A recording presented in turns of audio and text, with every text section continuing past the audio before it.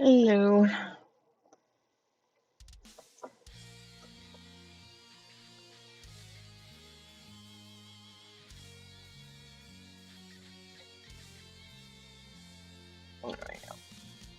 Yeah, you're fine. What are you doing?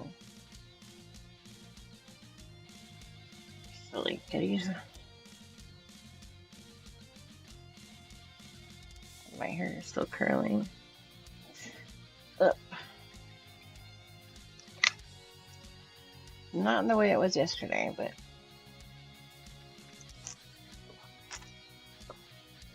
oh. Go to an 8-year-old birthday party. You'll get all the swaggy stuff. It's fun.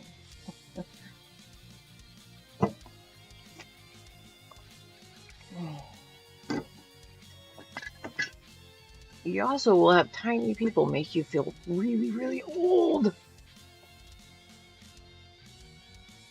as you run out of energy and your back starts to hurt because you've been standing too long. And hey, Christopher, how are you? Don't feel old? Well, it's hard not to feel old with all those kids running around and they have so much energy, and then I can barely keep my eyelids open. When I got home, I was like, eh. Like, I think this is how I ate my pizza. Yeah, like, yeah. It was like right here on Pixel, but she took it off, and so I stuck it on, and then it eventually fell off, and so I stuck it on there. I would feel like this no matter how long I slept last night because those kids, there are so many kids. It was the first time that our niece's party wasn't the family, like just like family and friends of like my so like this is our non-biological niece as we call her. So it's actually just a really good friend of mine um since like middle school, like since I moved to the city. She's one of my oldest friends. And the only friend I've had longer at this point is um Pixel's godmother. And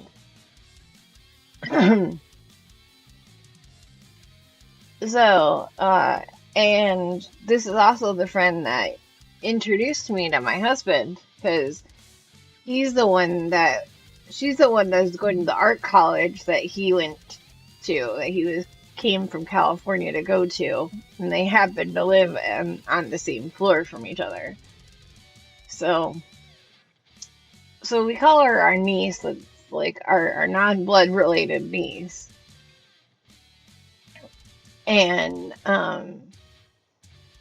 so this was one of the first years that she wanted to have like a friend party rather than like a party where like aunts and uncles and cousins and like a like a couple cousins are there, but like not really a lot of kids. She wanted to invite classmates.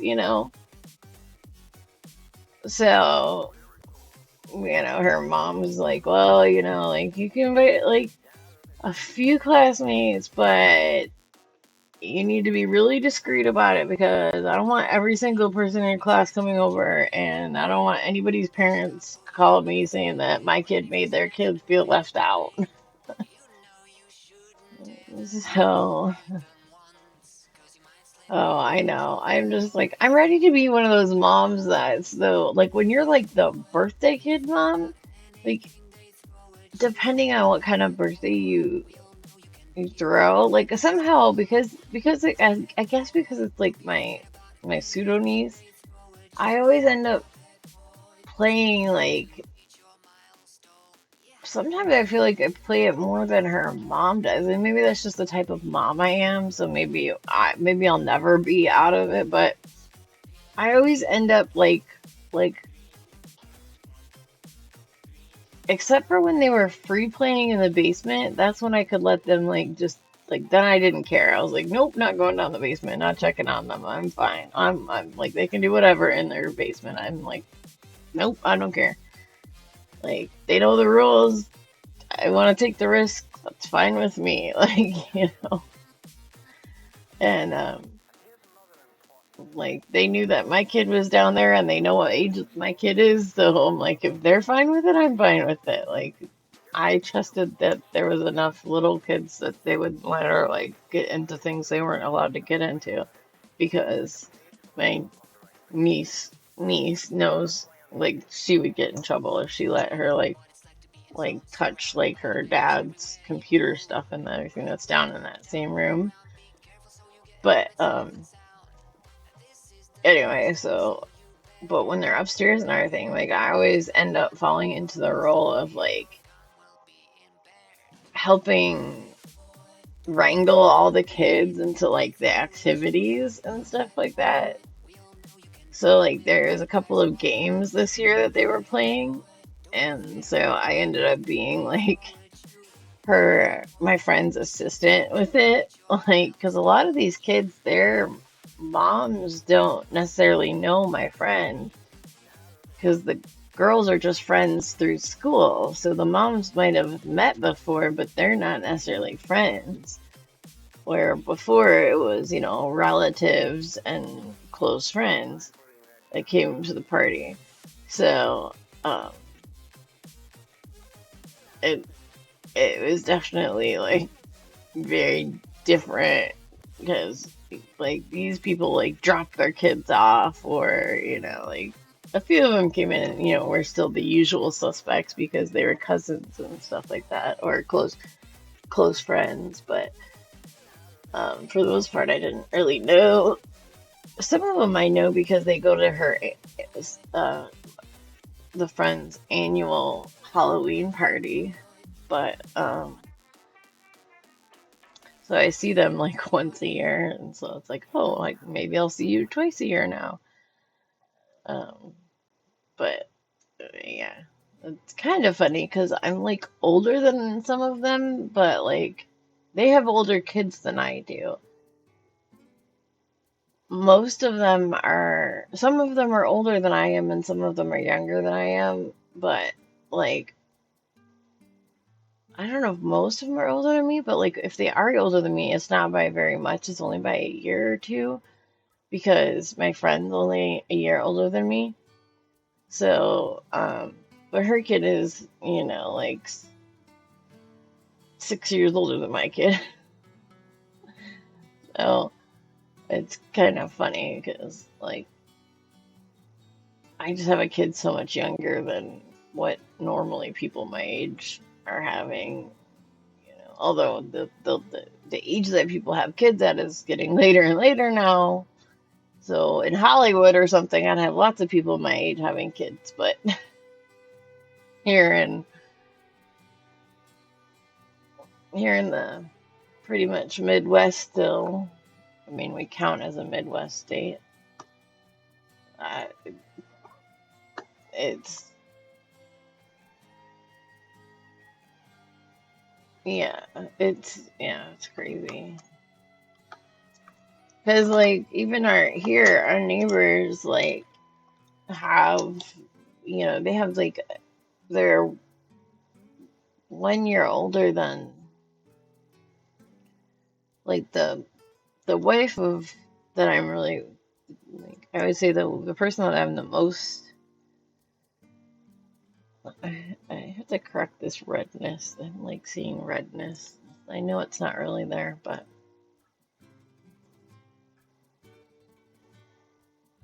that's better. Um, like the parent along this street that I would say I'm the closest to, uh, her kids range from the age of I think the one just turned 13, to a 6-year-old, I think. Maybe 5-year-old.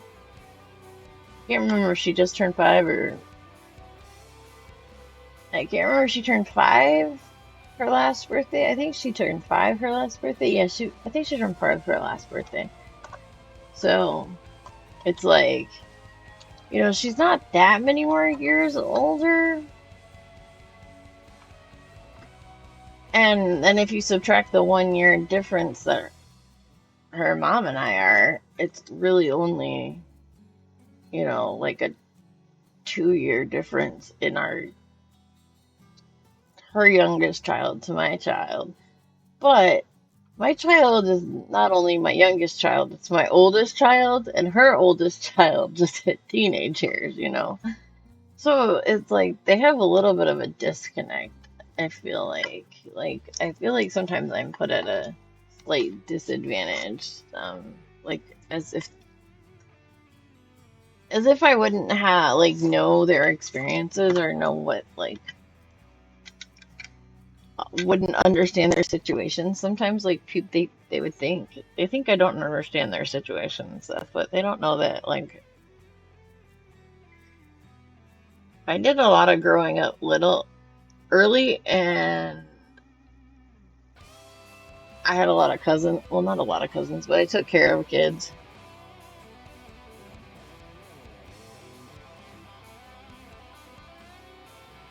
So, I mean, I didn't have to do the runaround day-to-day soccer mom kind of stuff that they do, so maybe that's the part I don't understand yet, but then again, I don't know that I would do what they do either because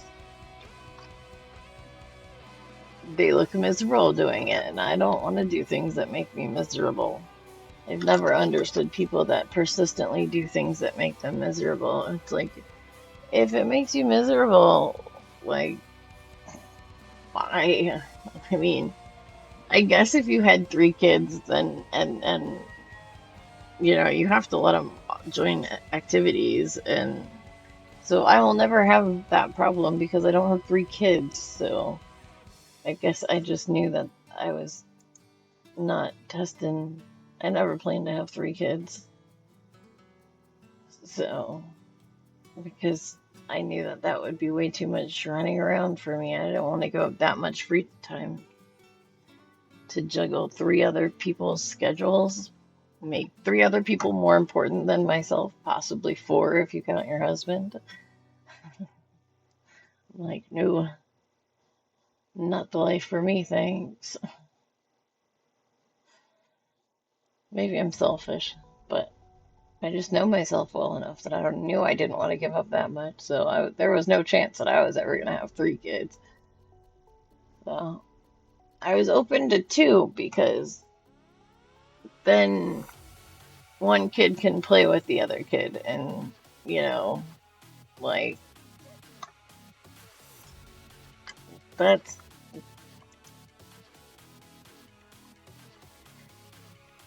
why you got kids and how busy do you want to be. Yeah, but the how busy you want to be depends on how many kids you have, and sometimes you don't get to determine that unless you're really strict about determining the number of kids you stop at. You don't necessarily have a say in the number of kids you have. If you just leave it up to chance whether or not you're going to have the next one.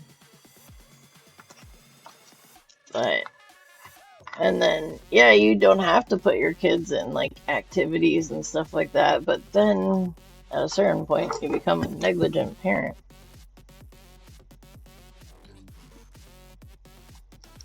for not putting them in anything. It's like they need to be in some stuff.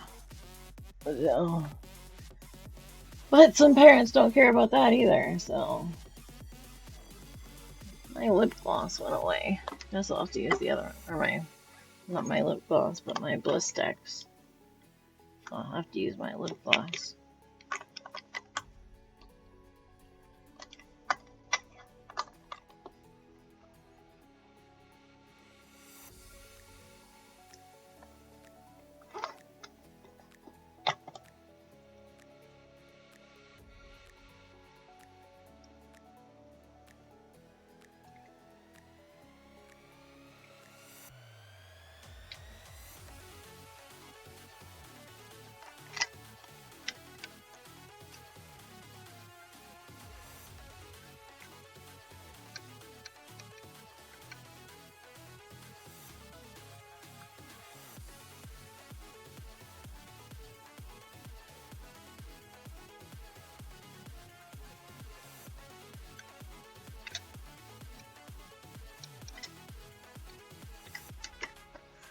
But anyway, it's no biggie.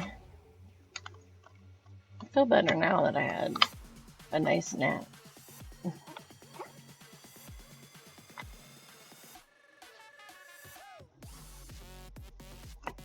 I also had some medicine for my back that exacerbated my sleepiness.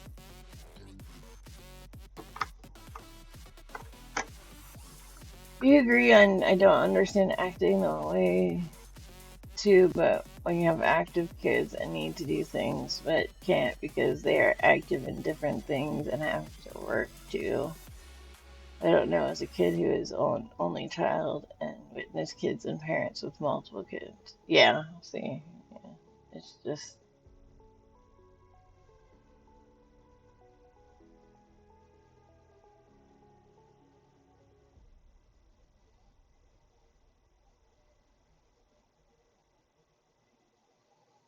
Well, the mom I'm talking about doesn't have well, she has her own job, but it's a business she runs out of her garage, like, that she started herself to do stuff, but, yeah. It wasn't conventional. It was green medicine, herbalistic medicine even.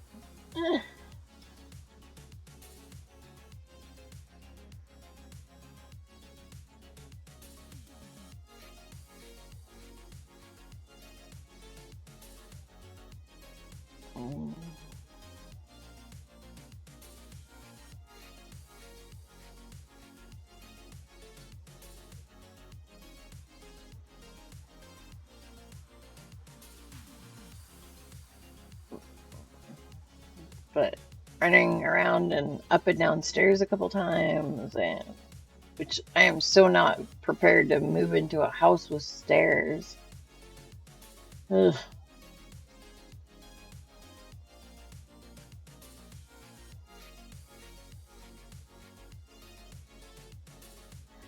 Yeah.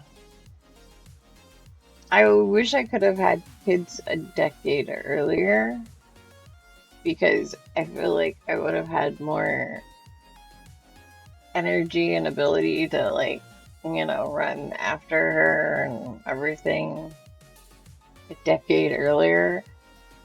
But having them, I definitely wouldn't have wanted to have a kid in my life any earlier than that. Nothing. I'm just like, when you don't have to do stairs at all in your life, and then potentially moving to a house where I'm gonna have to go up and down stairs every day, multiple times, because the bedrooms are upstairs. It's just going to whip my thighs and lower body into shape.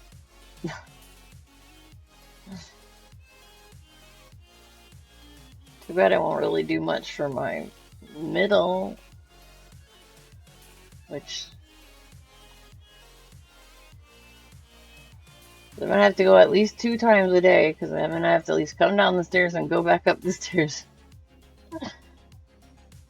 to get up and go to bed. But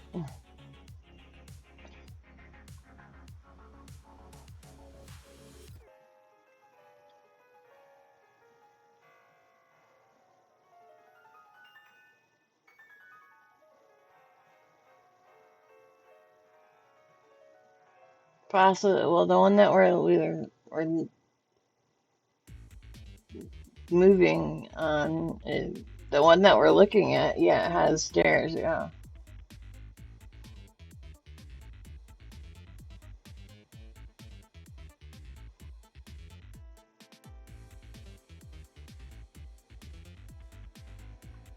Um, yeah, it looks like I'm still gonna fall asleep, but I'm more awake than I look, I swear.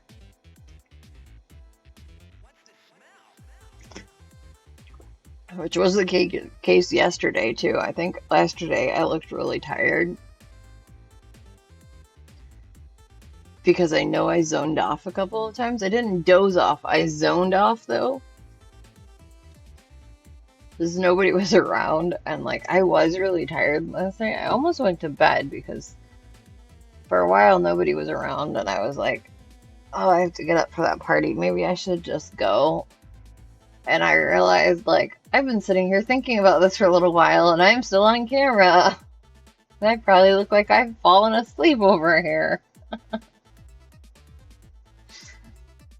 I was like having an internal dialogue with myself on whether I should go to bed or not. And I'm like, oh, I probably look like I've fallen asleep on camera because I'm not doing anything or talking or whatever. So that was funny.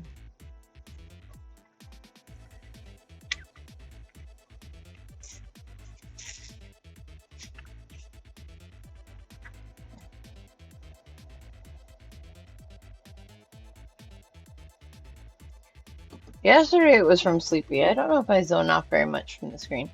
I've got like some actual like curls in here because they brushed them out so that they wouldn't be too obvious because I didn't do my whole hair because it would have taken a long time. But like my friend had one of those, I don't know if you've ever seen them, but they're curling irons, but it's like this machine that you like hold up to your head and you like hit a button and it goes like it like sucks your hair into like a curling iron thing, and then it like beep beep, and you let it go, and there's like a perfect ringlet there.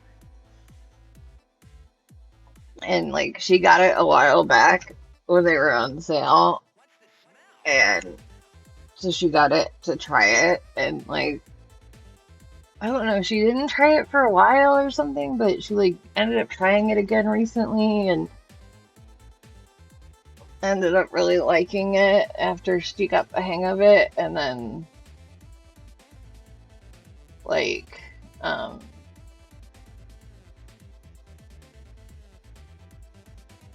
said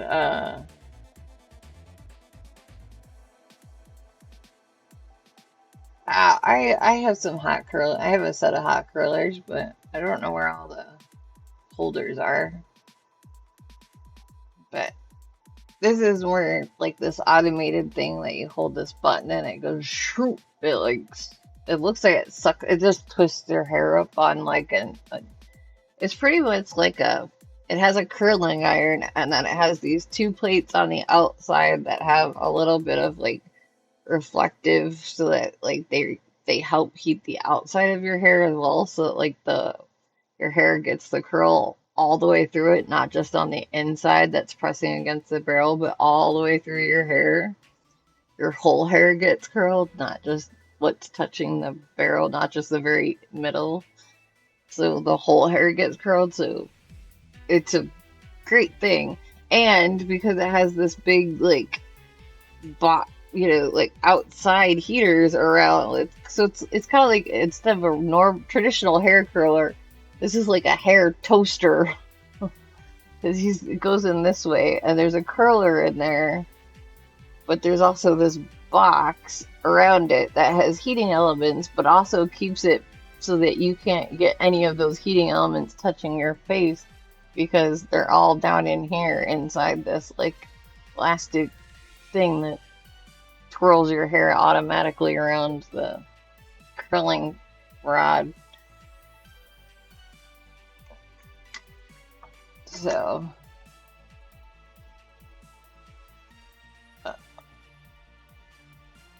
uh, she has one of the automatic vacuumy or the automatic rolling type ones.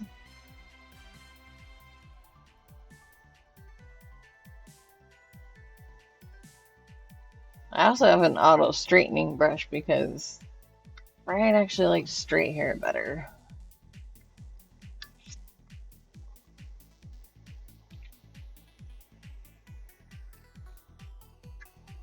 I like my hair when it's curly, but he likes my hair when it's straight. So one place for different.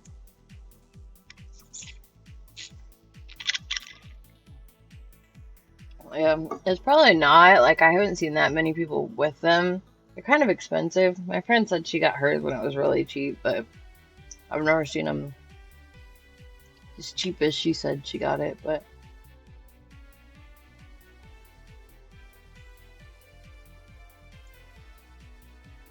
yeah, there's a lot of hair heating curlers. Like, this one is, this one's crazy because it looks like a vacuum kind of like thing that it looks like it sucks your hair up, but it's really just twirling it, automatically spinning it and stuff. And it's really, really new. Like, it's only been out for the last, like, I don't know, 5 years maybe.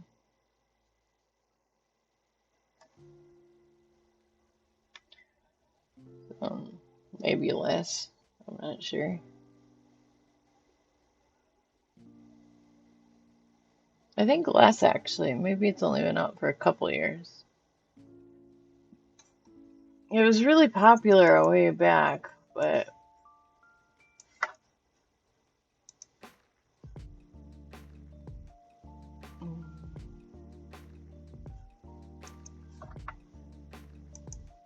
mm,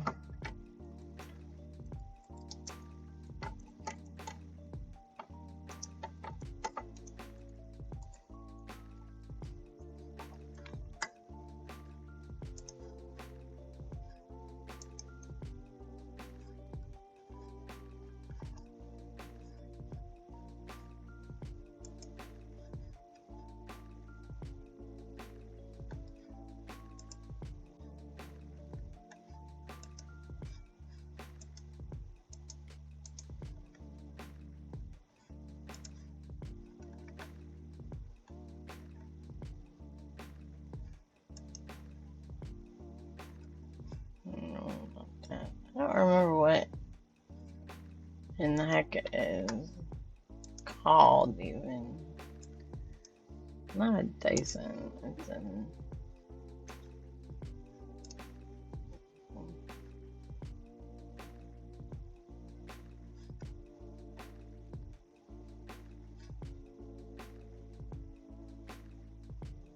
oh, that's kind of what it is.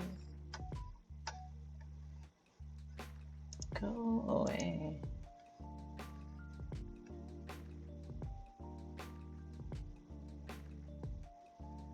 Yeah, I'm sure I got the best. I'm sure I really won $200 off. What is this?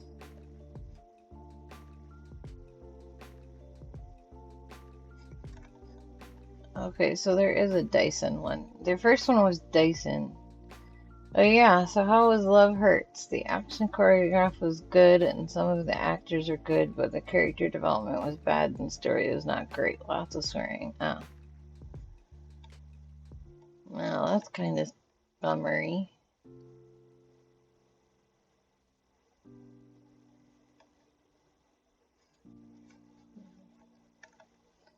It is a Dyson.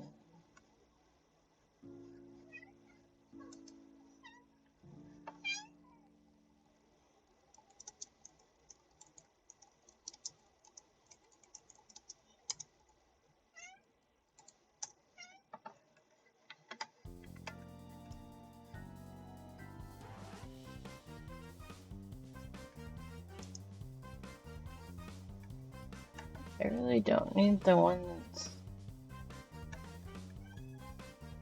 Gosh dang it, go away. Oh. Why do all of these sites have so many dang cookies?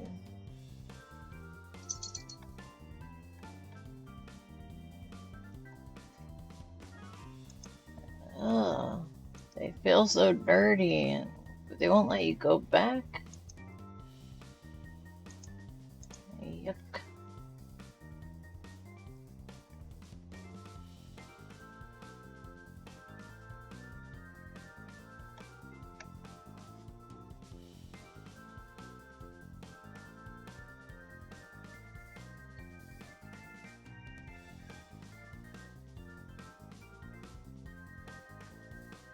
No, nothing.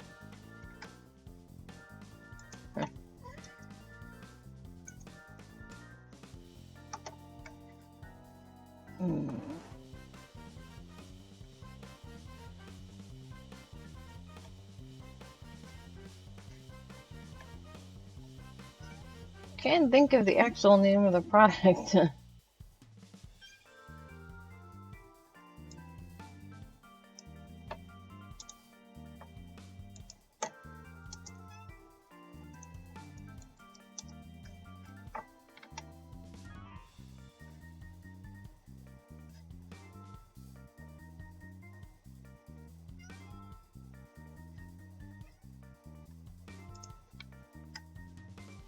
What brand are you?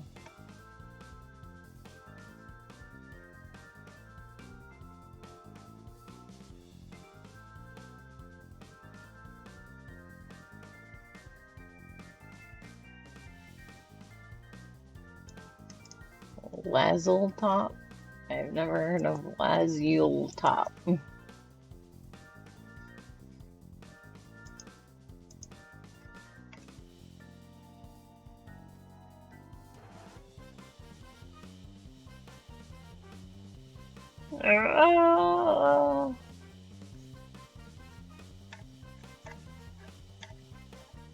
Loves the camera movements and the Jackie Chan like action. That's good.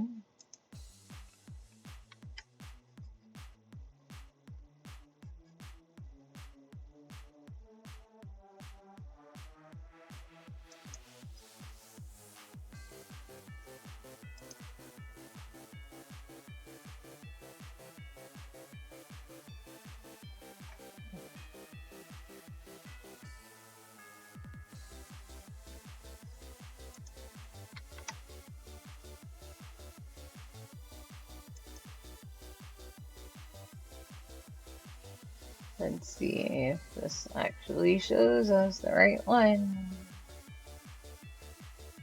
Window source. Where's our window source?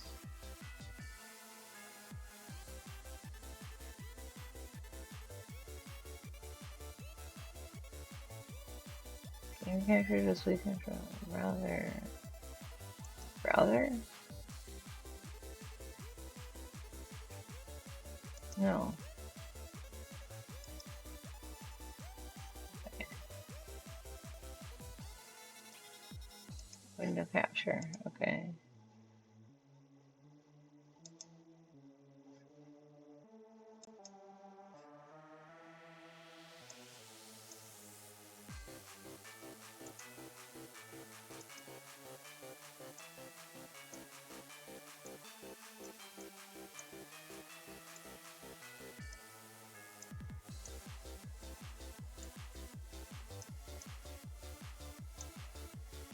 Come on.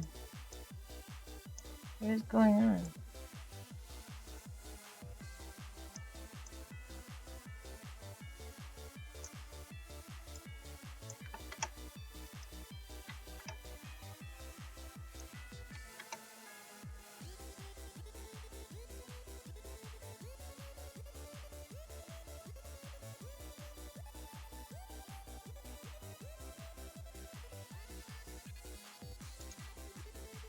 Okay, there you go.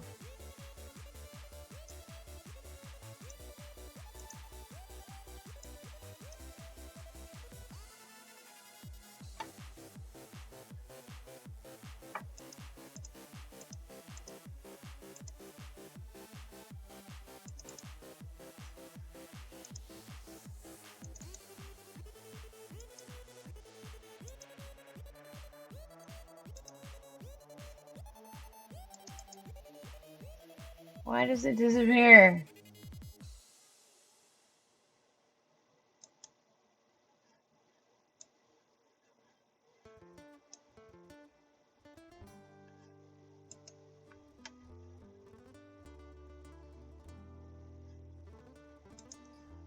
Don't know why it's disappearing.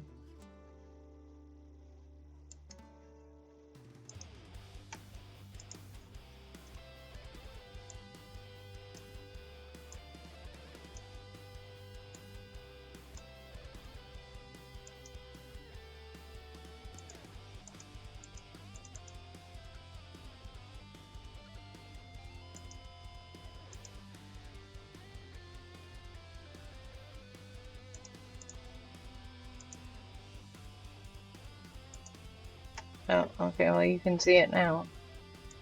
Oh, this is the kind of thing I was talking about. For some reason, it was not working in the other view. This is the kind of thing I was talking about. This is not the one. Wait, you stick your hair in here, and it like goes like there's a little curling iron in there that's spinning in whichever direction you're pushing, and it like sucks your hair in. So, but they got really popular a ways back, but I think it was the Dyson one that was like the most popular, but um, which was like looks like this one, but it's not this one because this is a Temu one. It looks like this, but this has to be a wrong knockoff because this is Temu. And I don't see the actual brand name on it.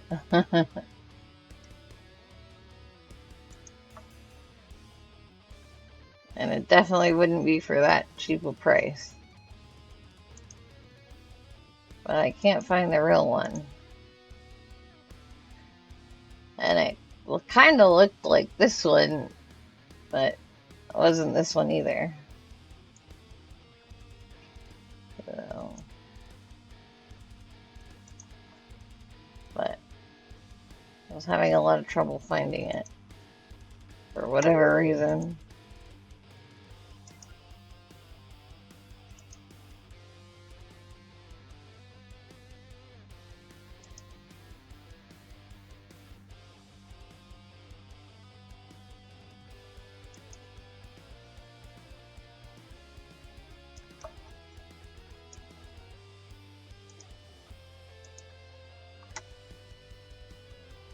Okay, I've never seen anything like that before. I think I've used to seeing it traditionally. Yeah, where it's just the barrel that you wrap your hair around. And sometimes they have a clamp to hold it from the outside. But to pinch the hair on there. But Finn, come on, big boy.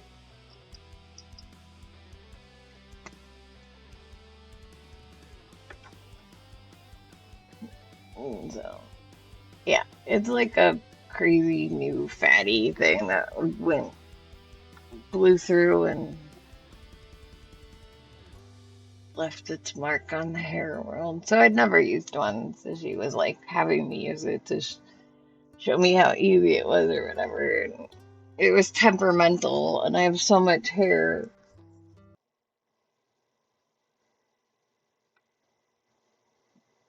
that I felt like I was up there forever. And so I was like, okay, I'm not finishing all of my hair. And my arms were getting tired, and I was like, okay, if she had to like go back downstairs to say hi to somebody else that had come in, because this was like after pretty much everybody had gone home, like just the last few girls were waiting for their pickups from their mom, and they were playing downstairs in the basement in the kids area and stuff. So like everybody was like chill, and it was like there was enough grown-ups in the house that like it didn't matter if not everyone was watching children at the same time and stuff like that. So she wanted to show me what she'd done in her. her upstairs hallway because she did this really cool mosaic thing, ceiling thing where she painted it um, like blue and she put like these cool star stickers and not like your like glow in the dark kind of stickers that I want to put all over Pixel's room, but ceiling, but like these like kind of like gold. They're not gold leaf, but it's kind of imitating gold leaf and like the way that like you'd find done in a lot of churches. These like some were five-pointed stars, but a lot were like other kinds of just beautiful, different kinds of stars, and she arranged them really nice on the ceiling in different designs and stuff. Because she is an illustrator. That's, she's not a graphic designer, but she'd be pretty good at that too. So I'm sure she took some graphic design classes along with her illustrator classes. So, hi Finn, what are you doing on the desk again? Get off the desk. Come here. Come here. Come down. Would you?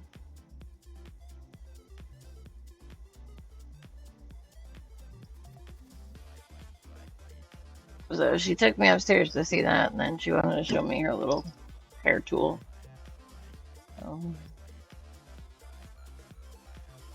But then she had to go downstairs to say hello to one of the moms when the mom got there to pick up her daughter, and I was upstairs with like half my hair done and half of it not, and I was like, okay, I'm like by myself up here for a while now, and I still have so much hair left. And like I was like, I don't know when my hub wants to go, and yeah, 2 out of 3 are right here. It's a cat string. Do do do do do.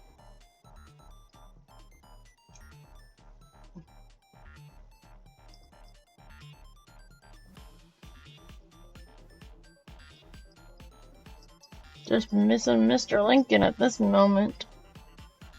Oof. You tubby kitty. Why are you so tubby?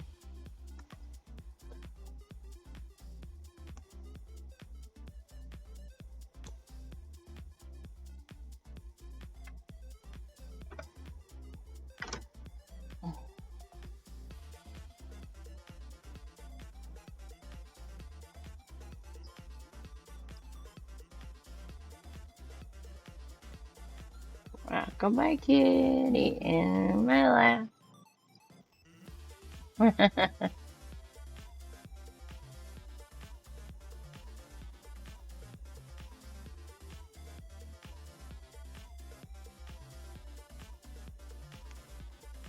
Do you like rocking? Do you like rocking? Yeah, you like rocking. He'd always come and lay on me when I was rocking Pixel. He'd be like, I want in on that action. And I'd be like, careful, look out for the baby.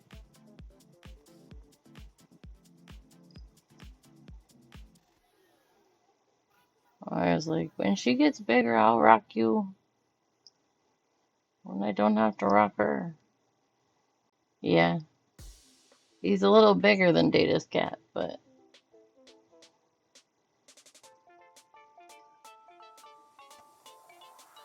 Data's cat was a buff orange, so... And he's a buff orange.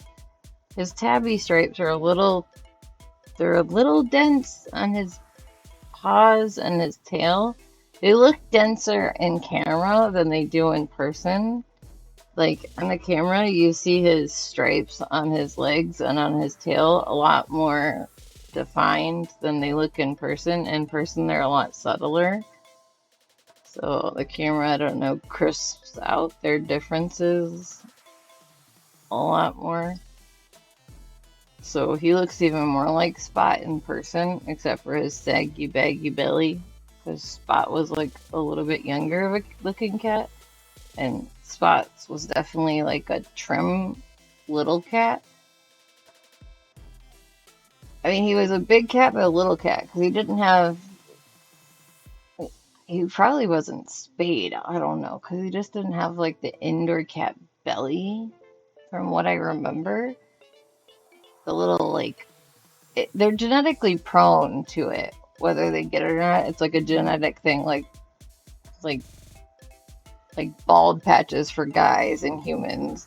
It's like they get whether they're gonna get the little belly that the little extra skin on their belly is like predetermined by their genetics, but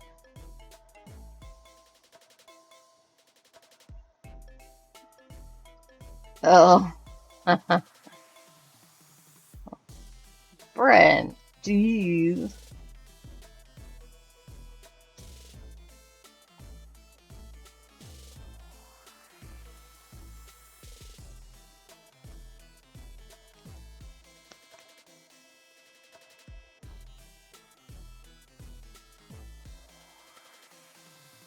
Maybe they would have let you play him once then. Maybe you could have played him.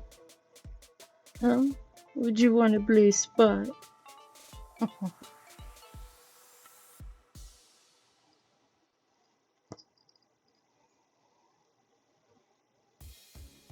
No, that's a mouse, but not the kind that you get to play with.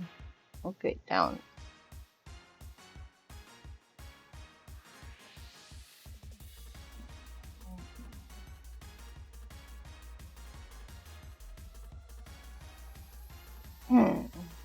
I don't trust people that don't like cats.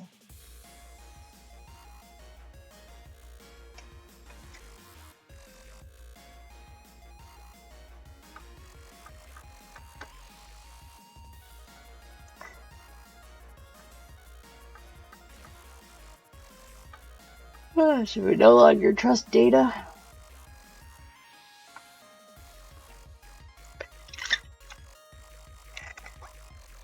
Of course, that lays open the joke. No one else in this country does.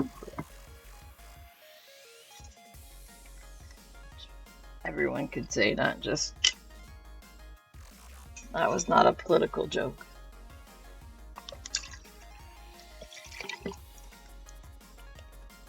That was a dumb American joke. Brent Spinner says at conventions he hated whenever the cat was added to the script because cats are bad actors and the writers would ask for Spot to do things that took forever to get on. Yeah. I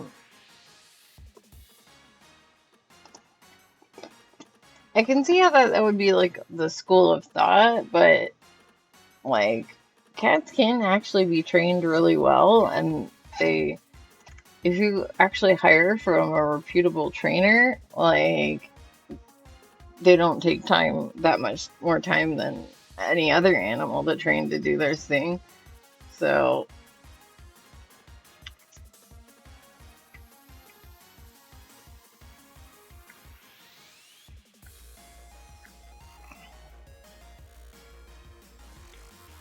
will you get down and stay down, please?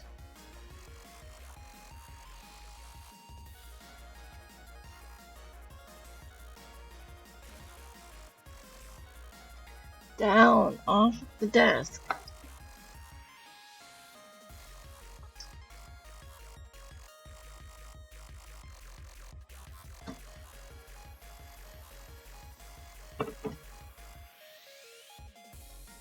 Silly cat. So Spot was the worst actor to work with. Whenever fans asked about Spot, he would give sarcastic answers and roll his eyes. Yeah, that sounds like him in a lot of his like. Unfortunately, it's like so many characters that like we love so dearly. Like the actors that play them like hate the roles so much. Like they hate their characters. Like, and it's like we like end up loving these characters, and then the people that are these people like hate them, and it's like, you know, it's kind of like Leonard Nimoy. You know, he made the book out like I am not Spock, and then like he got so much like crap for it, he had to write the book like I am Spock.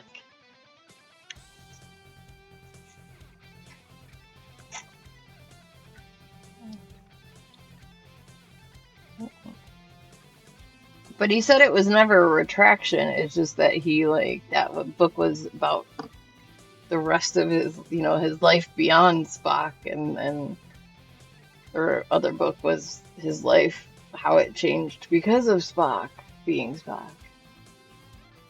Hilarious at conventions. I don't know if I would like from everything that I've seen about him. I don't like the actors that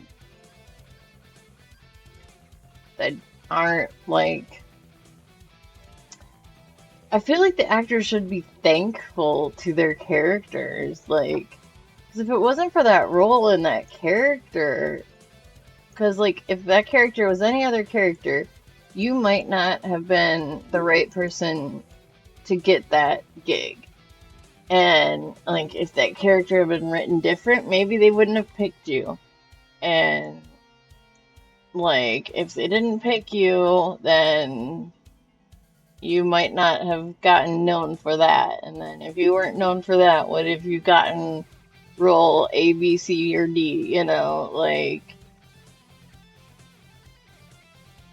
it's just so ones that like don't seem very grateful for their role or are like that make fun of it or just I don't know. I prefer the actors when they are. I mean, I've never met him in person. I've only seen some clips and stuff. I've never watched like really long things because they're not. I mean, people don't put like really long ones usually.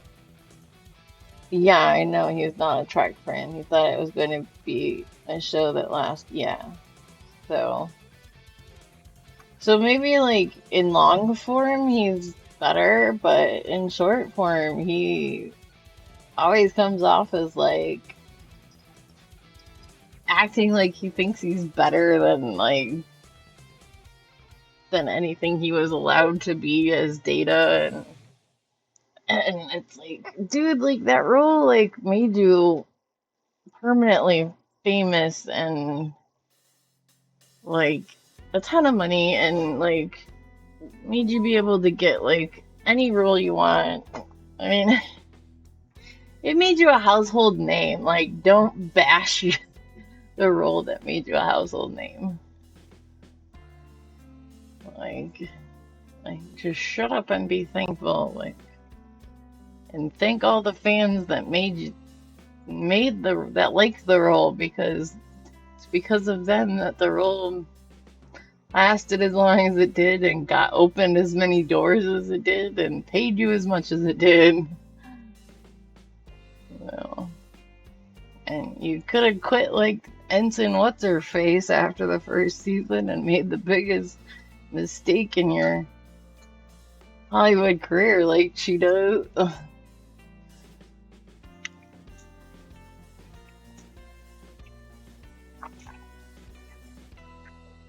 How she thought that there was nowhere left for her character to go. It's like you just didn't think that the show was good enough and you wanted to hop the train before anybody else so that you could get a better job. And that was a big mistake, lady.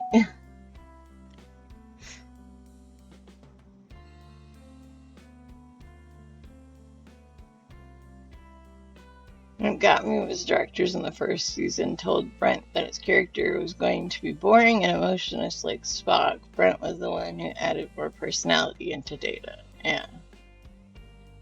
Michael Dorn, aka Worf, was the actor who made the most mistakes in dialogue. There are so many. Yeah. Well, I think part of it was he had trouble with the delivery of his lines too. I don't know if it was just that he couldn't remember them as much, but I think like the way that like Worf talked like screwed him up all the time. Like, 'cause like first you gotta remember the whole script, and then you gotta remember all your lines and your cues, and then you gotta remember like the way the character would express it and be in character. And like Work was a hard role. Like he's a hard personality to capture because he's kind of like an angsty teenager in a lot of ways.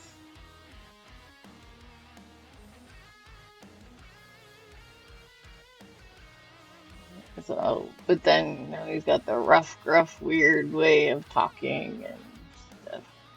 It's crazy how the writers would give the actors new script lines at midnight. Yeah, that's like,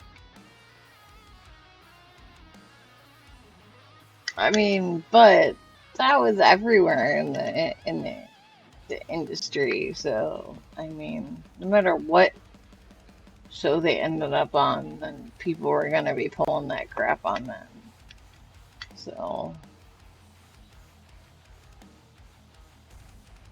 yeah, but like I've heard that of almost every single dramedy and sitcom and 1 hour show on that people are like, oh yeah, they like are constantly revising and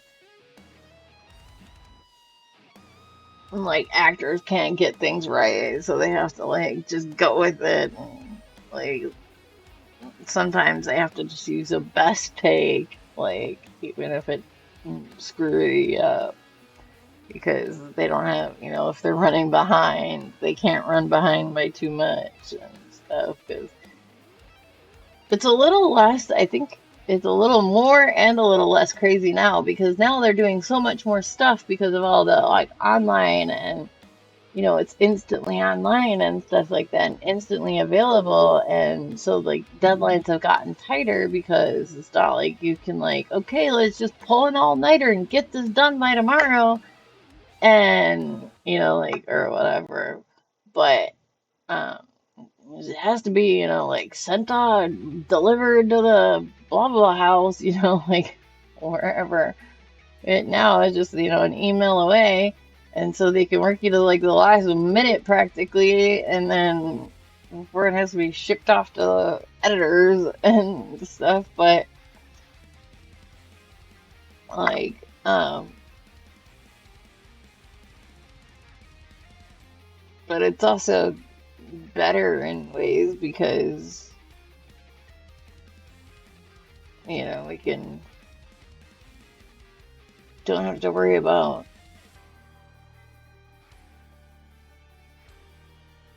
like film and the limitations of film and stuff like that.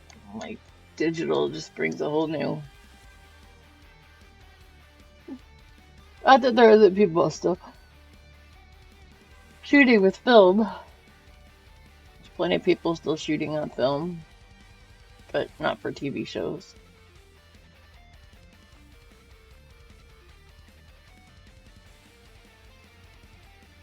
Yeah. Dead letter perfect, the word the and the, there's the, yeah. Yeah, because it was always a cultural representation thing.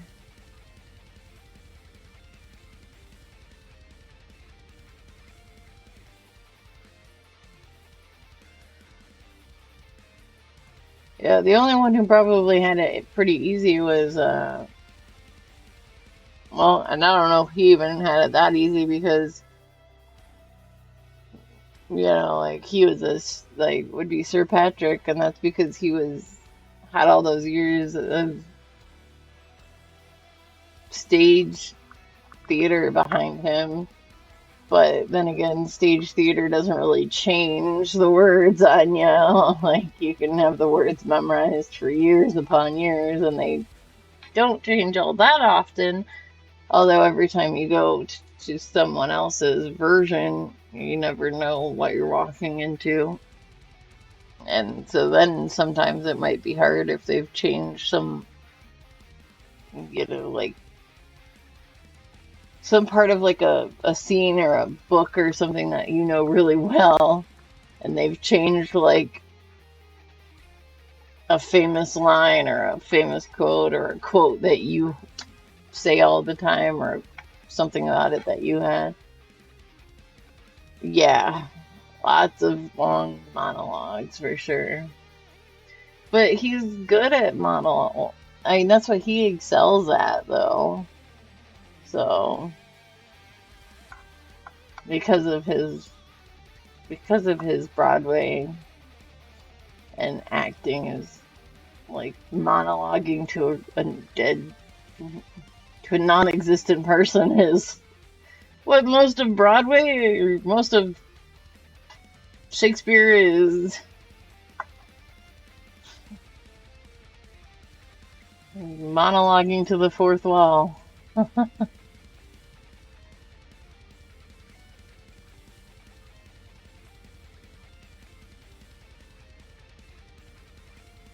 So it's always interesting to watching the behind the scenes stuff because like it makes no sense. Like the way they shoot it makes like it doesn't make sense storyboard wise. It makes sense resource wise or other, you know, whatever reason why. It makes sense in other ways because they plan their shoots in clumps for reasons, but it'd be so hard to like.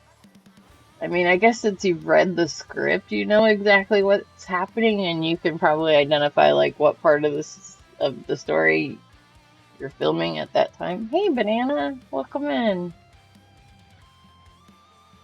But yeah, babble. Well, half that crap they have to say is complete and utter made up gibberish, so that can trip anybody up. It's like, I don't want to speak your made up language. Like, this dilithium crystals? What the hell?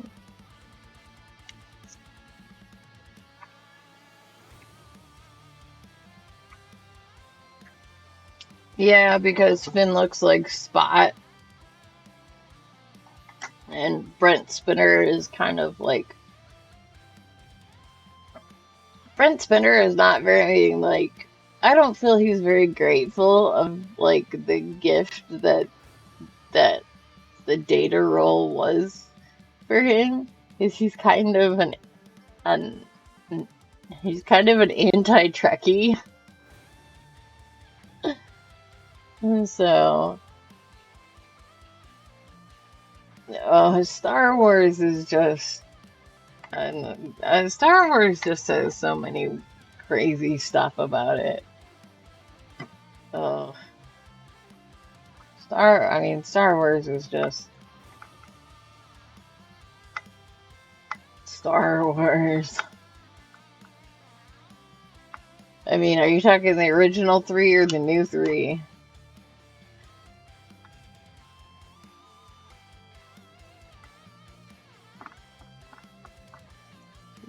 Star Wars was like one mushroom away from being Alice in Wonderland.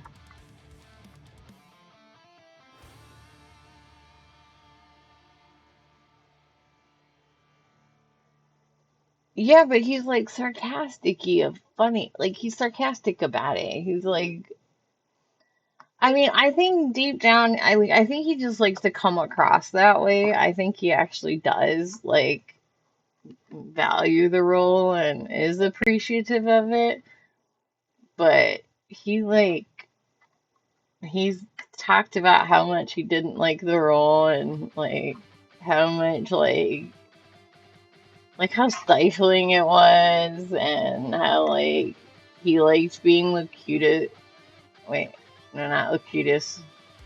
That's that's Borg Picard. What's Data's brother's name? The Lore. Okay, Lore. He loved being Lore so much more than being Data. Um, like he felt really stifled in the role, and like he had to fight so much to get any kind of range to his character and any kind of movement.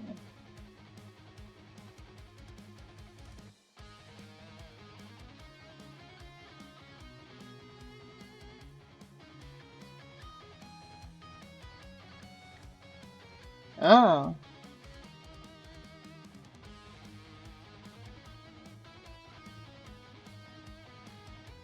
Yeah, it makes sense because Data was a difficult role and everything like that, but like I just never enjoy it when like I hate seeing the act. It's like it's the man behind the curtain. It's knowing how a it's knowing how the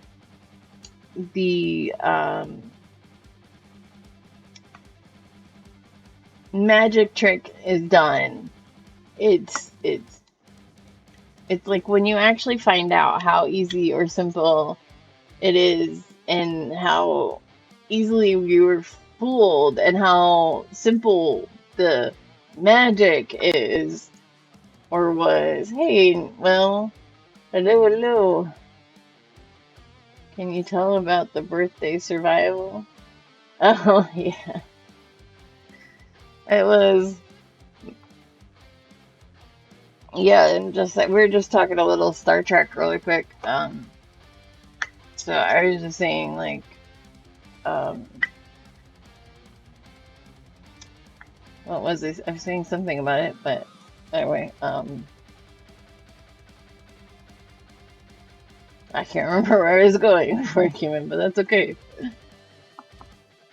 Yeah, I didn't get a whole lot of sleep. I probably should have gone to sleep much earlier because oh, magic trick. Like once you know how the trick is done, it's like the trick was like the tricks are not nearly as impressive, and like it's like you've lost all that wonder and magic, and like having an actor like Brent Spinner not let like like I love Data as a character. Like I love the character Data. And I like to think of the person that is Data loving like enjoying being Data. Like I want Data to like being Data. So therefore Brent Spinner has to like being Data because Brent Spinner plays Data. And so having Brent Spinner not like being Data or like Data as a character and like pretty much like to hear him trash talk Data, like hear Data, trash talk Data, it's it's so like finding out how the magic trick is actually done. It's looking behind the curtain and licking the gift horse in the mouth or 500 of any other colloquial terms. It ruins something special to know that like your favorite role or person hated what they were doing or was like suffering, like did not enjoy being there, did not enjoy doing it. You like to think of it's kind of like knowing that all the people in Hollywood that are like fall in love in every love story, like your favorite love story and movie, those people did not fall in love. Those people didn't give a crap about kissing each other. Like they didn't care. They were, like every time they kissed each other, it was just a dollar bill to them. That was just a paycheck. But we all like to think of the characters actually falling in love. So we would hate it if like you came across them and they were like that guy. God, I hated his guts. Do you know how hard it was for me not to puke every time I had to kiss him on set? Yeah, then go watch your favorite love story movie again and see if it's still your favorite romance movie. Because all you're going to be thinking is like, she hates him. Oh, like, I know if her character loves him, but she actually hates that guy. And he supposedly smells like skunk breath right now. Why do I can't? Now all I can do is think about that.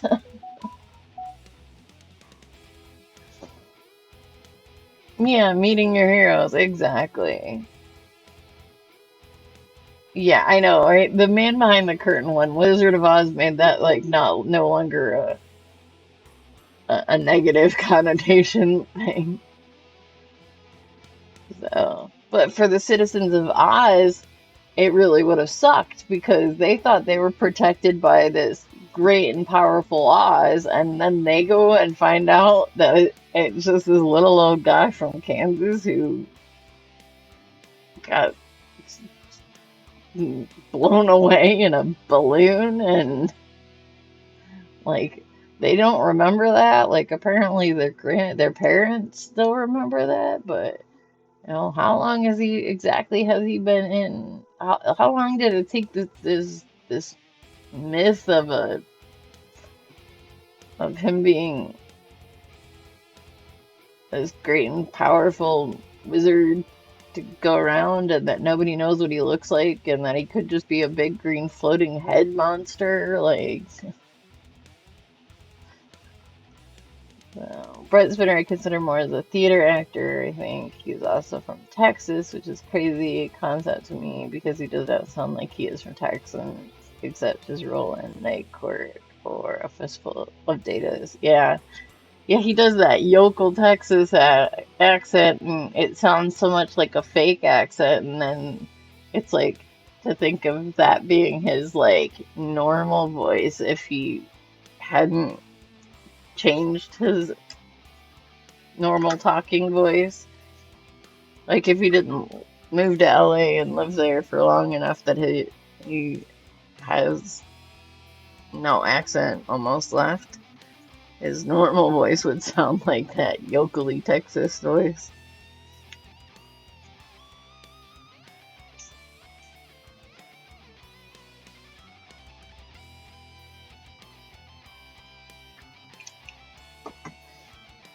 But the party was my we call her our non-biological niece. It was her eighth birthday, and so I'd forgotten this year was going to be different. This year, instead of like family and friends of the family and that kind of thing, it was going to be an actual, like, true birthday party for 8-year-olds. And so it was a lot more craziness than I was realizing it was going to be. And so I was ended up helping a lot of the time, helping taking care of the kids and directing them through activities and stuff like that because they were, I mean, the decibel level like barely ever came down from like 80, I feel like.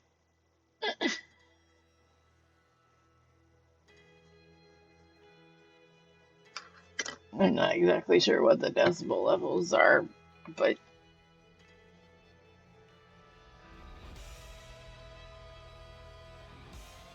whatever it is not supposed to be heard for more than a moment a day. It was that for like hours. You're listening to an interview from Gates McFadden with Brent Spinner. I was not aware that Brent Spinner's family had a furniture store that was mostly run by his mom.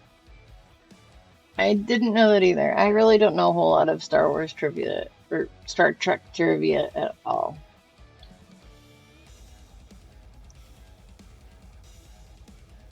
80 decibels is like a vacuum cleaner or garbage disposal. Like, yeah, they were at least that loud.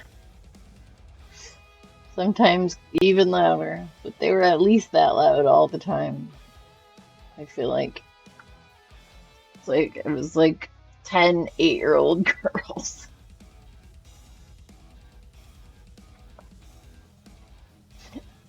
And my toddler. My toddler was so exhausted. She kept up with those big girls all day, though.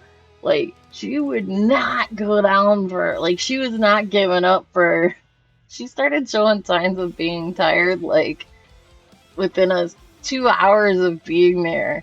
And we were there for like 5 or 6 hours. And she didn't stop. She didn't stop. So I think we were like in the car for like maybe, I don't know, 5 minutes or something. And like she's like, I want my tab. And I was like, no, fine, maybe.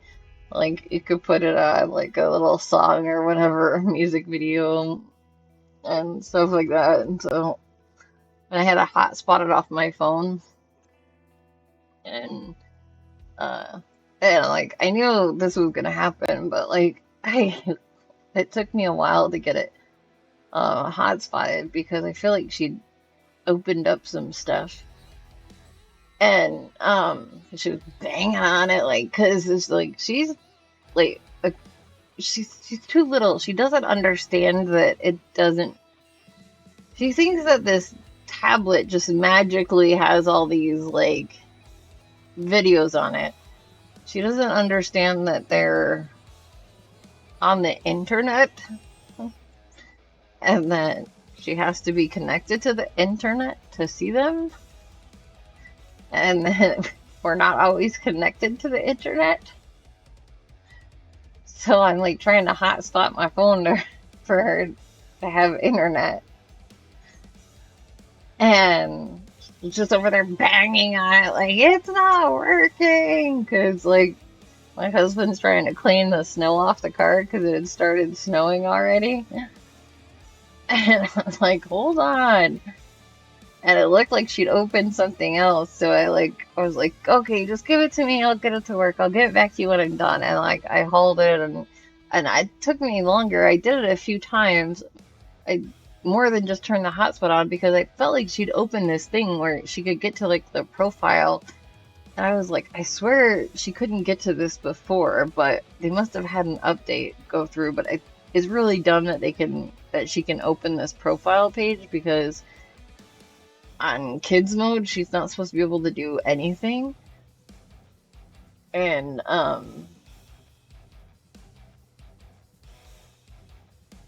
so like um uh so she has so anyway, I tried to like restart it and like make sure it was in kids mode a bunch of times and make sure tried to get rid of it so that it didn't have this like profile button anymore because I was like, I don't remember this profile or settings buttons being able to be got from this screen before. So and I don't know. I don't even know if I figured out how to get rid of it, but I was just like, fine, I'll just give it back to her. And like when I hair handed it back, she didn't take it right away. So I was like, Pixel, here's your thing. And she was like, okay. And she grabbed it. And I was like, oh, okay, she's already tired. And I swear, I don't even think we were like on the highway, which was like is only about like 3 minutes. We were on like the on ramps. Like there's quite a few on ramps to the highway. It's kind of like freeways to the highway. Like you go through a bunch of freeways through town, and or different highways, and then we have to go off onto the other highway or kind of thing. Like because we're right on the border of a bunch of different stuff, and we're like the town is right where a bunch of highways like end and meet and go to Canada and has other things come in, and so we have to like get on one and get off it and get on another and not get on this other thing that takes you back to town and not get on the other thing that'll make you go to Canada. You know, so yeah. I didn't feel like taking a big U-turn to Canada when it was already snowing a bunch. And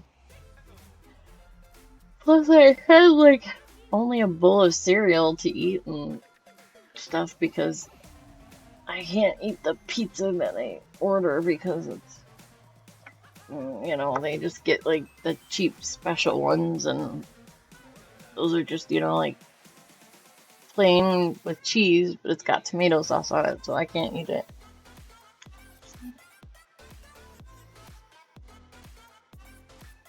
But they ordered some of those little, like, they were getting, it was Little Caesars. I don't know if you have Little Caesars where you guys are, but right now they have these little, like, almost like mini quiche pizzas. Those didn't have, like, the husband got himself some of them.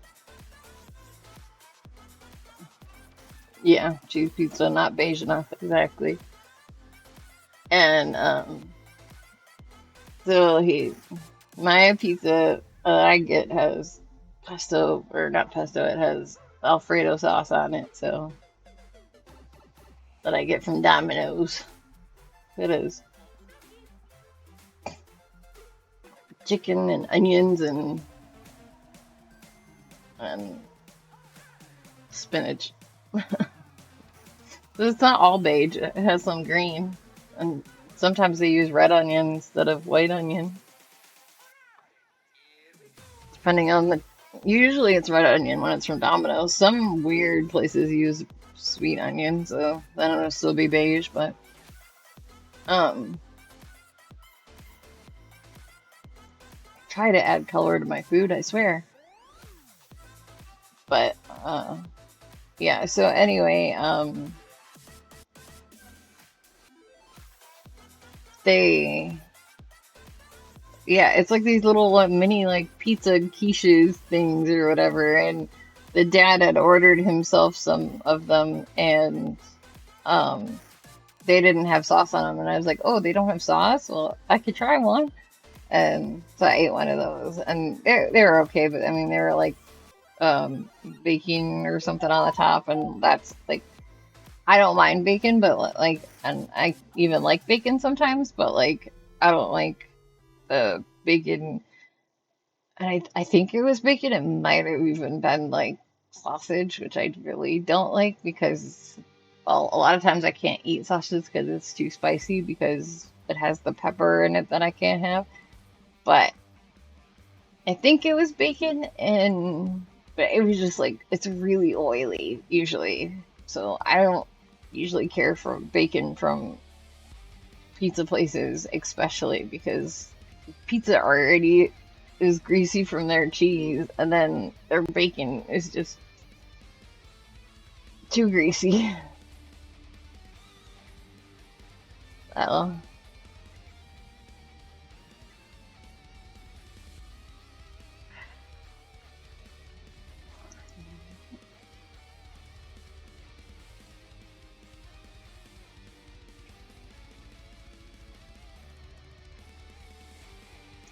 so I prefer mine.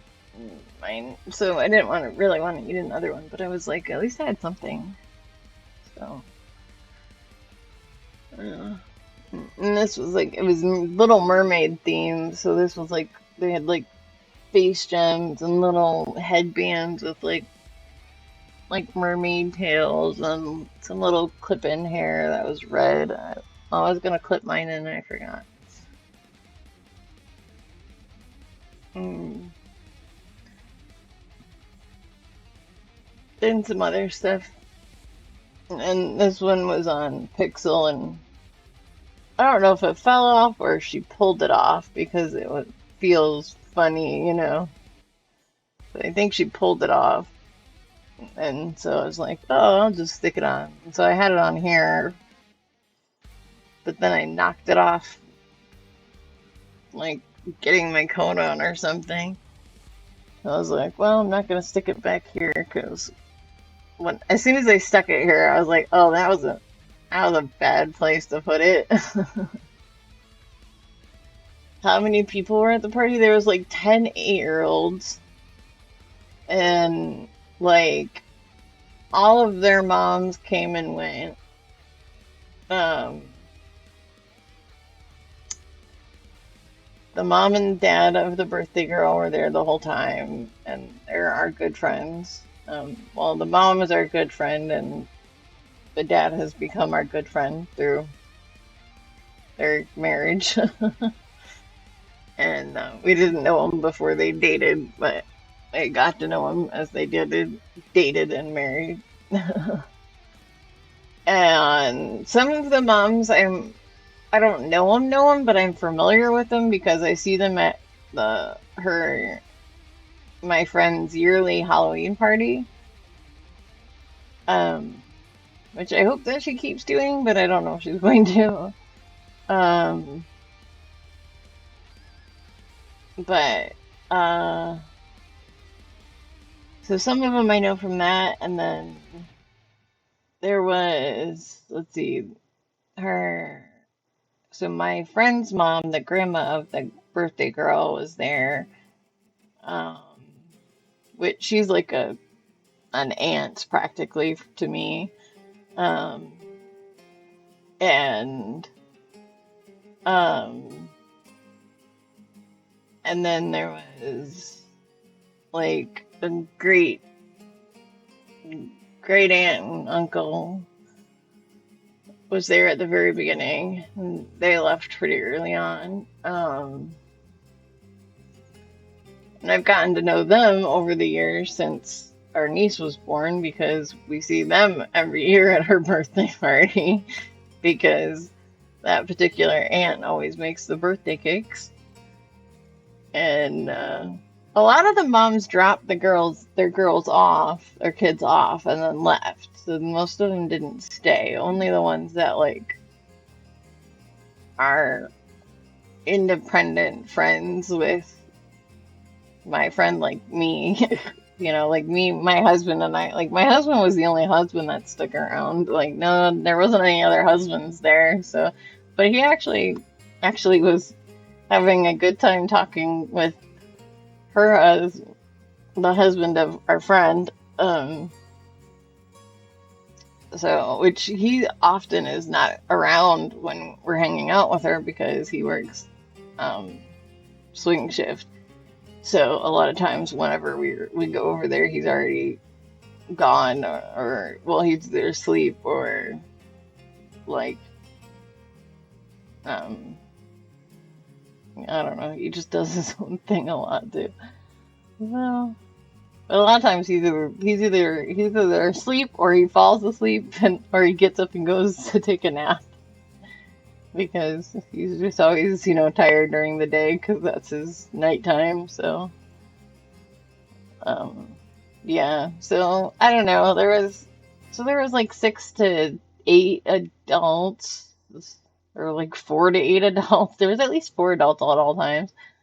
I would say there was like 5 adults, 5 to 6 adults almost all the time until the very end.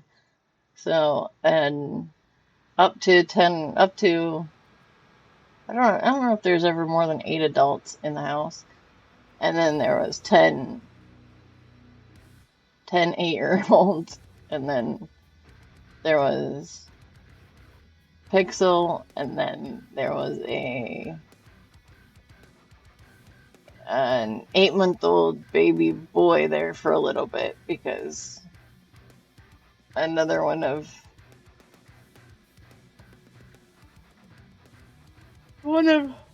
my friends, one of her other close friends, who I've gotten to know pretty well over the years, that I don't know if we're not good friends or close friends, but I guess we're friends. I think we've known each other long enough to say that we're friends. Um, she actually did IVF at the same clinic that we did, um, but she did it with a donor because she did it by herself. So, she really, really wanted a kid, and she was getting up there and was not finding a Mr. Right, and, or even a Mr. Stick around very long. So, and she didn't want to deal with somebody that like she didn't want to end up like in a bad like in some kind of weird co-parenting situationship. She just was like, well, if I'm not gonna have daily support, I would rather just do it by myself completely than have to like negotiate everything out with some jerk I don't get along with anymore. It's like, yeah, you can eventually get along and co-parent together well, but it's gonna always take time before you can co-parent well together, because if you could still co-parent well together, you could still be a couple. I mean, not necessarily. That's not necessarily true with everybody. Some people can go right into co-parenting very well, but it's a very, very, very rare that people can do that because they're still mad. Usually there's one party that's still upset about the relationship ending. What, Zibby? What? What?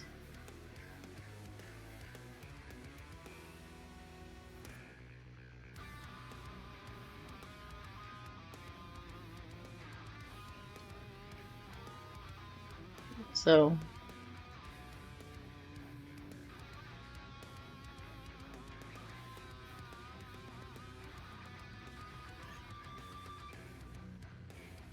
too many 8-year-olds and a bunch to a few adults. Not near enough to keep that many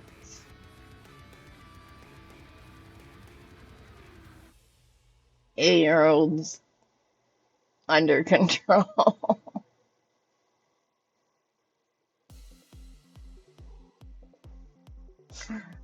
My friend said next year I am having her birthday at a bowling alley or skate park, like indoor roller rink, because not doing it. Like if she wants another friend party, I'm not doing it at home.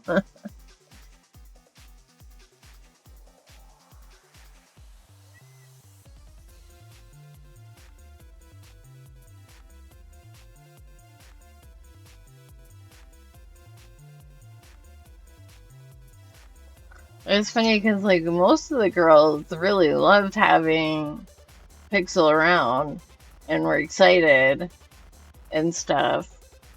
But there was at least two of them that you could tell must have like baby siblings at home or toddler siblings at home, because they definitely kind of wanted to ice her out or like make her like I don't want to play with the little kid, like I don't want to do things for the little kid kind of stuff. Yeah, what are you mewing about? Stay off the desk. Stay off the desk.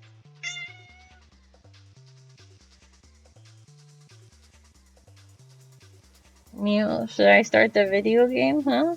Mew? Yeah? Should we start playing the video game? What do you think?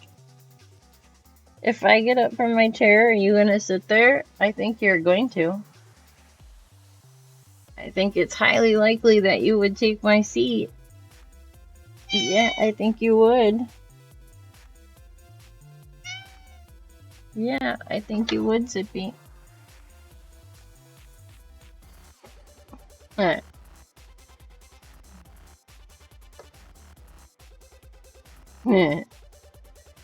That's a cute emote. Oh my gosh, you just want so much pettins and lovin's, don't you?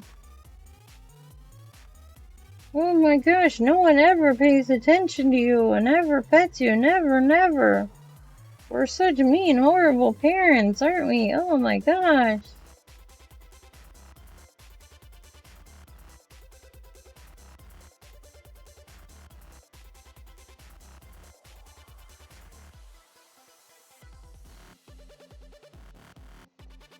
Okay.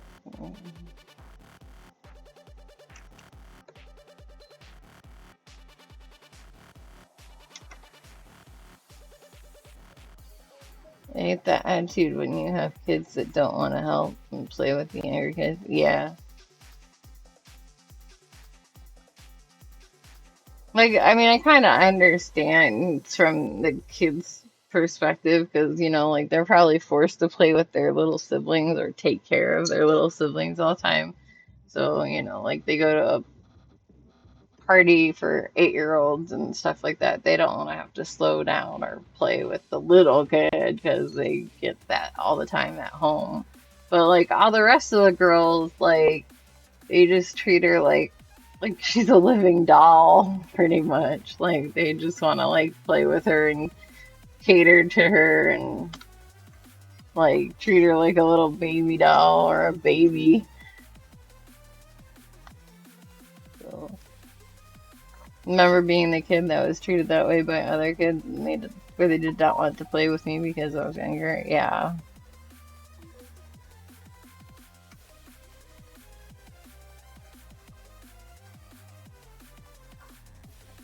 See, it's like really hard because like so I keep Pixel offline and it's more my rule than even my husband's rule. So my husband, like, actually, like, I had to convince him of it when we first did this, and I'm more strict about it than he is. And he'd probably have given it up by now if I didn't enforce it. So I'm the one doing this. I'm the one that like enforces the rule.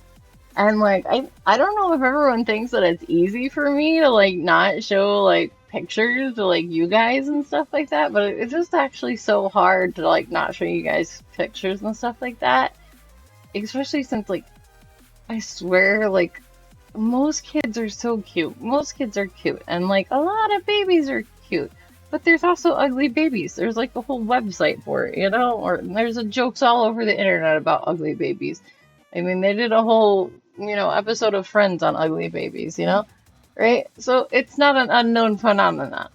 My kid is cute. My kid is insanely cute, and I'm not even bragging as a mom. Like I'm just repeating what people tell me and say about it, and like she's always been on the lower end of the size chart for her age, and her height's pretty good. She's maybe like an inch or so short for her age, but like her, she never got chubby like babies do. Like she never chubbed out, and like I actually thought like that they were gonna yell at me or like tell us to give her like additional nutrition and stuff like that, but they never did. They never said she had failure to thrive. They never said anything was wrong with it. In fact, they were reassured us all the time, like, she might just be petite. She just might be petite. And I don't know if that means that she's just not going to be tall, like her dad and I, because we're both, like, average height people, and I'm actually above average for women, but, because I'm 5'7", if you round up. But, 5'6 3/4" or something stupid like that. So, but she does have relatives that are like 5'2" and like 5 foot. So she could just be kind of a little shorter side.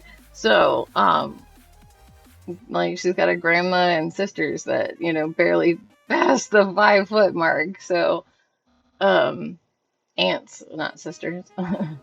I have sisters, and one of her grandmas is not that much over 5 foot. So, and so she could just turn out to be short, but she's really not actually that short for compared to the other kids her size. What she didn't do is she didn't get bulked up. She didn't gain.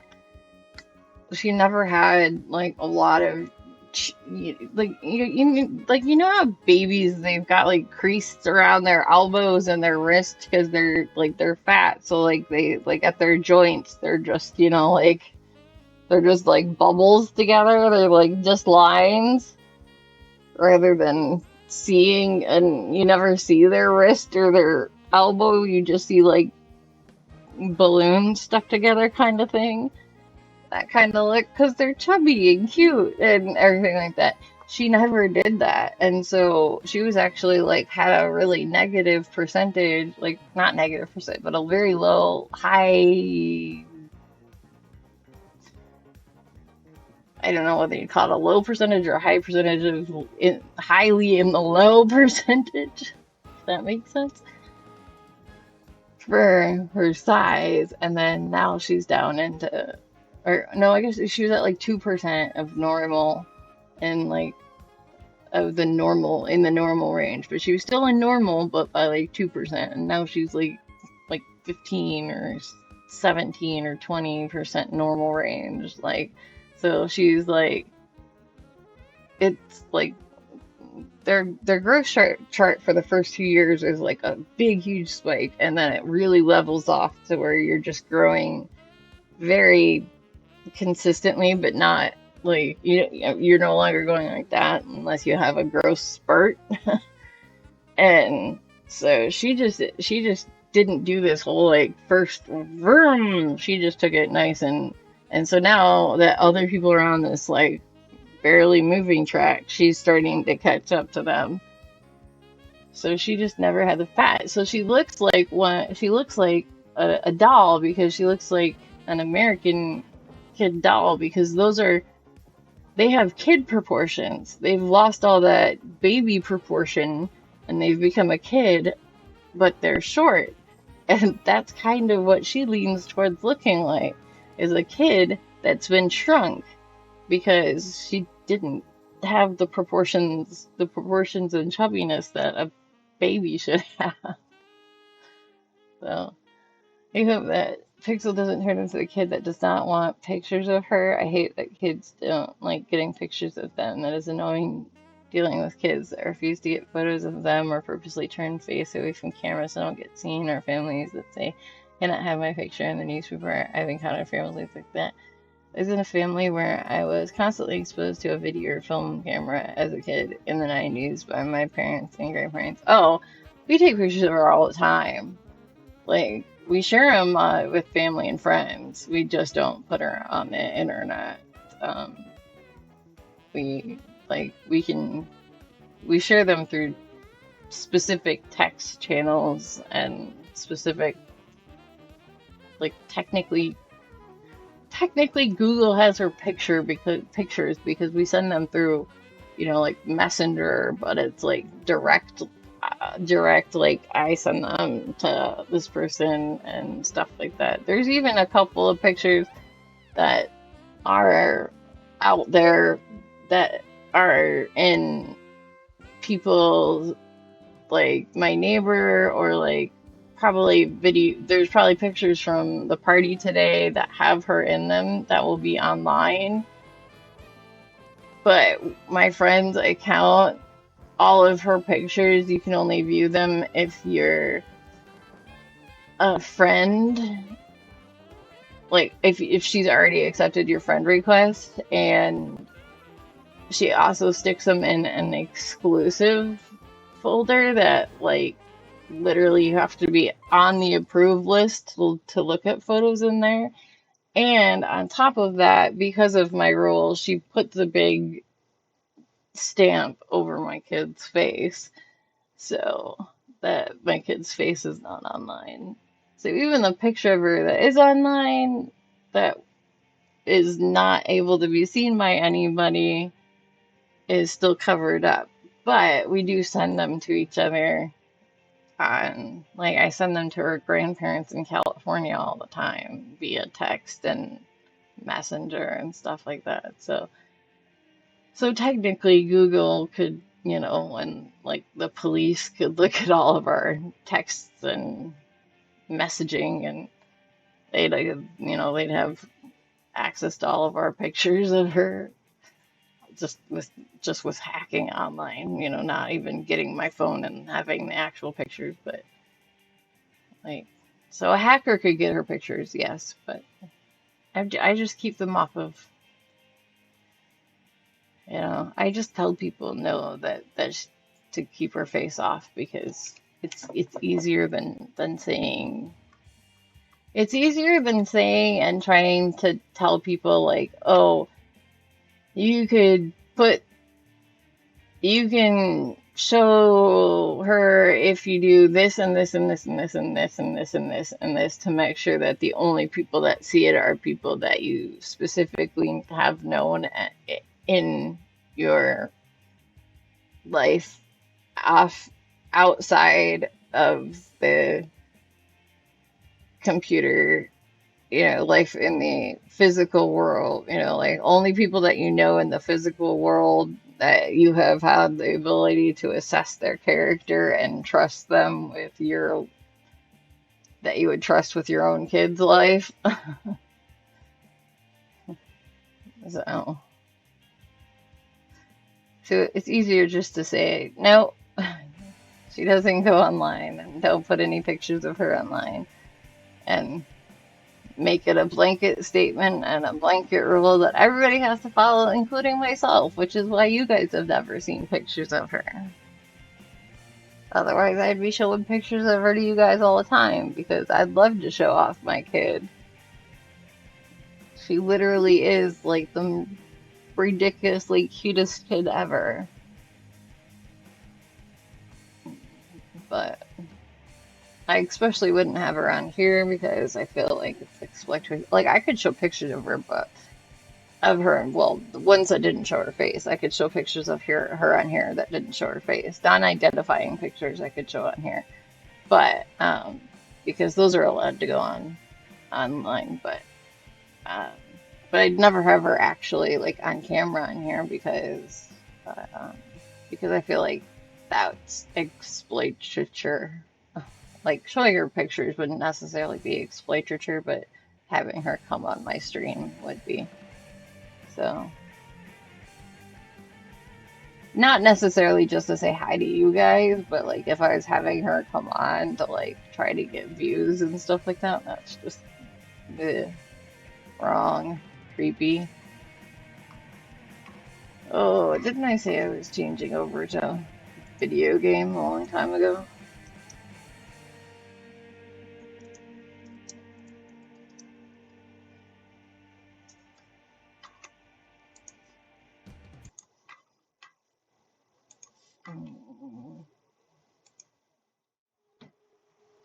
Hello, where are you? There we are. Hello. Dang it, why does it say just chatting still? Oh, I forgot to change my. Oh well. Forgot to change my go live notice today. Did it actually change? It didn't change on the.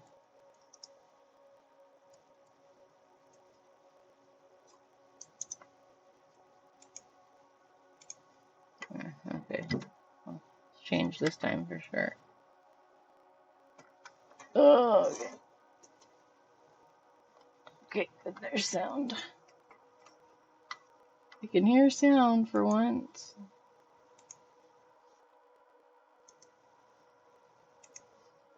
Actually, I don't know if I can hear it. I can just see it. I think I can hear it. It's just very quiet because there's not really any sound in this part.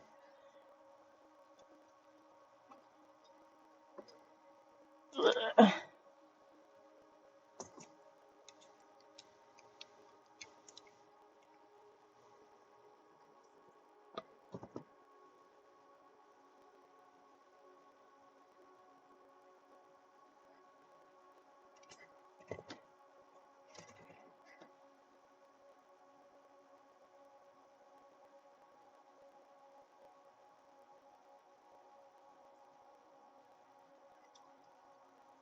Mm.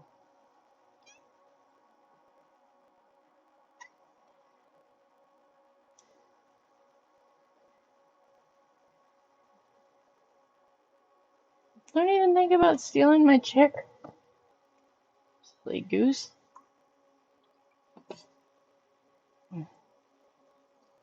Why do you want to steal my chair like that, huh?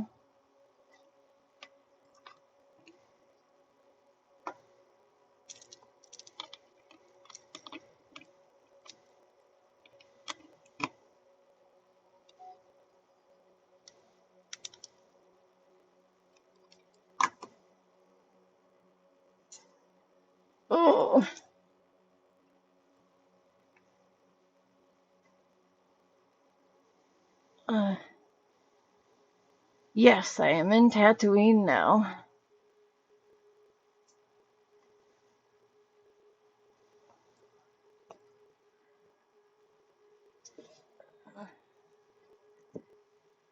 Shows how far behind I am in streams. Yeah.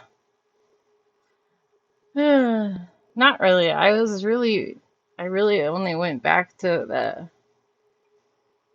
the other world for like 2 seconds.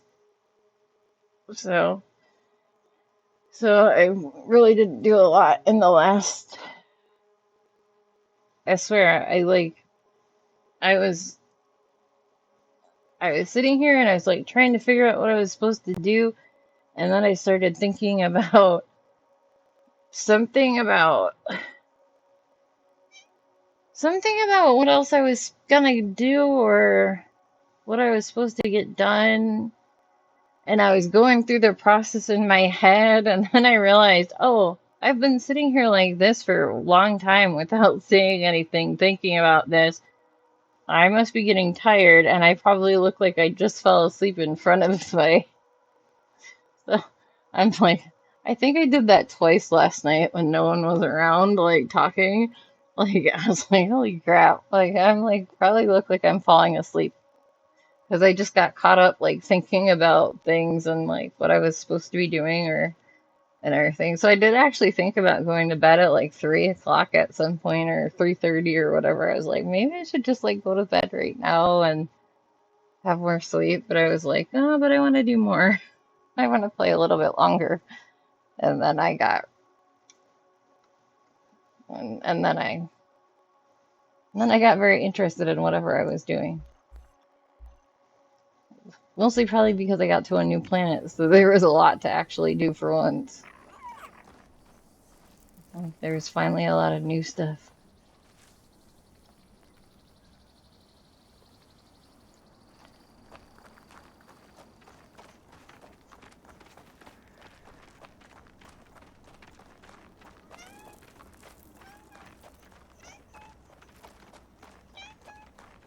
Hi. What? What? Hi. If you're gonna be in my lap, you gotta sit down. Hey, you got to sit. Can you sit? If you're going to be in my lap, you need to sit.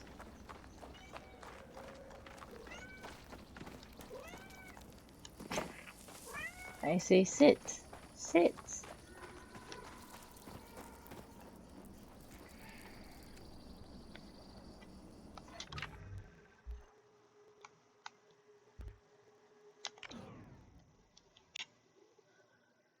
Cats want your attention now that you're playing video games. Yeah, this one, I'm surprised. Like, she never used to come want our attention.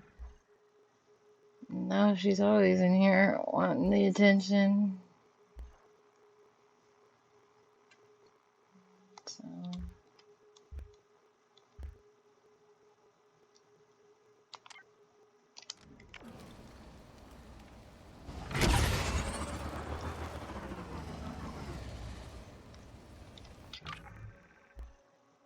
Okay.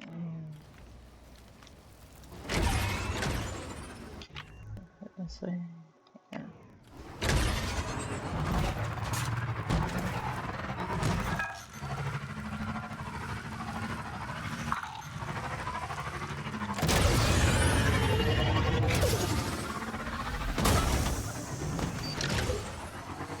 So you learn the system on when to get attention. Yeah, I don't. It's just funny because um,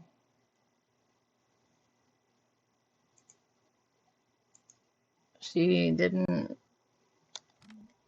Yeah, like I would think it would be. I would think it would be just because Pixel's not around, so she feels more comfortable, begging for attention and whatnot. Because when Pixel's around, she, is always has the potential of having a toddler come up and, you know, like yell or stomp her little feet up like really fast, and that's scary for Cat. So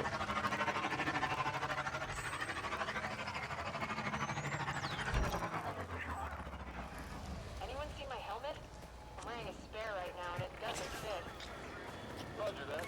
Hey, you're not supposed Guess I'm out of options. I didn't know. Jeez. Frankie.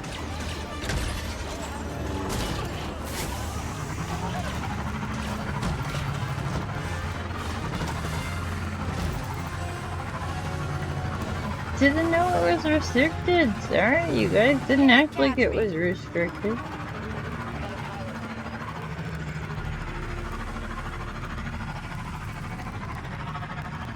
You could like use fencing or something to let a body know.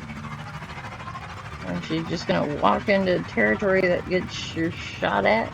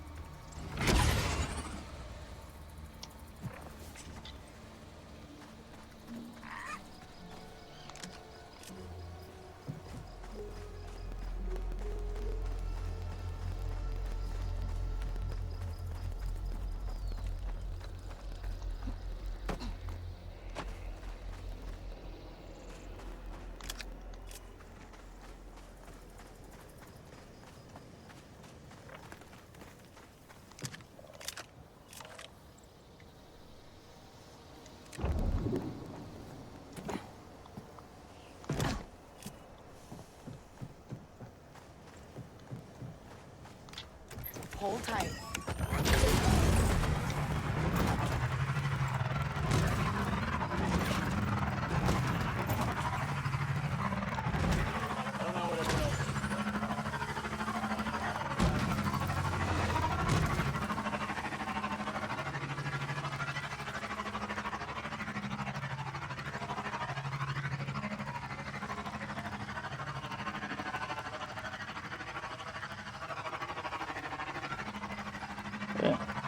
Anyway, I don't know if I finished saying that, like, but if it was just the lack of Pixel, then she should have come and hung out with us when we were in the living room after Pixel had gone to bed too, and somehow that didn't matter, but when we're in this room,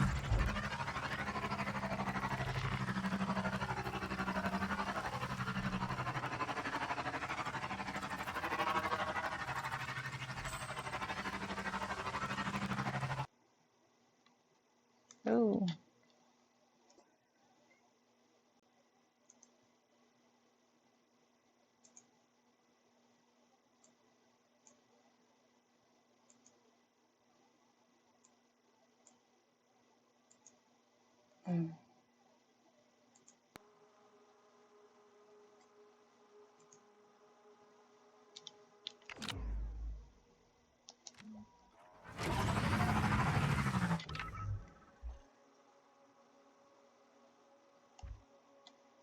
Oh, geez. Going the wrong way.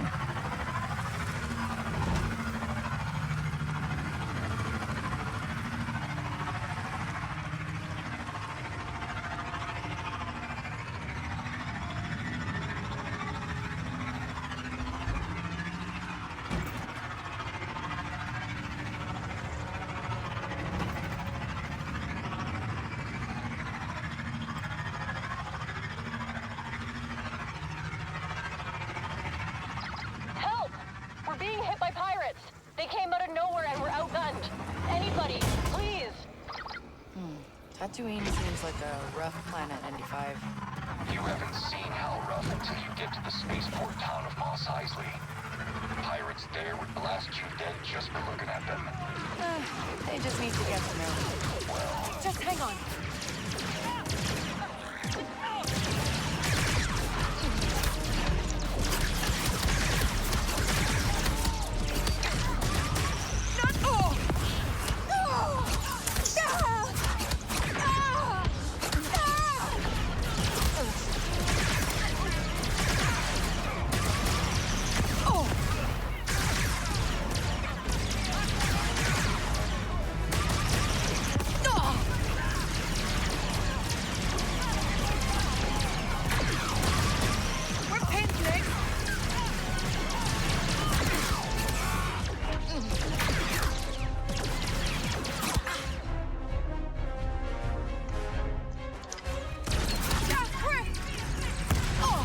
Oh, jeez, it blew us all. It blew us up.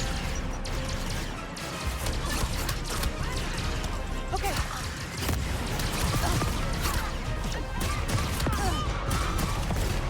Oh, sorry. What were you saying? Well, you can ask around the cantina. The bartender might be able to make an introduction. Pirate gunslingers, huh? Maybe they could teach me a trick or two. Hey, I'm Kay. I heard your call for help. I'm glad you did.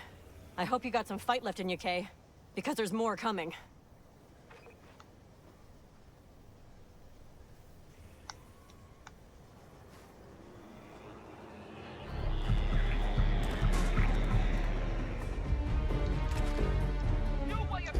Let's go.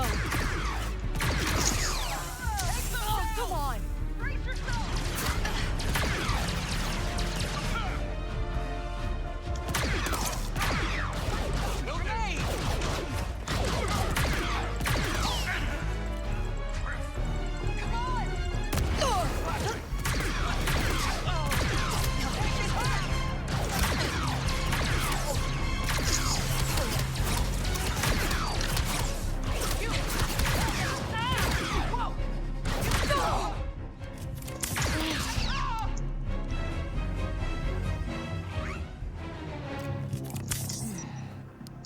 Yeah, I'm a badass.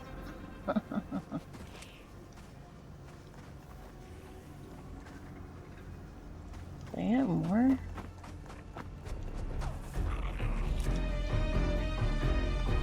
Attack already!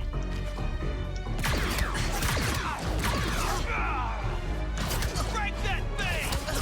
Half dead! Blast her! Time to earn those credits!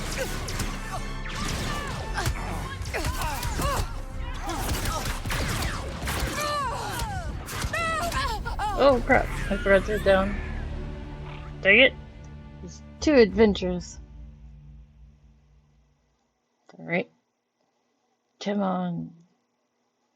Those bastards come. Oh man. It'll all get ruined now.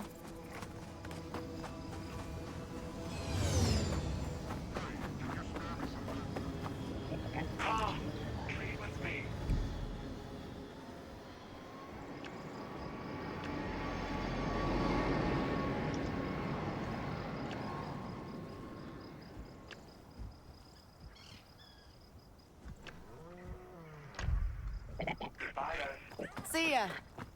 This would not have happened on... Oof, you look like you're in rough shape. What happened? I was attacked by a swarm of womp rats. Could not run away fast enough. Pretty sure the bite is infected. This isn't really Pike territory. What are you doing out in the middle of nowhere? I was trying to make contact with the Jawas, but those rats got me on the way to Beggar's Canyon. Yeah, that's the price of doing business out here. Bandits, raiders, hostile wildlife. Should have hired a freelancer. Like yourself? Skip the sales pitch for now. I need Bacta if you can spare it. For free? The Pikes will appreciate you helping one of their own. And they will remember if you refuse to help. Yeah. Here, tell your bosses I helped you, all right? My thanks. Woohoo! Yay! Hey, I think I'm making inroads with the Pikes. Good. Working with smugglers is profitable. We won't get shot at anywhere Nice for a moment or two. Hey, what's up? You're not too bad with that bike. But you're going to get killed by the sand here. Yeah? How would you know? Because you got that speeder off Yes, world. It wasn't finally. designed for here. Am I right? Yeah, I actually got it on Tashara. Been riding the dunes here my whole life. I know the terrain like the back of my hand. Riding on Tatooine is a whole different beast. And I've got wisdom to impart. All right, you sound like you know what you're talking about. What tips you got? You gotta be one with the sand. Ride with it, not against it, you know? Think about the dunes like a wave and surf it. It's got currents, just like water or wind. Ride with the current. Sure. I'll try that.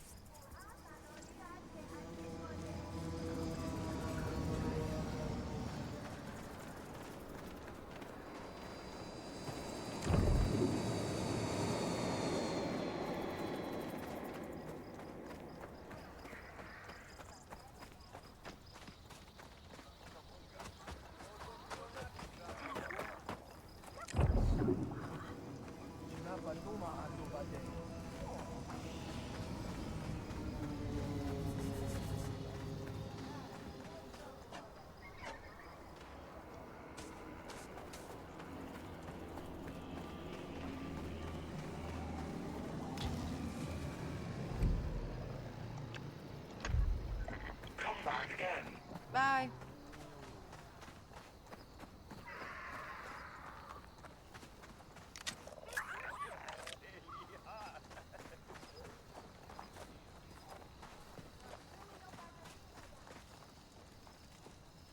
Okay, where's my friggin' speeder? Oh, across there.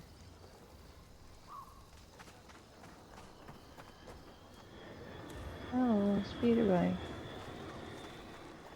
Over there, okay. There you are, speeder bike.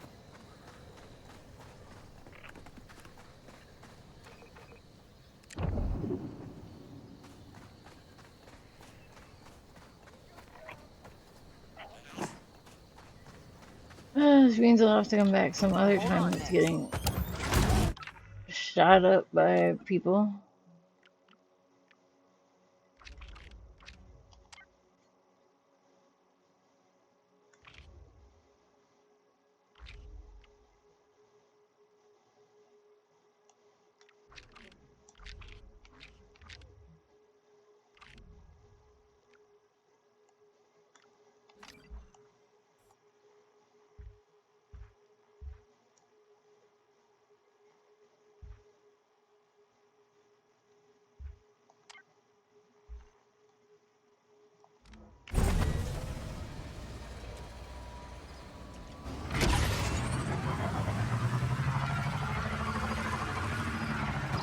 Help! We're being hit by pirates. They came out of nowhere and we're outgunned. Anybody, please. We need assistance.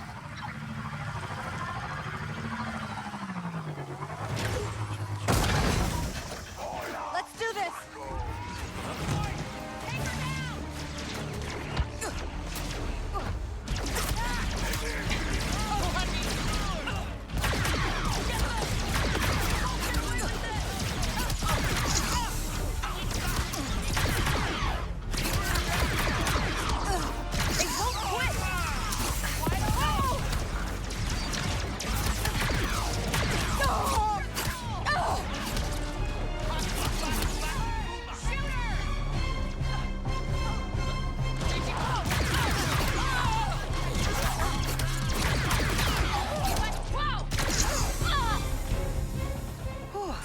Luck's holding out. What a day.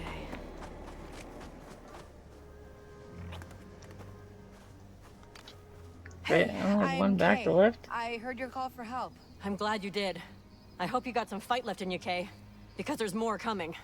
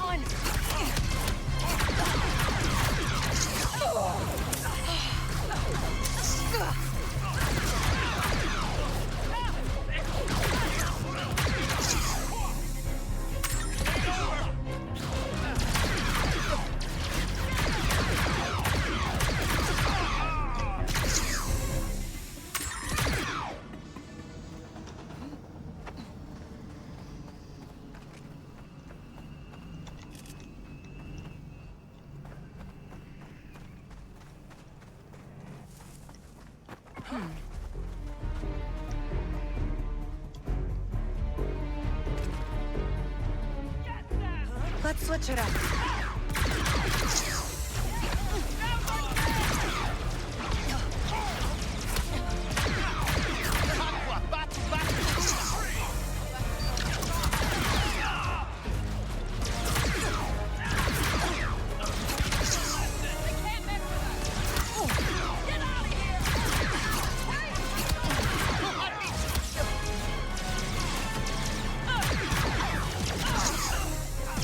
We're pinned down.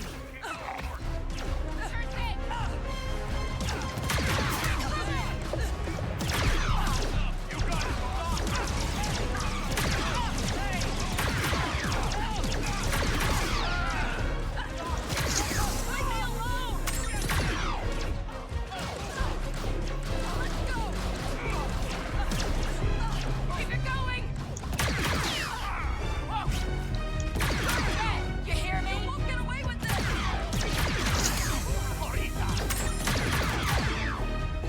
I can still take it. Watch out!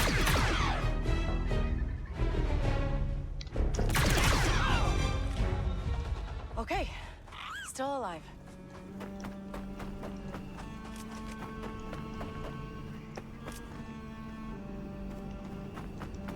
Woohoo.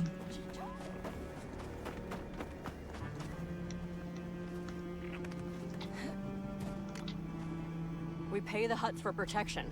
Wonder where they are now. Huts only help when it's good for Jabba. Here. We don't have much, but But take and this as our Tatooine thanks. should help with reputation with pikes.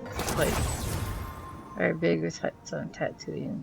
Pikes are big in the spice trade on Tatooine. Yeah. As long as they don't get huts versus pikes too much. Should be good. I don't know. The last planet had pikes and putts. Had pikes and putts territories, and all it did was ruin my Let's pike drive. territory because I had to keep driving through it, and driving through it with a poor reputation kept lowering my reputation.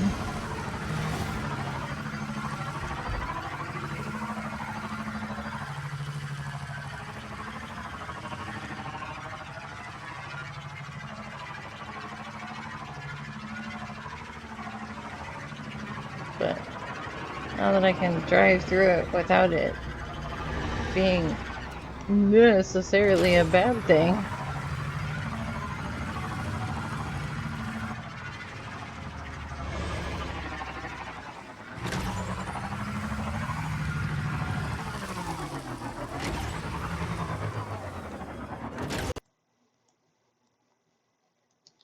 Eh.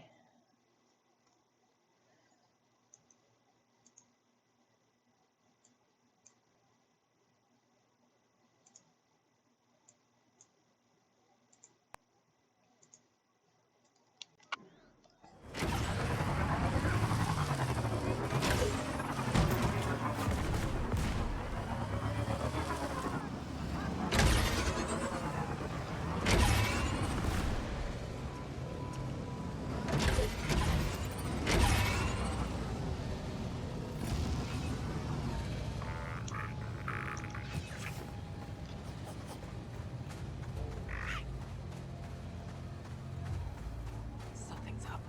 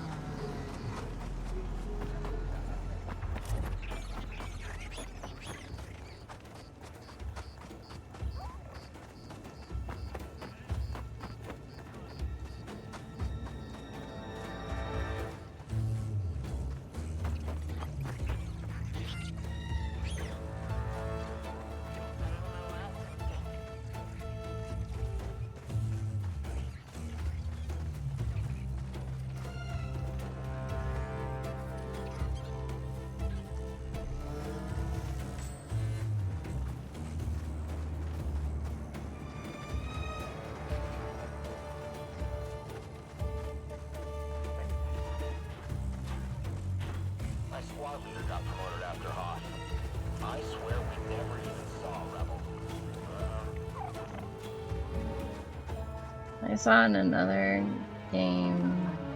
Any Jawas? Yes. Another game that Jawas help you out in some of the technology ways with ships and other things. Oh, okay. Just doing my job. Like they changed the music for this planet. Yeah.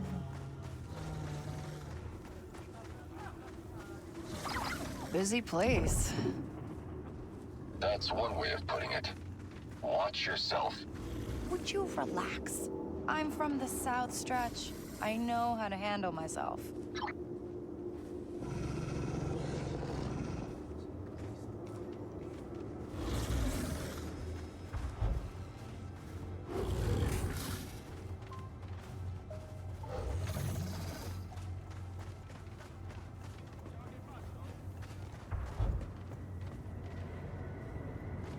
Serums, tonics, and miracle cures! Get yours before they run out!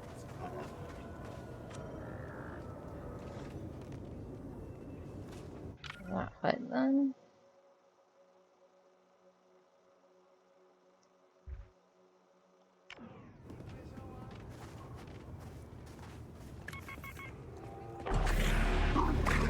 Oh.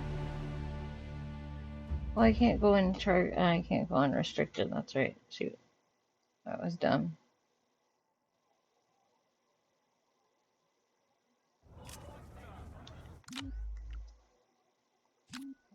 We're just gonna get rid of that. Y'all didn't see that, okay?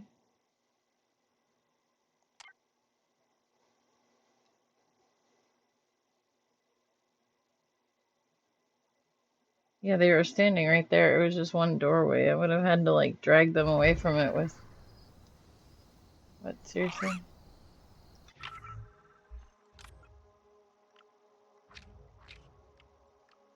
Okay. Fine, I'll redrive there.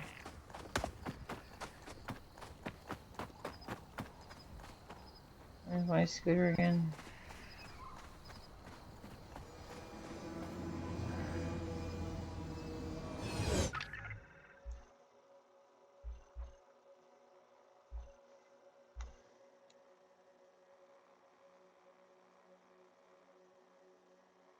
Where did I leave my scooter?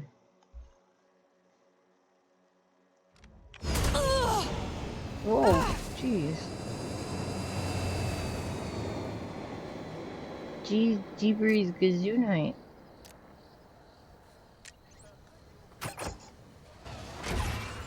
We need to pick up the pace.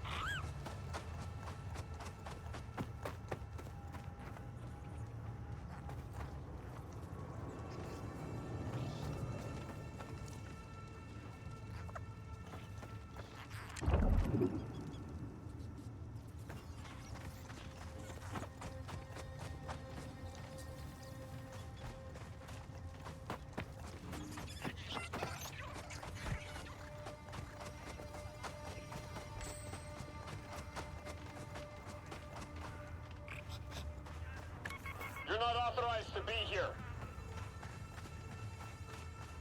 Waste of time. You people don't like making things clear. I hate this sector.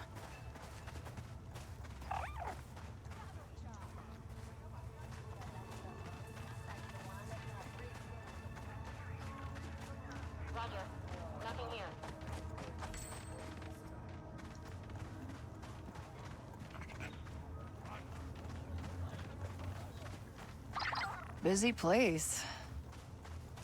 That's one way of putting it. Watch yourself.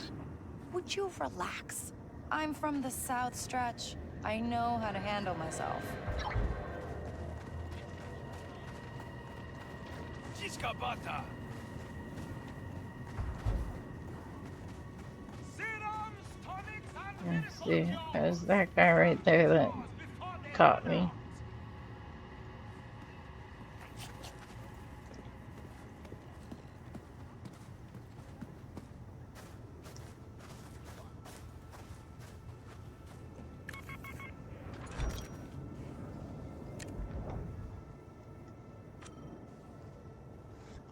Need a distraction, Nix.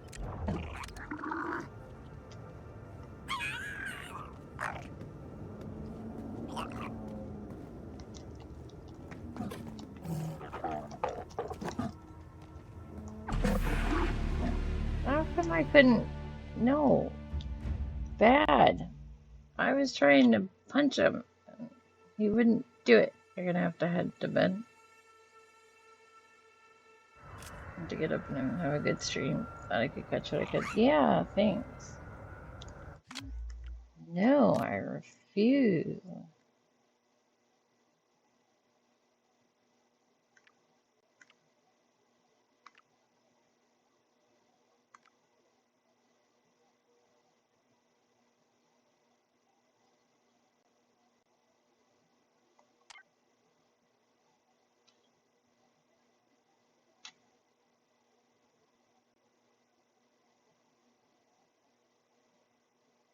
Man, I might have to live with it.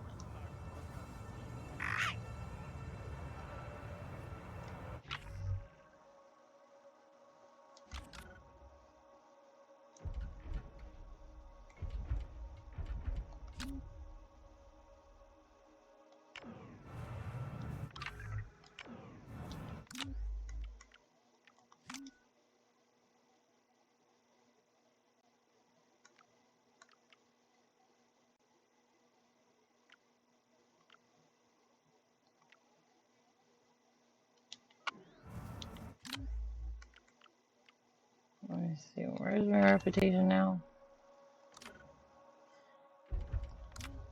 It's like, okay, that much.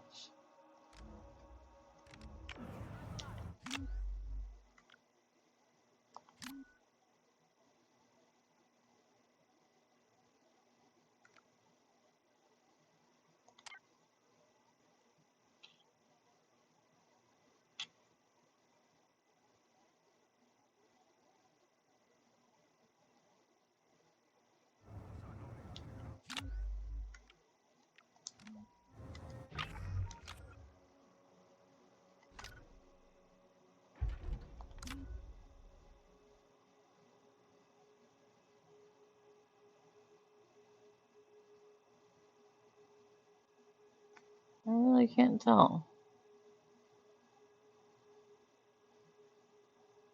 Hmm.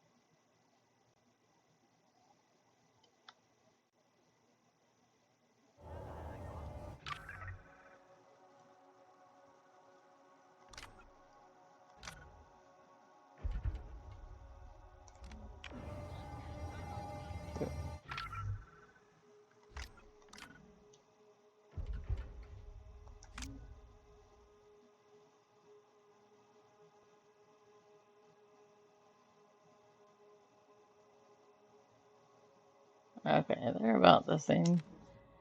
I must have already lost it. Oh well. Them's Serums, the breaks. tonics, and You know what they say about something that sounds too good to be true. Ah, we have a skeptic. Perhaps you need the solution of Lovecat dexterity. How about the booster of Wampa strength? I've seen scams like this before. Let me guess. It's just souchberry juice and some coloring in the vial? Would you keep it down? Who are you? The trade goods inspector? No, but I'm sure the Hutts wouldn't appreciate you running a con in their market. Especially when they aren't getting a cut. How about this? I'll let you take one. Call it a free sample. And then you can keep your outlandish theories to yourself. Uh-huh. We want low-cast dexterity or Wampa strength.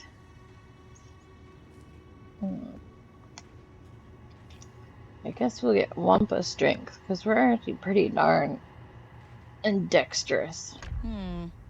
I'll take this one. The booster to give you the strength of a Wampa. This just looks like Bacta with coloring.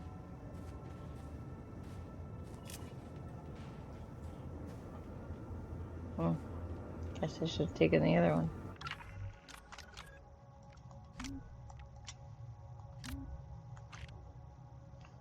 Mos Eisley is a spaceport settlement in Tatooine that is widely known in the underworld as a hotbed of smugglers, bounty hunters, and other criminals, being of all types and species from all kinds of backgrounds and live and work in Mos Eisley.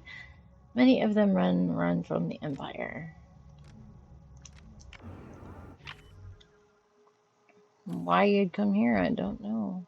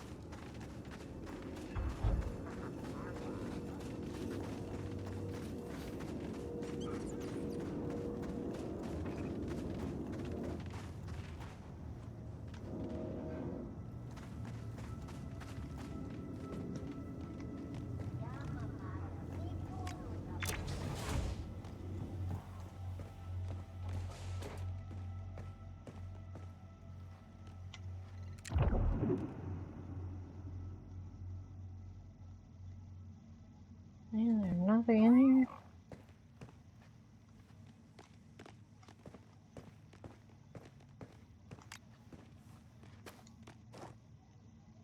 The outsider Kay Vess. You are known to us. I want to hire you. You're an Ashiga, right? What are you doing so far from home? Suffering. The Myrmitrix isn't meant to be apart from the Hive. It is disgusting. Oh, sorry to hear that. I don't need sympathy, I need aid. The Hutt Cartel has a weapons sale coming up. You will rob it and bring the merchandise to me. For the good of the Hive. I, usually work for credits. Ah, yes, of course. Forgive me. I'm unaccustomed to dealing with solitary beings. It is Disgusting. uncomfortable. You will be paid. Should I introduce myself to cement our individual relationship? Yeah, go for it. I am Zizek. All right, Zizek. One weapons shipment coming up.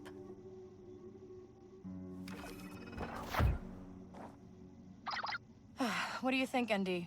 The Hutt Cartel is a business just like any other. If there's a transaction, there's a record.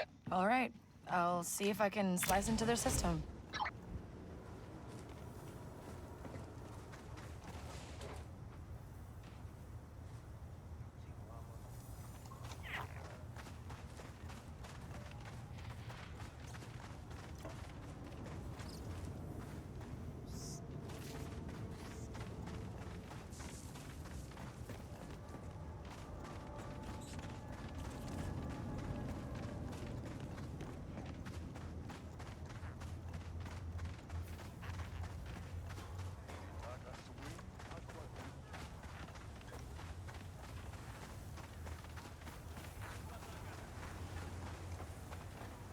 Too many places for scum to hide.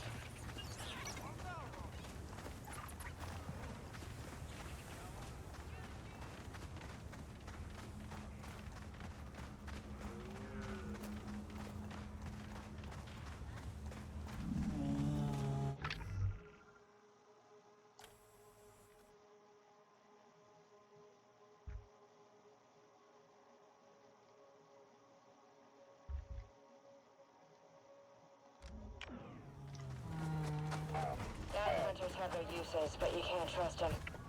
Yep.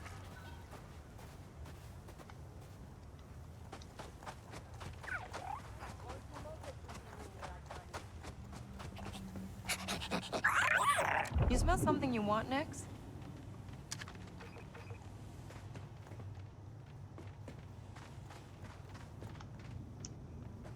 Hey, be careful, buddy. You don't know who or what could be back here.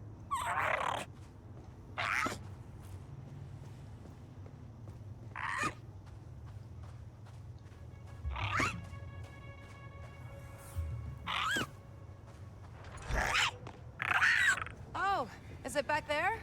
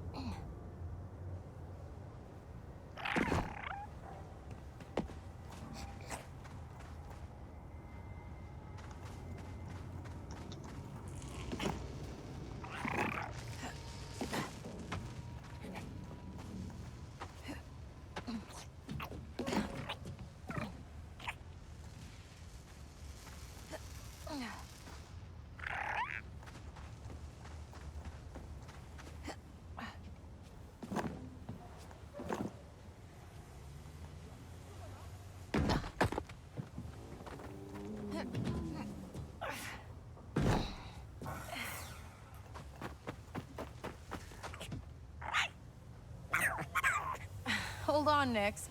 I can't fit through there.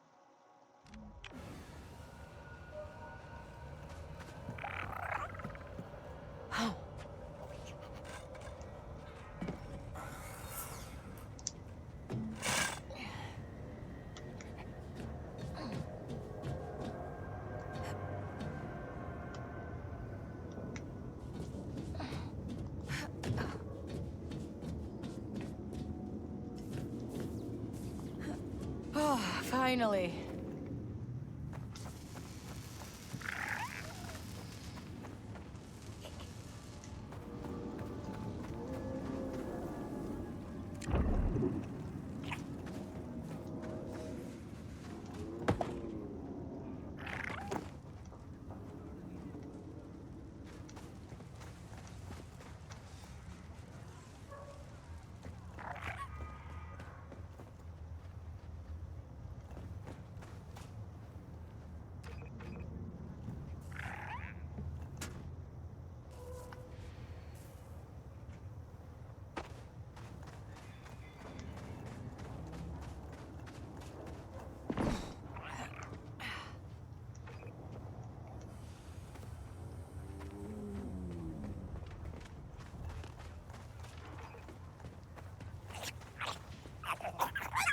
Nix, this isn't your house.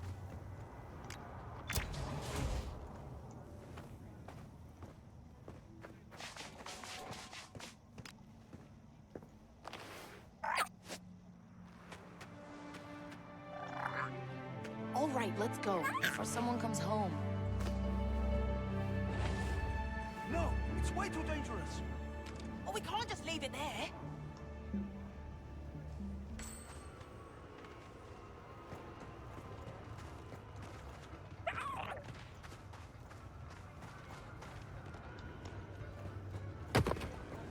Help me out. I can't finish this job without you.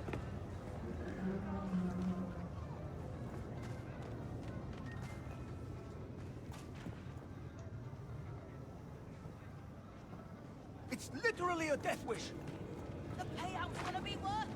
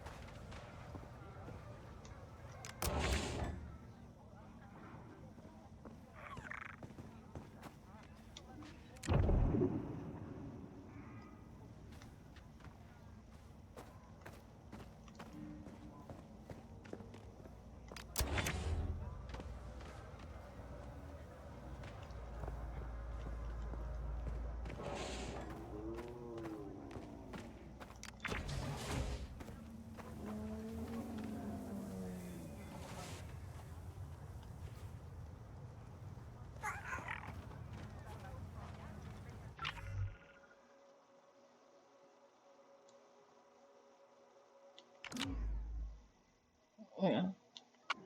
Let's see.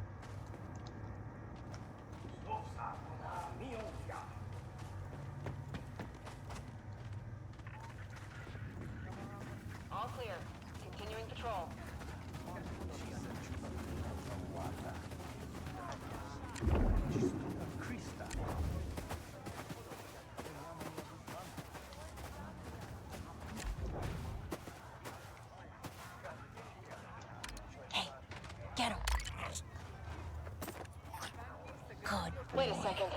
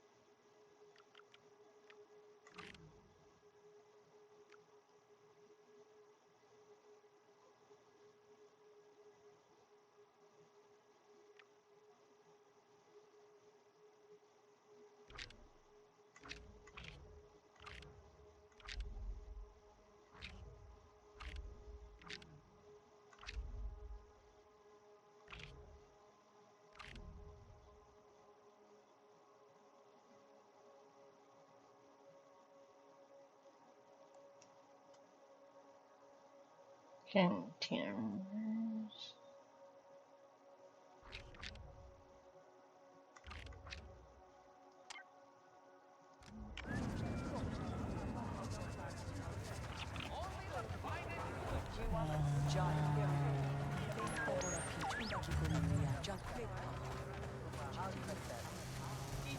Okay.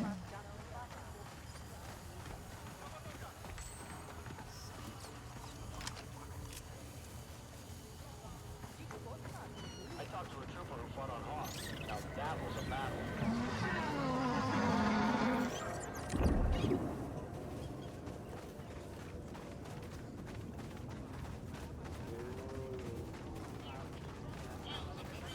Watch it.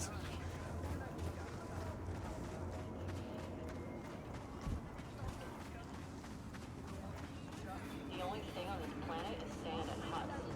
I hate both.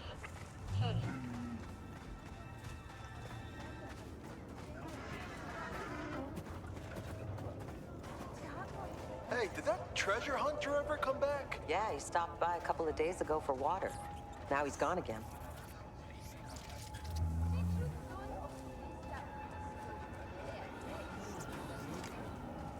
Hey there.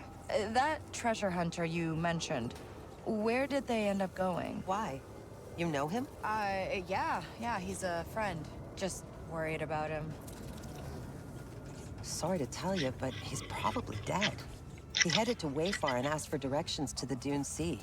Place is filled with crate dragons. Yeah, that doesn't sound promising. Well, I appreciate the heads up.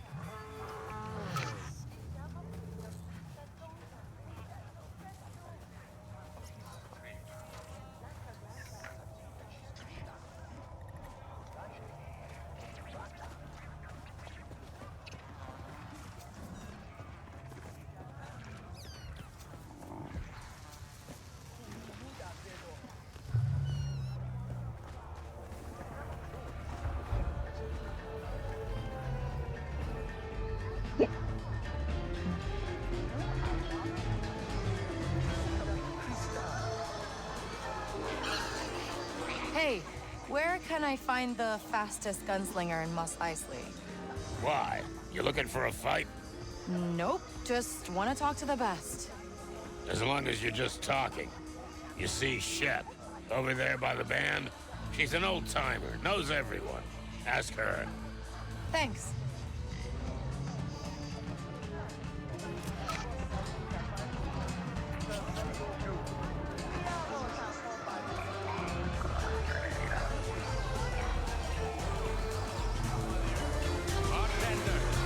Are you Shep?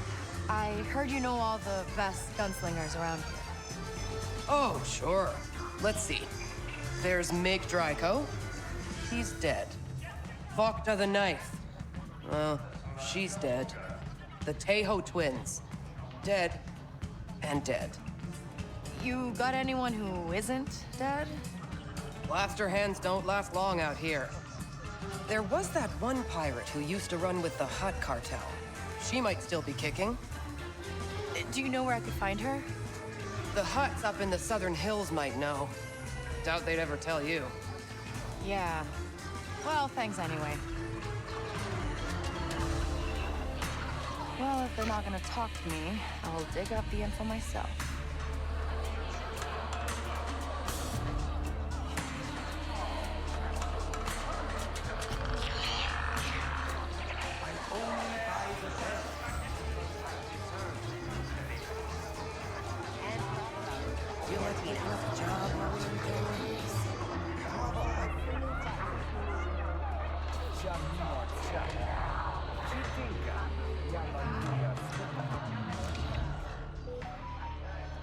Thanks for watching the cantina while I'm away. I hope Colin's right about you. Just remember the house rules. Glass is broken will be deducted from your pay. No drink tabs, no free drinks, no matter what anyone says. And last of all, and I can't stress this enough, no droids. Or...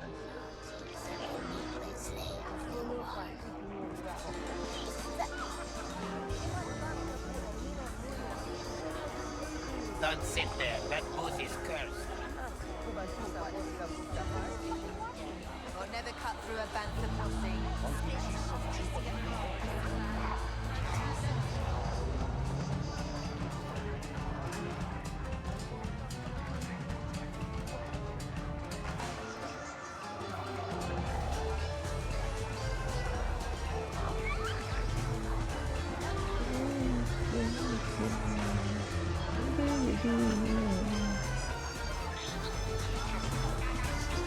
No one else here can afford the top shelf spot. You do this every time you get lucky at the Fathiers. Make a big fuss at the cantina and buy the most expensive spotchka to show off. I'll drink it. I'm just getting warmed up. If you were going to drink it, you wouldn't leave it on the bar where everyone can see it. I want them to know I'm a big winner. Why do you care how I spend my credit? It's a waste. If you care so much, keep an eye on it while I go to the refresher. No, it's your problem.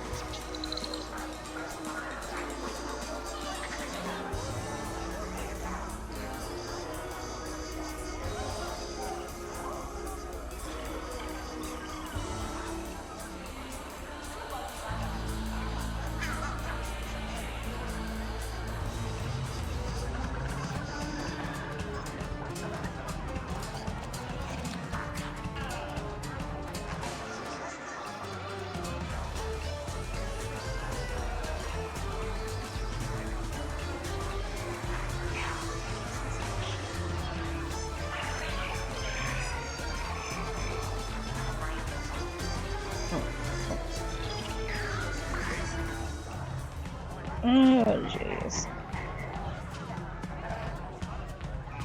Ugh, this music.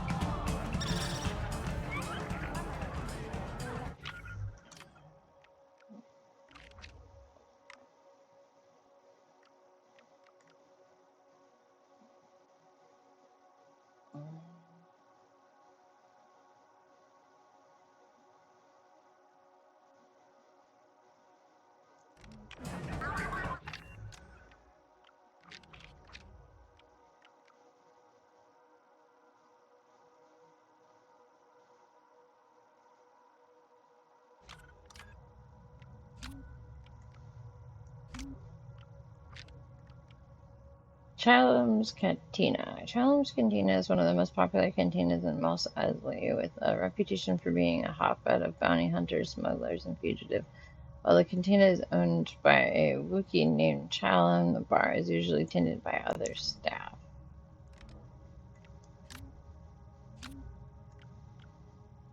Tiny ship. He stole a child's toy.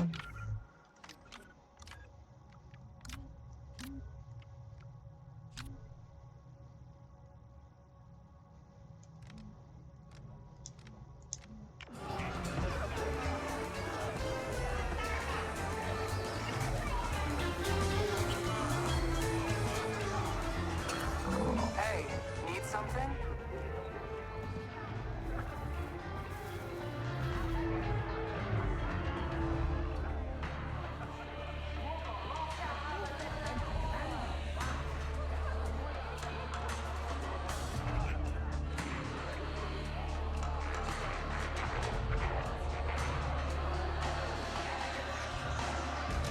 Need some work? Okay.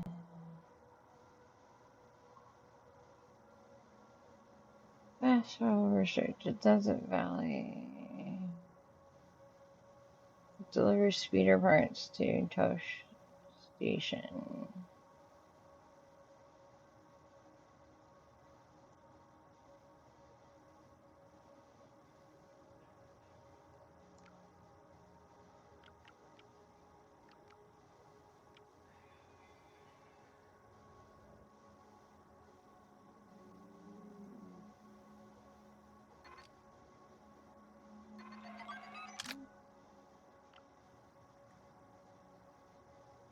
Deliver goods to Mos Eisley.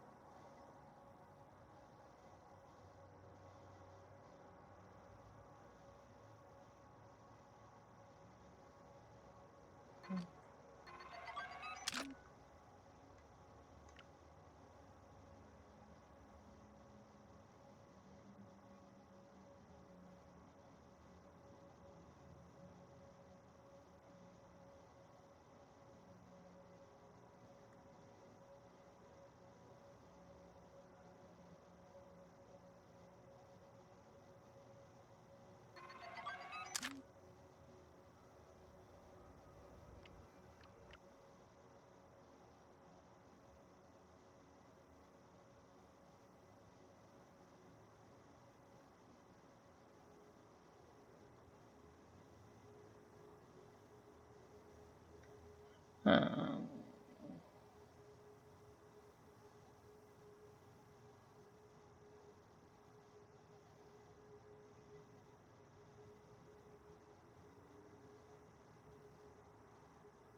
we're gonna leave that one for now.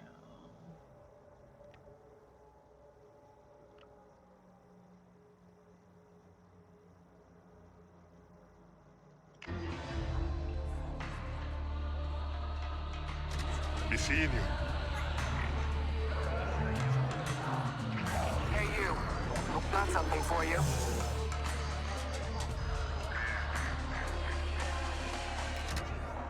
You've impressed the right people. It pays off.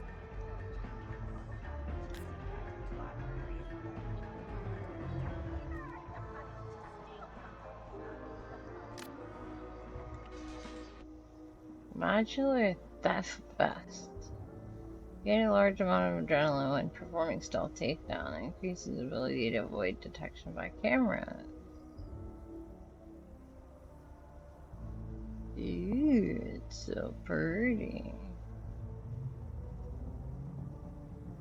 I like the theft vest.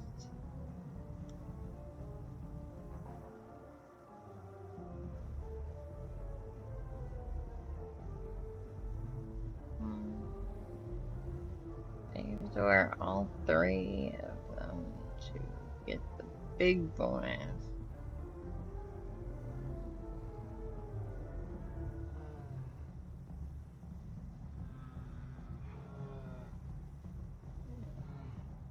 Yeah.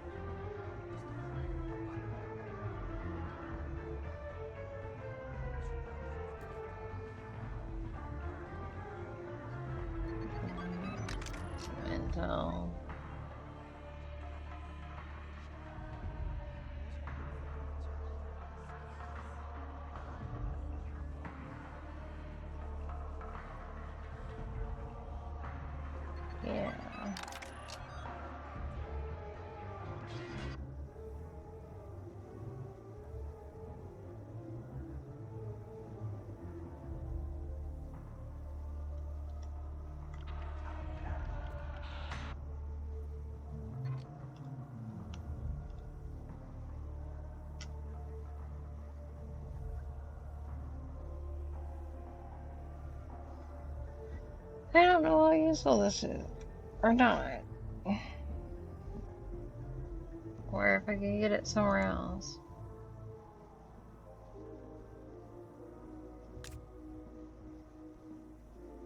But I guess I have the money right now.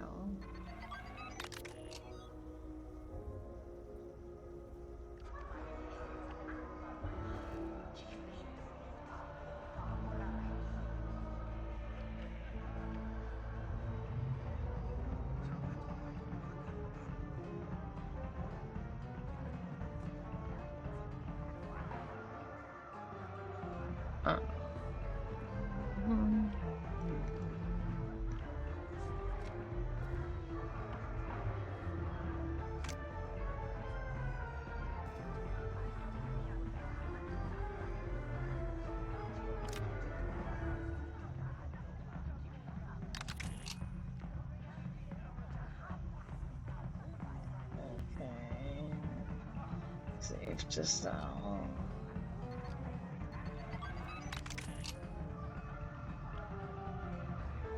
No use. Save to sell.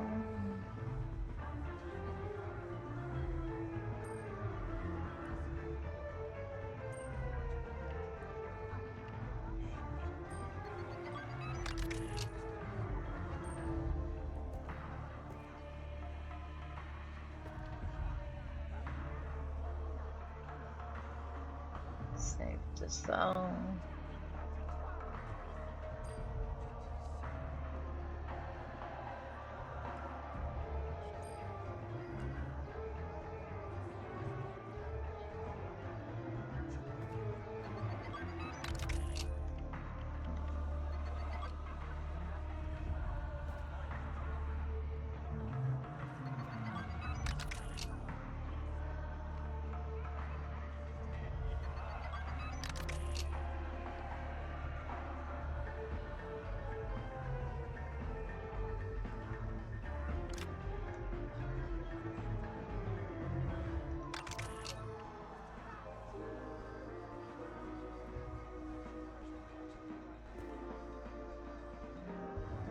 Okay, I have no use. Let's save to sell.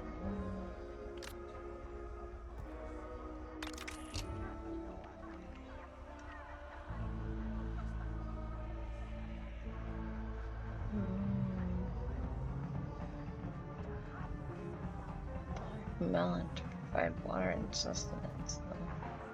Seems like those would be good to have around, but I guess maybe you can't eat them raw. Maybe they're like bad for you raw.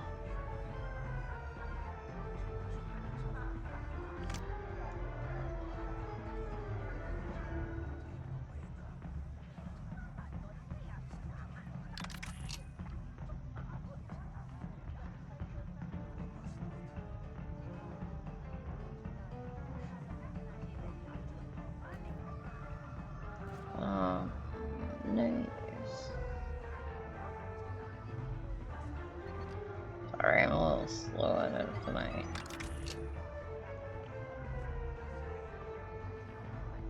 Those 8-year-olds, I'll tell you. They will drain a person dry.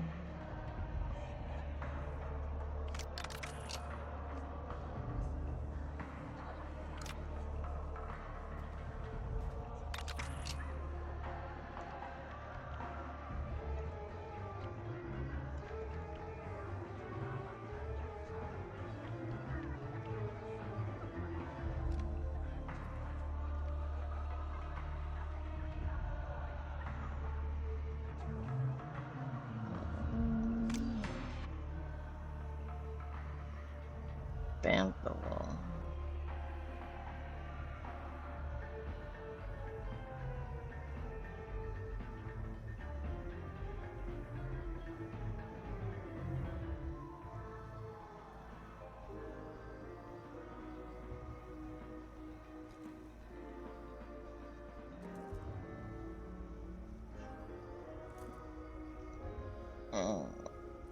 I need something to eat. I have not had enough to eat, and I need to get a new drink.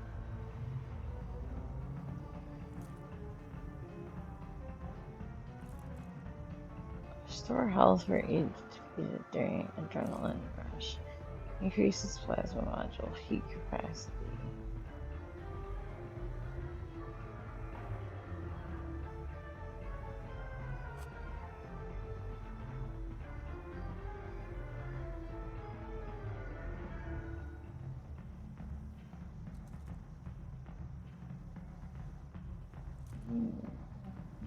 Yep.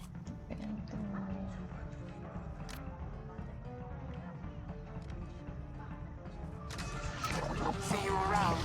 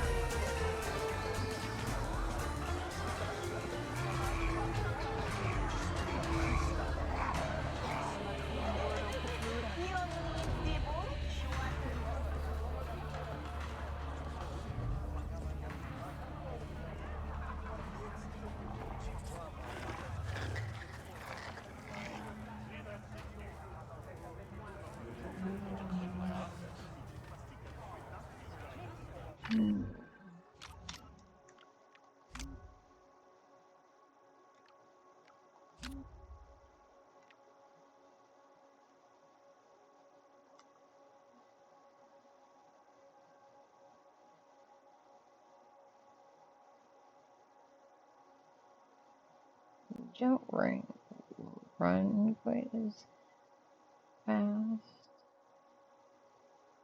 And the one I'm in.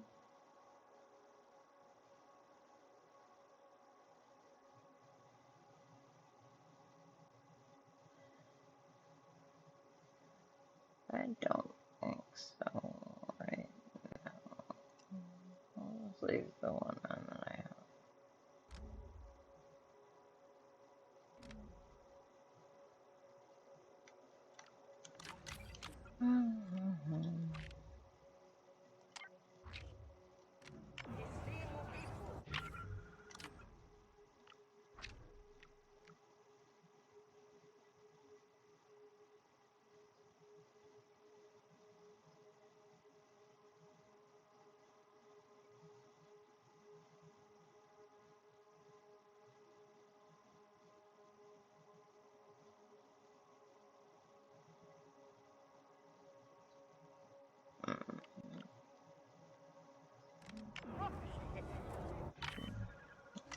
Oh. Okay, alright, these ones.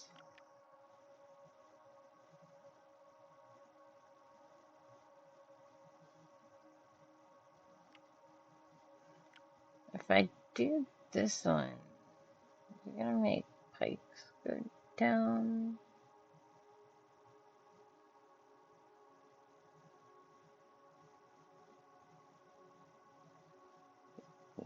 It's a lot.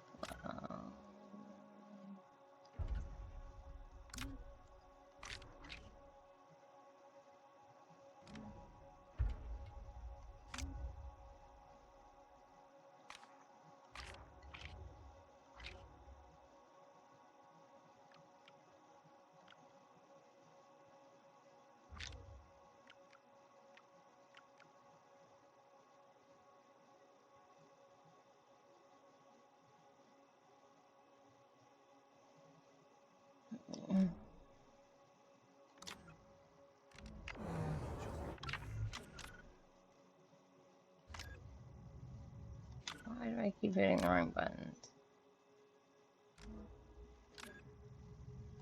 No. I don't know why. They don't always make very well, great sense.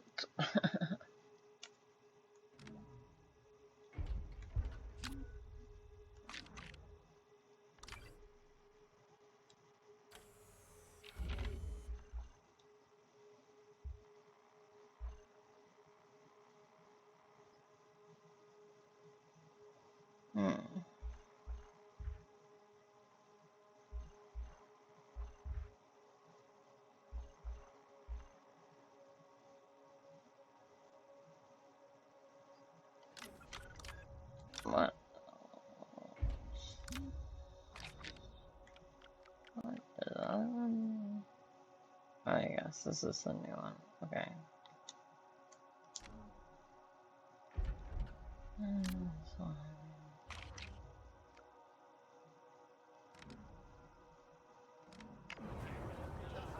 Thing two.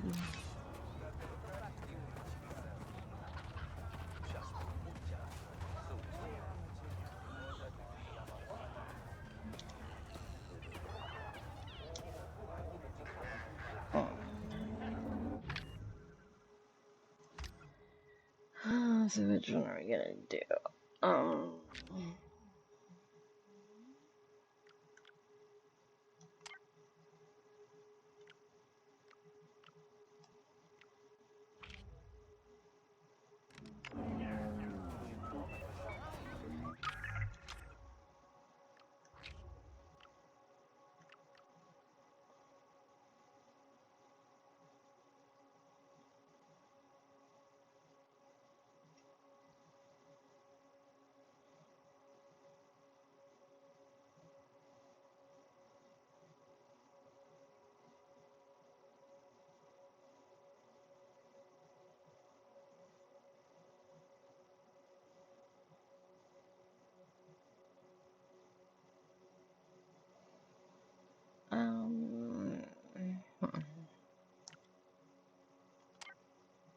No, that one. Okay, let's just go. Trying to wait for this commercial. Next commercial. Maybe I'll just run the commercial now. Then I can go get my food. It's an Empire. Then they're waiting to be processed inside the bolt of Sunfire Fort. The vault codes can be found in the comm tower's terminal. Okay. Scary.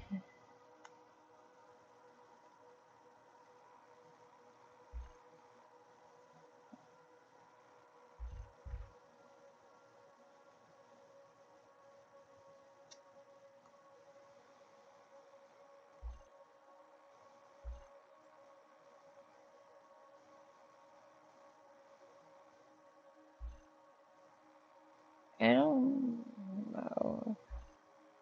Well, I'll just go to this area.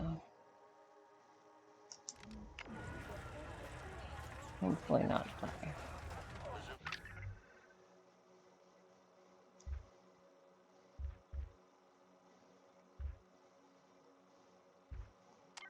Talk to them. Hopefully, but...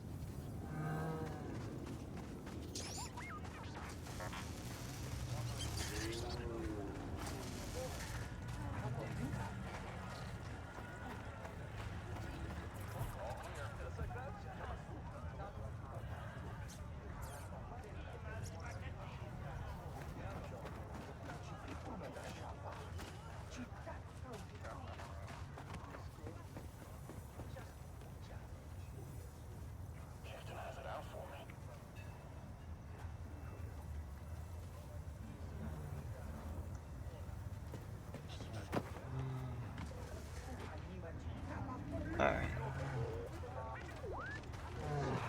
Chairman's Cantina. Why did we switch over to that? Oh yeah. Because I literally can't figure out where I'm going.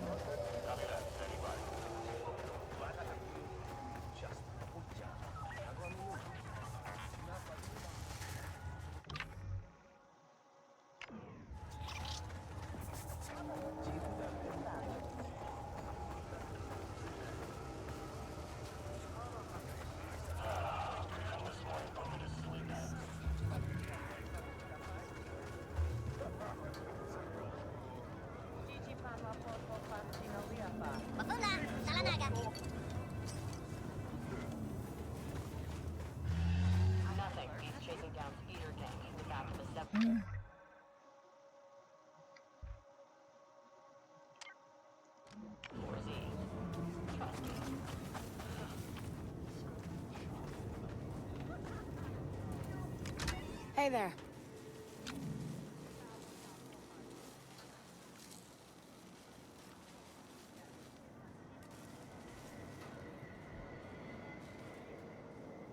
I don't know if I need it or not.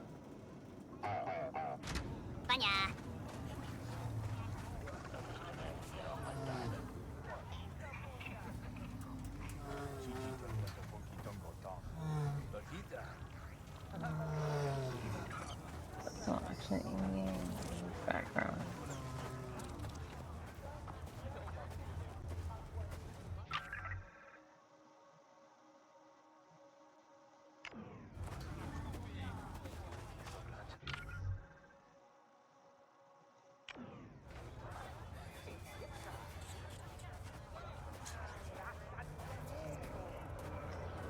Oh.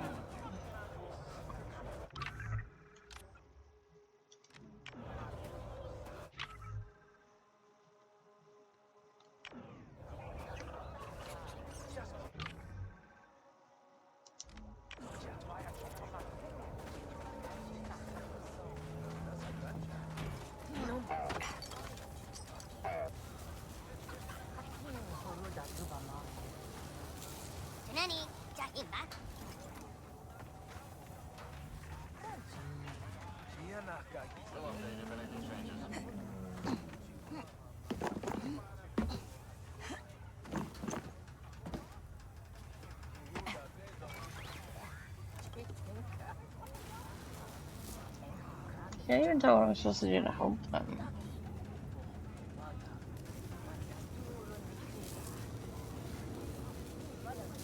Oh, dang it, I missed the ad. Crap. How did that happen? I was waiting and waiting and then it was gone.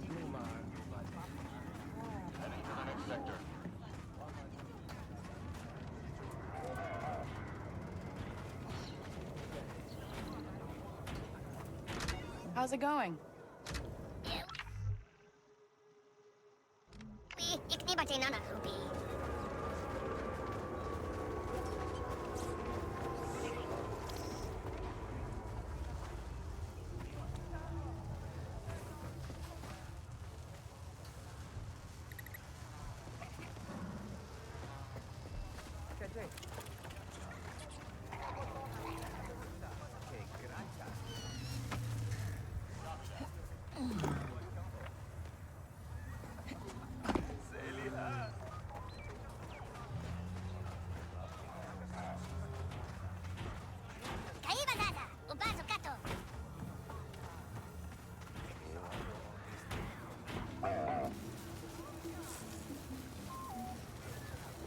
No, that's not my money.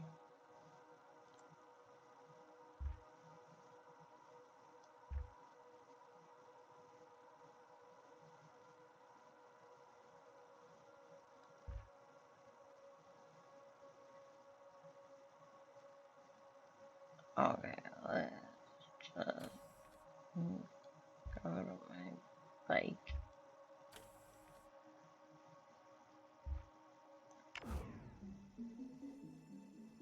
And I'm gonna put it on the BRB screen for just a minute. Well, I go use the restroom and grab.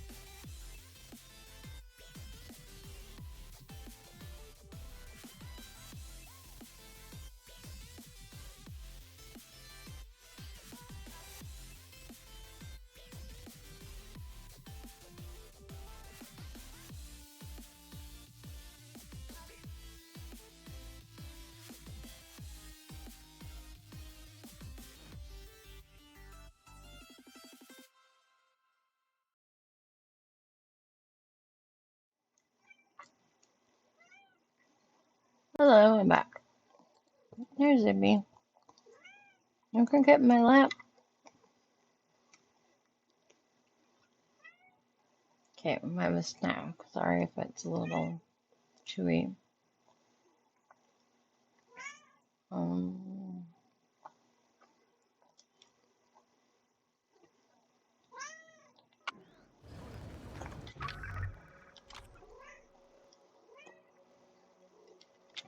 okay, lay down.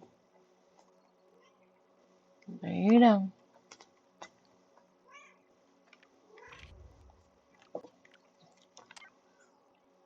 Lay down.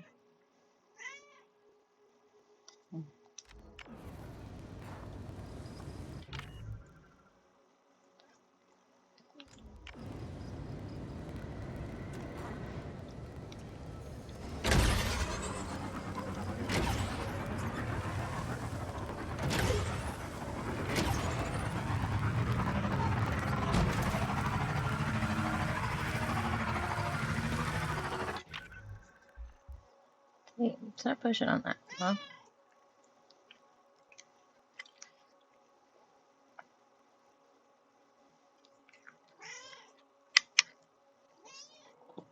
Meow. Meow. Oh my gosh, Zippy. You need attention so much. You need attention so much.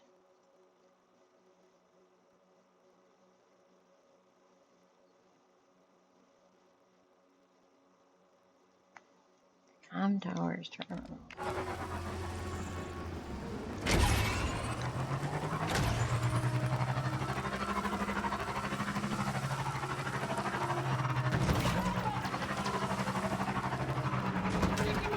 Looks like a giant trading caravan.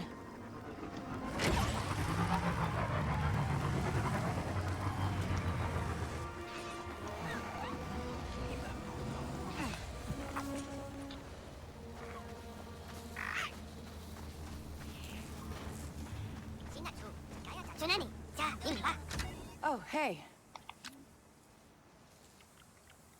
Ooh. The gunslinger shirt greatly increases adrenaline gain when hits with case blaster. Fast cooling is easy to perform. Bantha wool and direct energy circuits. Power injector system. Computer. BTPZ. P7. Accelerator.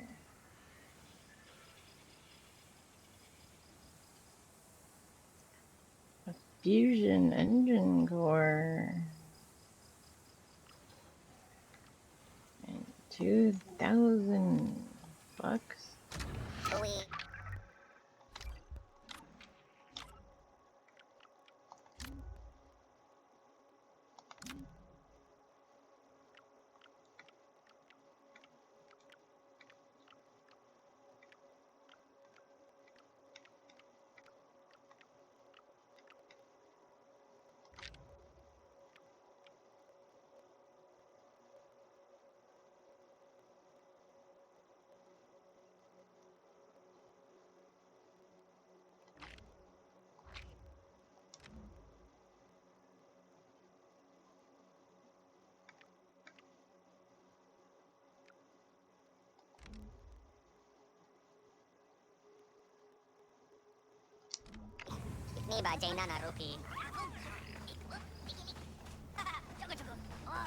Could use more assistance.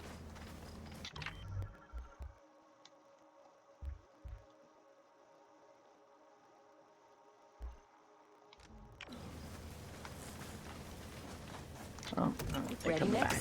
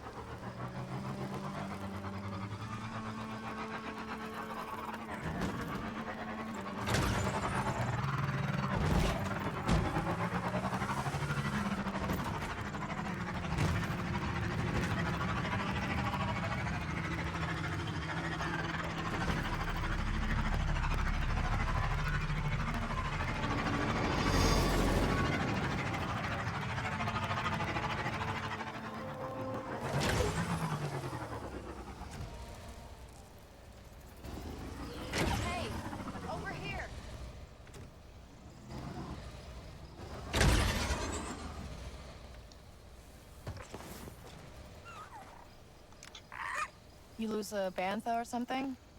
Yes. I was coming back from the market in Vestine when I got ambushed by a bandit. I took care of him, but my bantha got spooked by the blaster fire and ran. Oof, that's a big desert for it to get lost in. I held on to the bandit's blaster. I don't have any use for it, but it's yours if you find my bantha and bring it back. Yeah, I could probably use a spare sight. I'll keep an eye out for your bantha.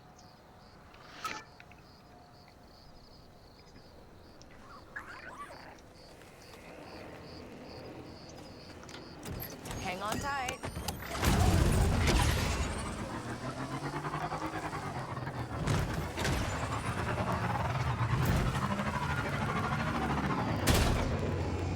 Sorry.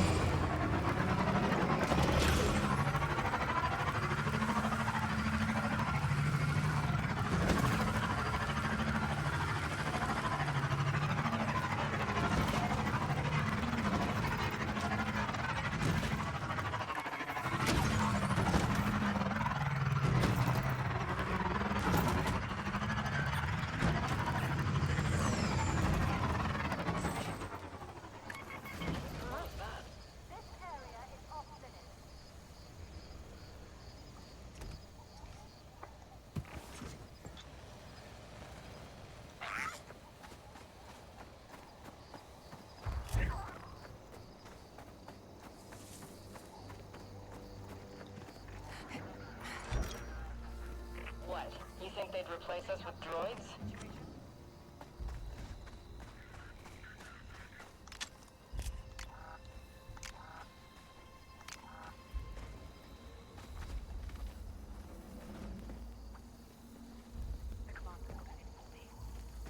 Get back to your stations.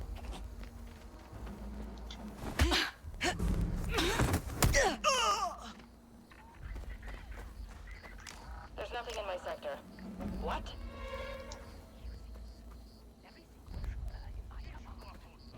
We should investigate. Ah! Oh well. Huh?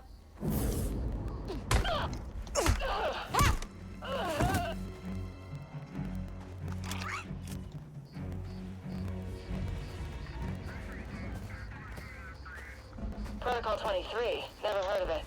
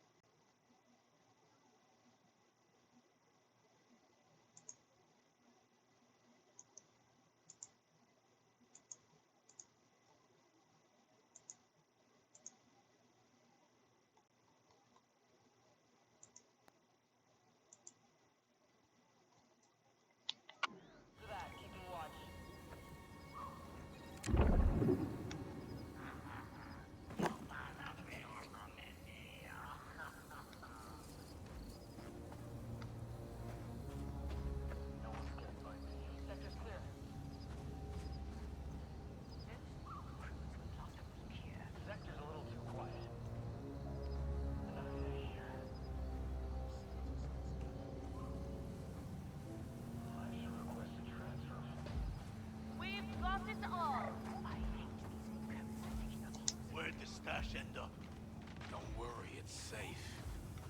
This isn't so bad.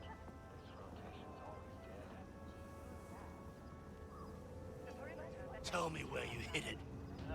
Relax. I got the perfect spot.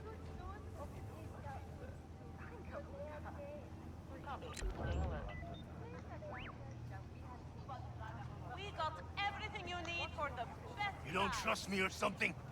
Shh, keep it down.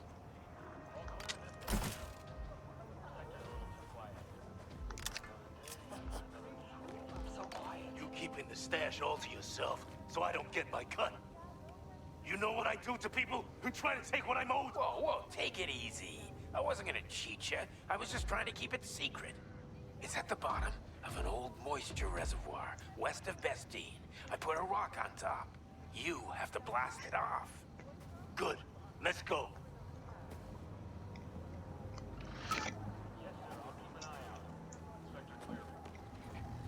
Best selection in the system.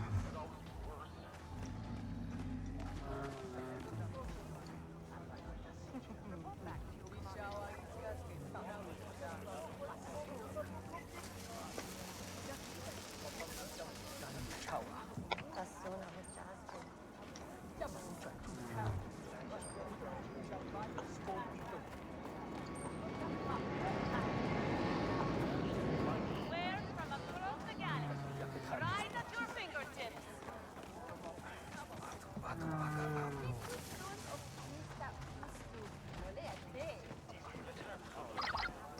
Stormtroopers everywhere. They really have this place locked down. Don't attract attention. Just do what you came to do and leave.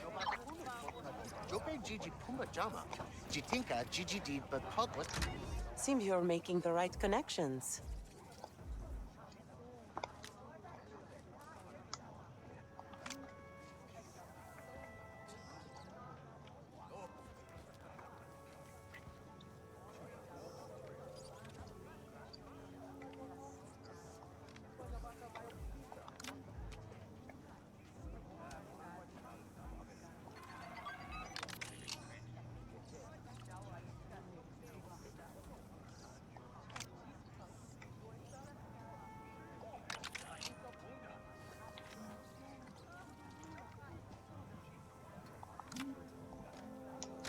Bye for now. Bye.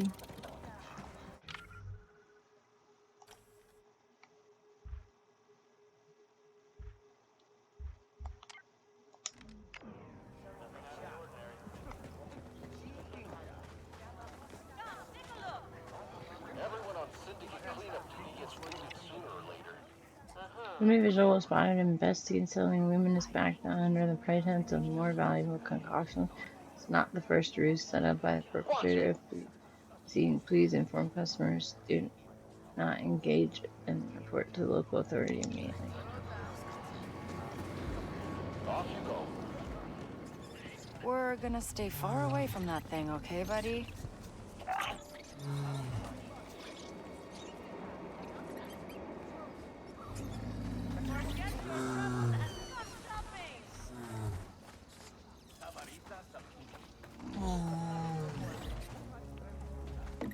The Banta?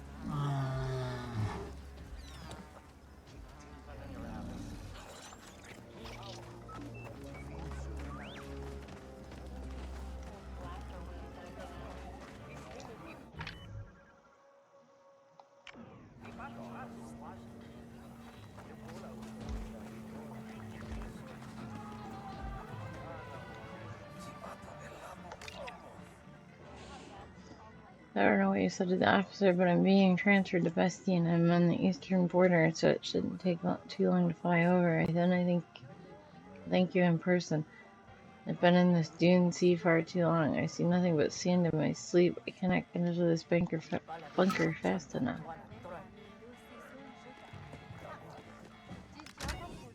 Jobs ain't easy to come by out here.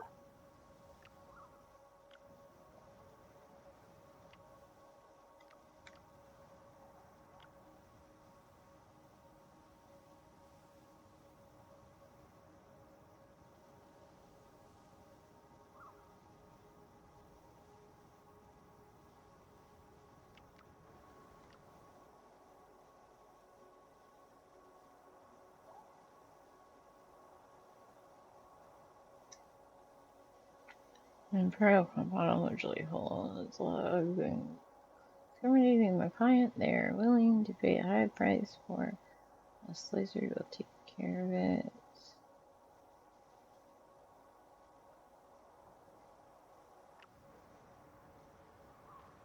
That could tell slice the Imperial system. Imperial computer system holds security reports. The client is interested in they are seeking a slicer to retrieve them.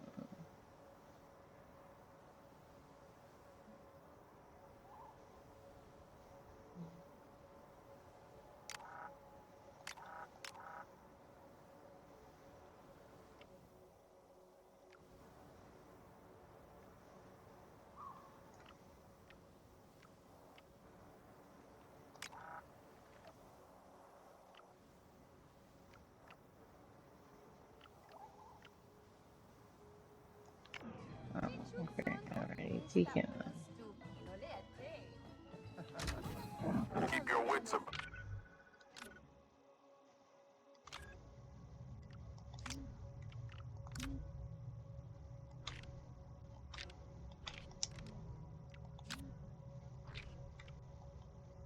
Bastine is a small city on Tatooine that supports nearby moisture farmers with trade opportunities as a spaceport as well as other types of facilities. When the Empire increased their presence on Tatooine after the Battle of Yavin, they established their main administrative offices in Bastine. Good to know.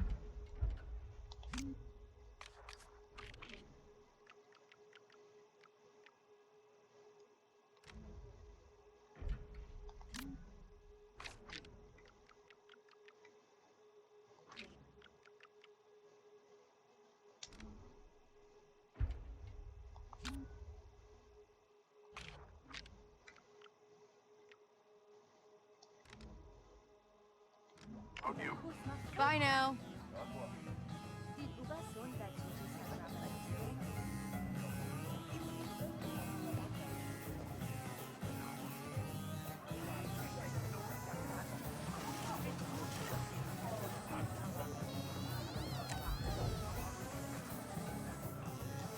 Hey, sneak over and get that.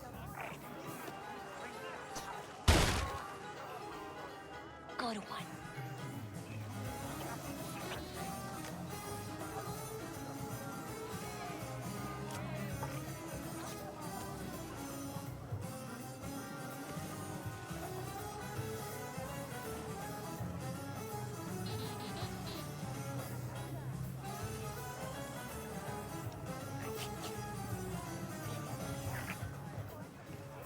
My cousin lives on Yavin 8. She said you could see the explosion even from the ground. Really? Even from another moon? She said it lit up the entire sky. There is still debris in the atmosphere. I keep thinking about the crews of those ships. Gone in an instant. The ships? Just the crew of the base alone. The station was the size of a moon. It'd be like if most lights disappeared in a second.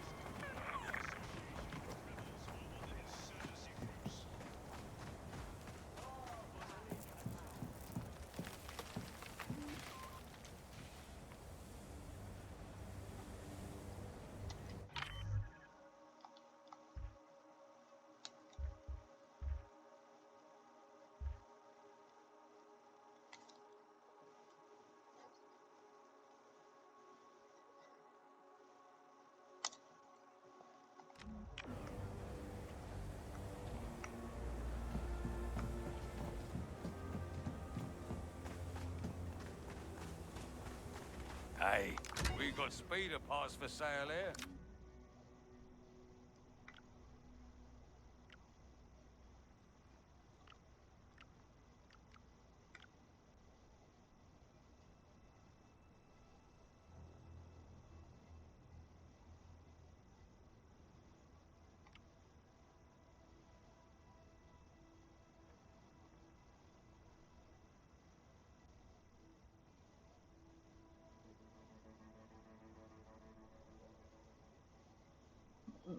Okay.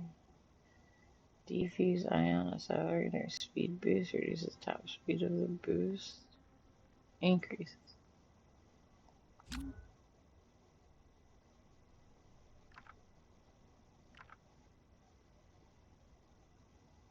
And one more accurate accelerator.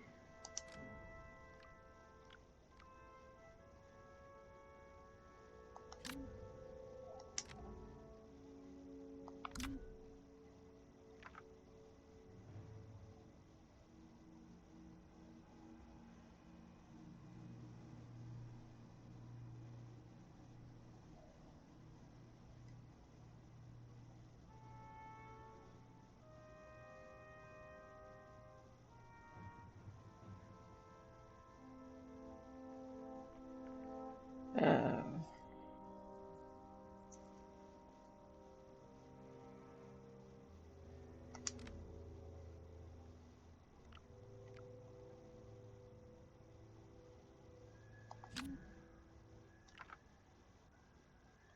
yeah, I guess so.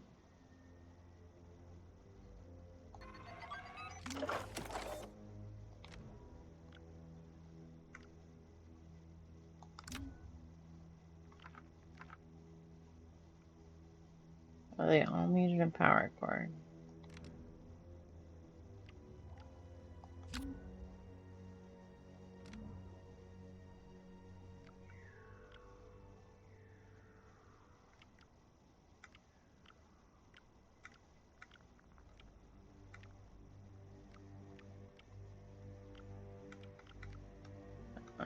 So even more even distributed, even if it the one I was going for. See you next time. Bye. Missed me, huh? Come back anytime.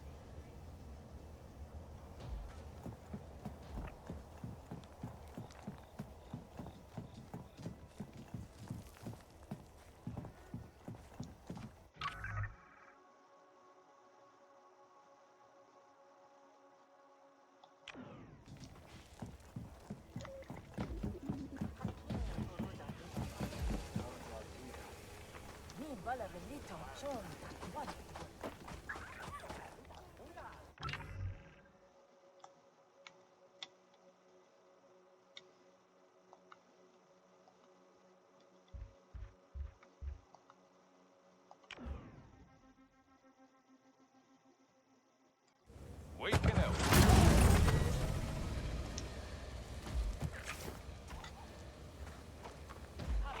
All quiet here.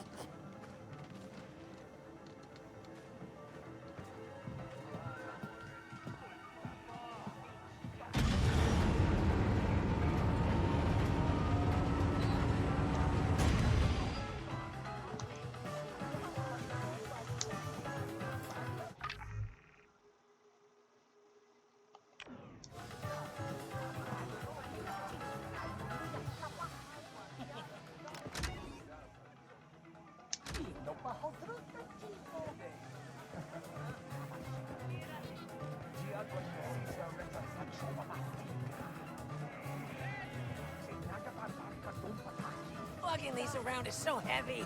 This is more than we need. I always get extra for that old hermit out in the jungle oasis. I haven't seen him in a couple cycles. I hope he's alright. One time I was getting chased by a wild massive and he managed to calm it down. I don't know how, I just held up his hand and stayed with him.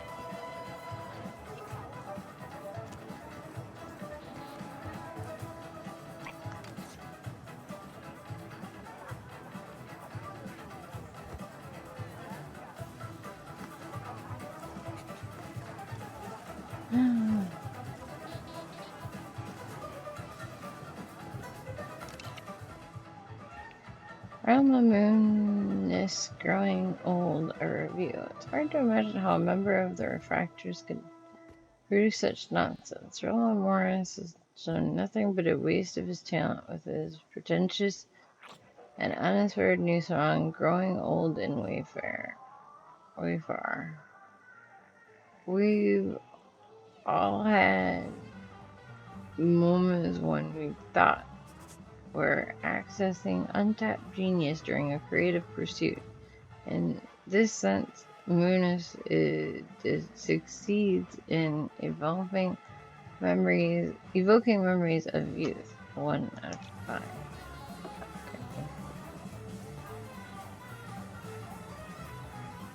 Ad break on power gun.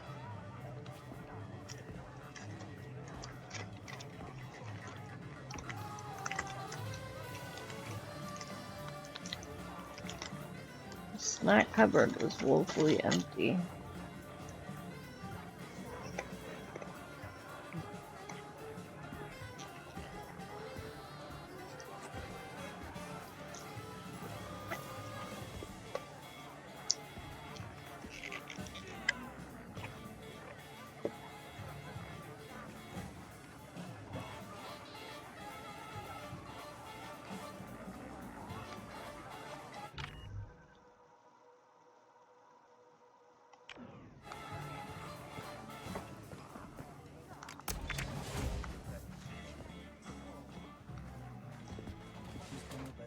Tonka Japa. Dasa Yoku. Jiwamachi Captain.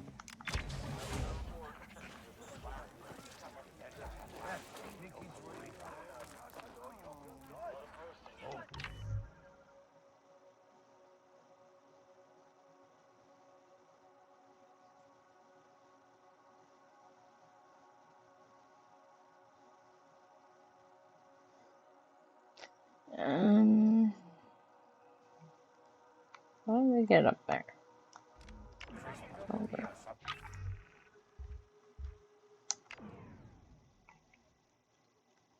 Speed is we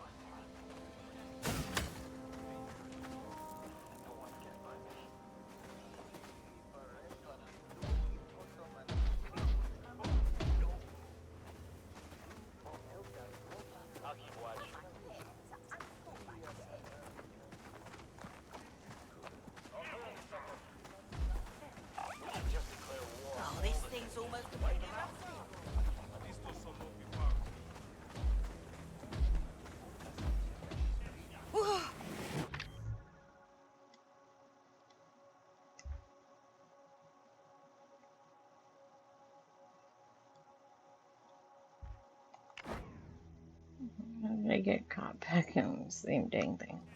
I thought it was a different one. Turns out I was.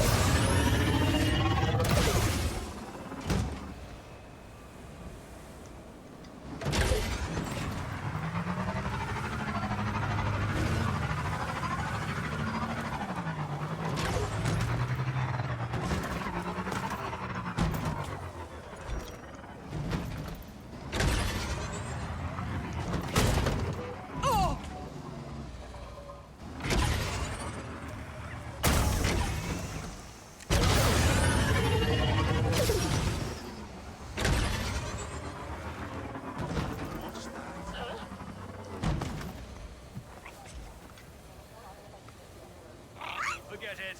Back to your post. It's over.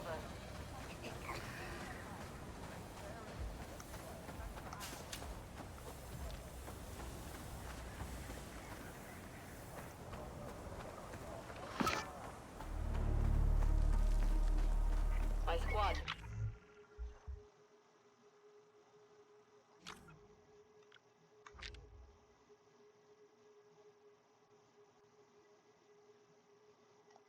Down a Wookiee once.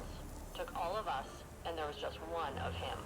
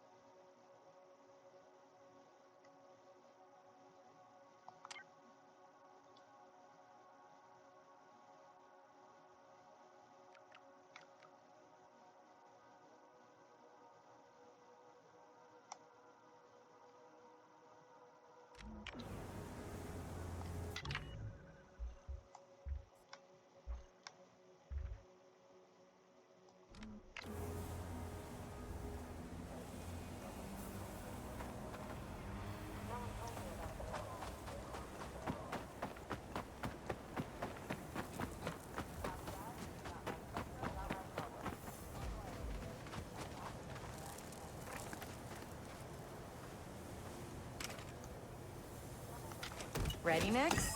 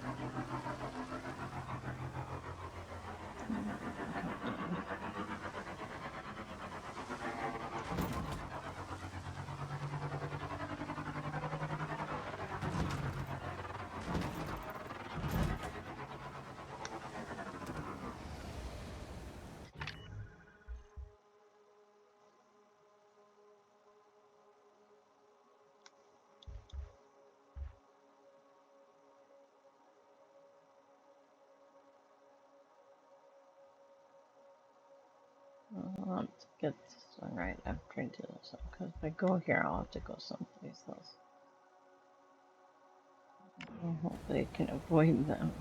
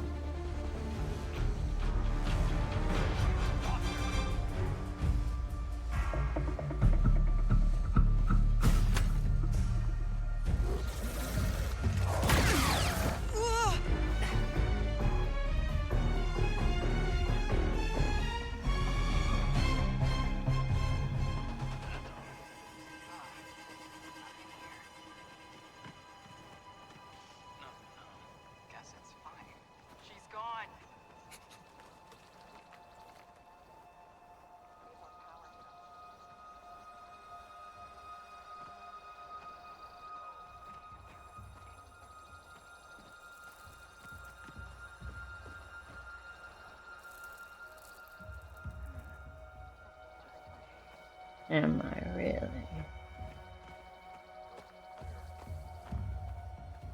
I should keep my eyes open. Okay, back to it.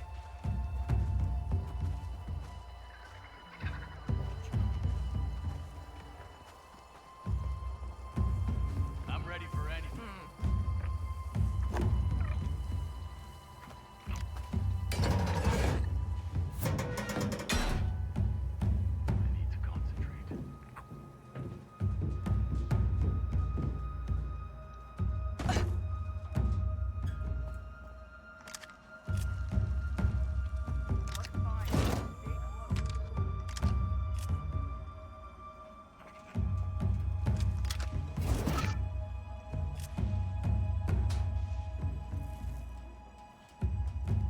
Swore something was here.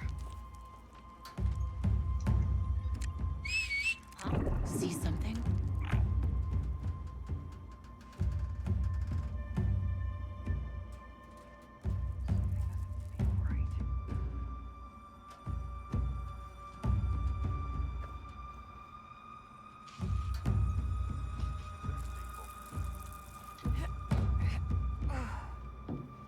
Stay low, Nix.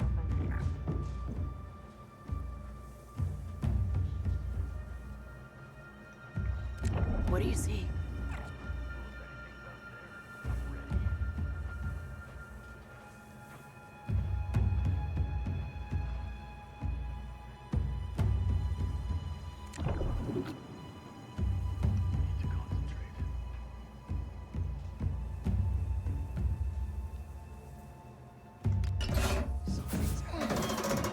This ain't right.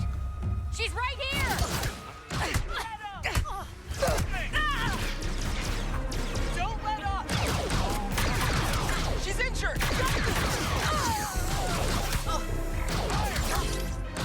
Keep going! You're gonna regret that.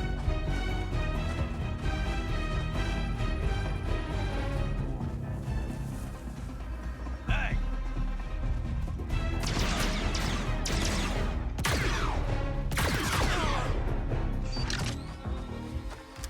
This could do some damage.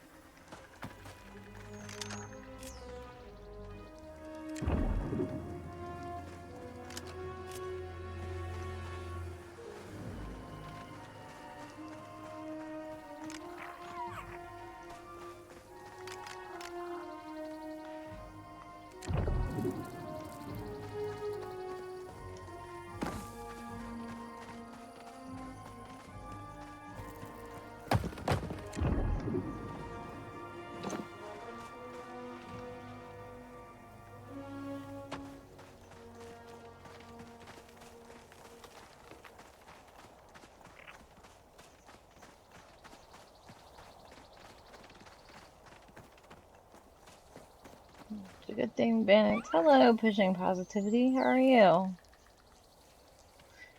I'm doing okay. Just a little tired. I had a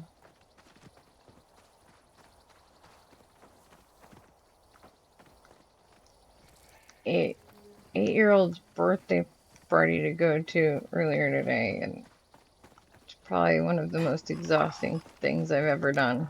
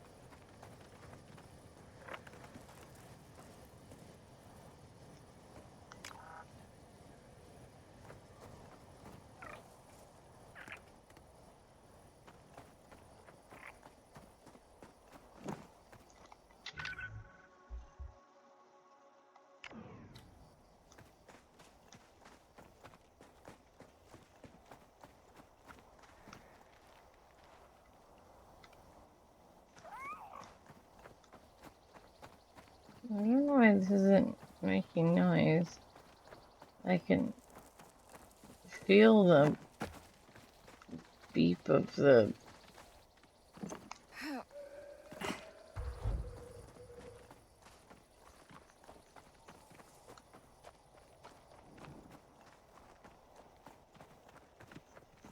smuggler's catch thing.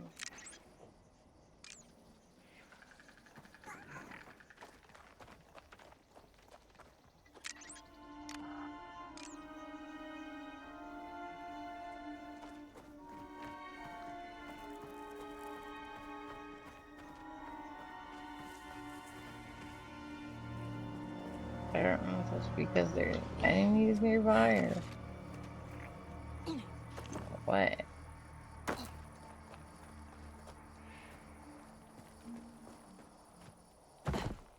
Well, it thinks that there's enemies nearby because I don't know where those enemies actually are.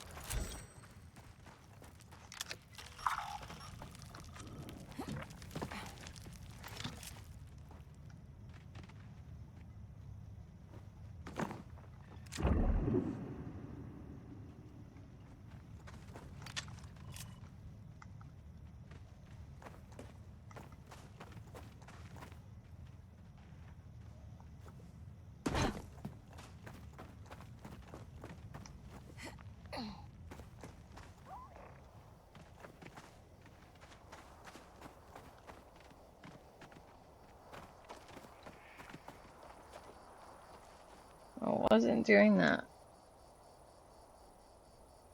The sound or the light, but I could feel it in the...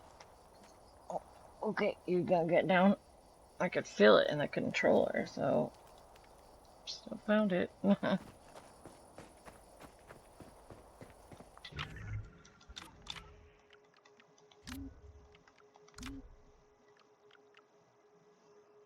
Legal buzz droids.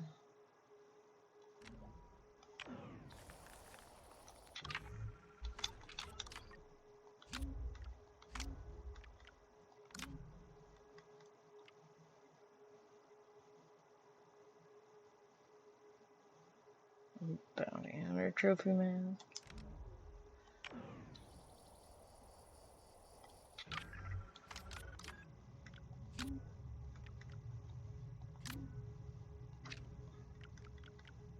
Fort Sunfire is a supply depot on Tatooine that is used to hold secure supplies to support the local Imperial detachment. The depot contains enough food and water rations to last several months.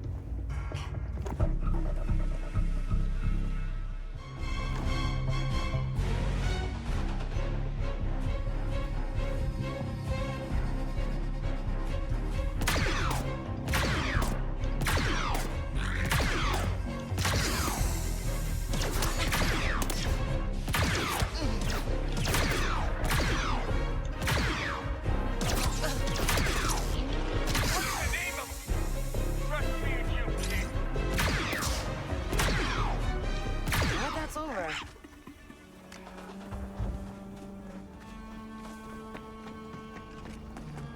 Sorry, I don't know why you guys had to be dead, but apparently you were part of something.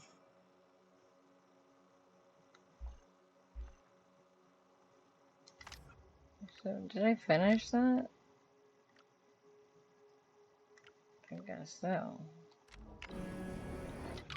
I guess I can do this job then.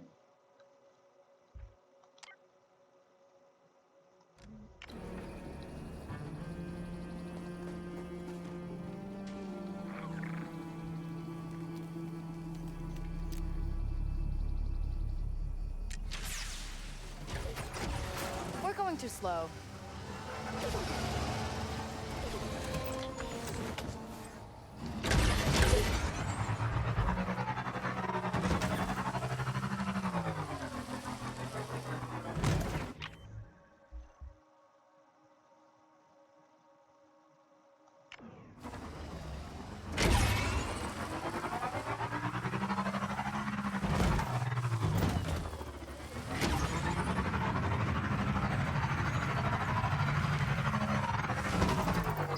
All right, ND5. Time to get started.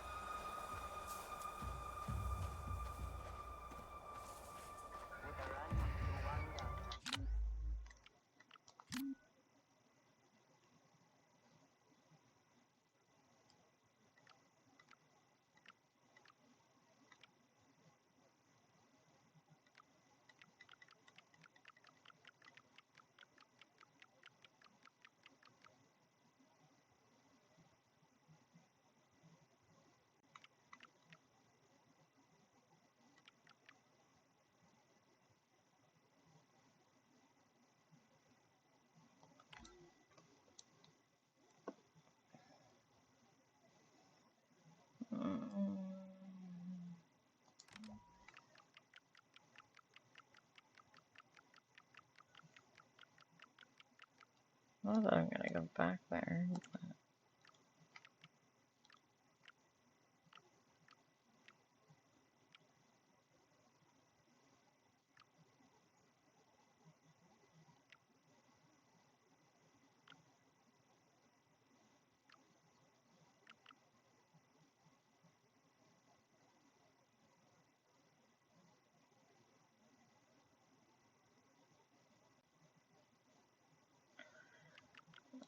Okay, I'm gonna put this in the beginning after home.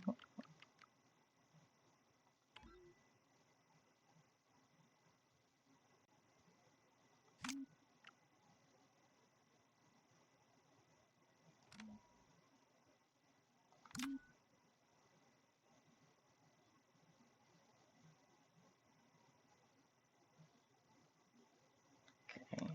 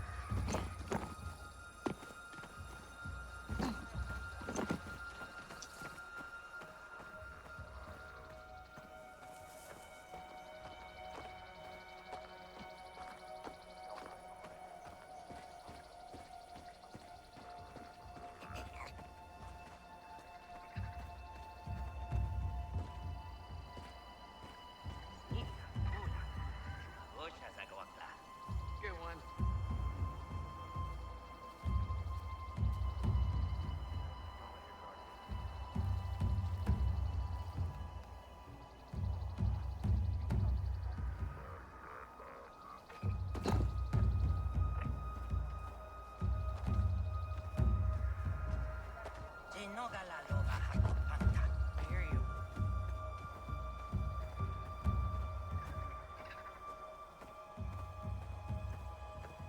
I'll let you know if I find anything.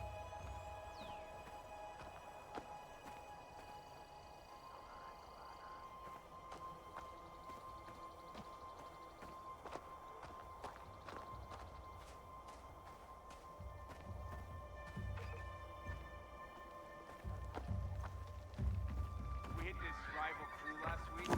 Should have seen the looks on their faces when they found us waiting for them in their own hideout.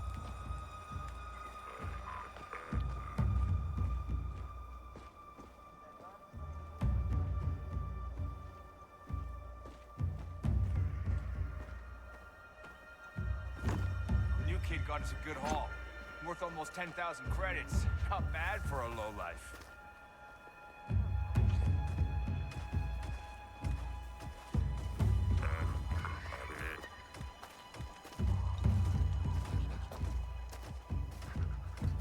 Something funny going on.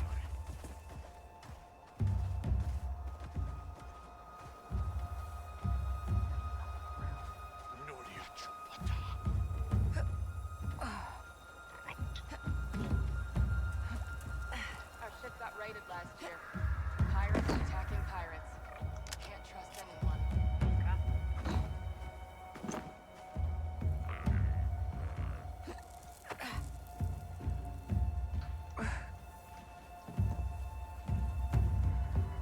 Focus.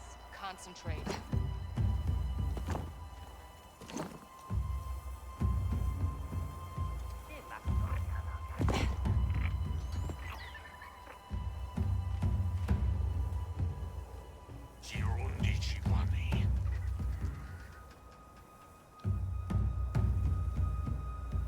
Guess I'll stay on guard.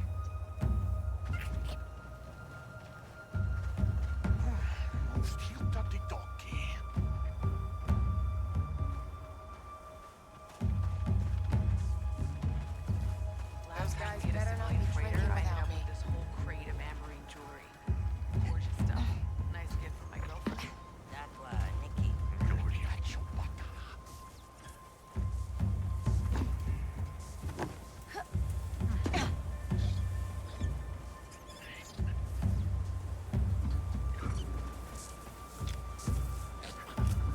Next, let's go.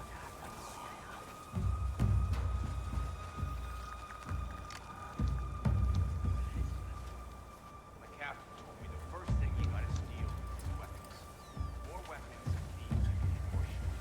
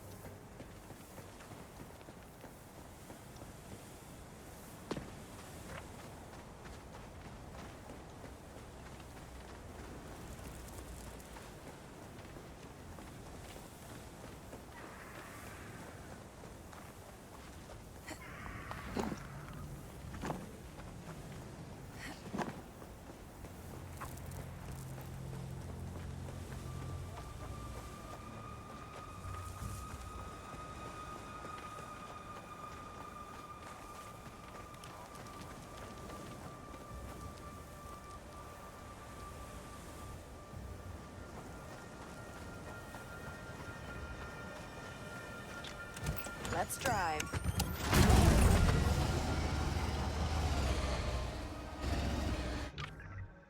Where are we going?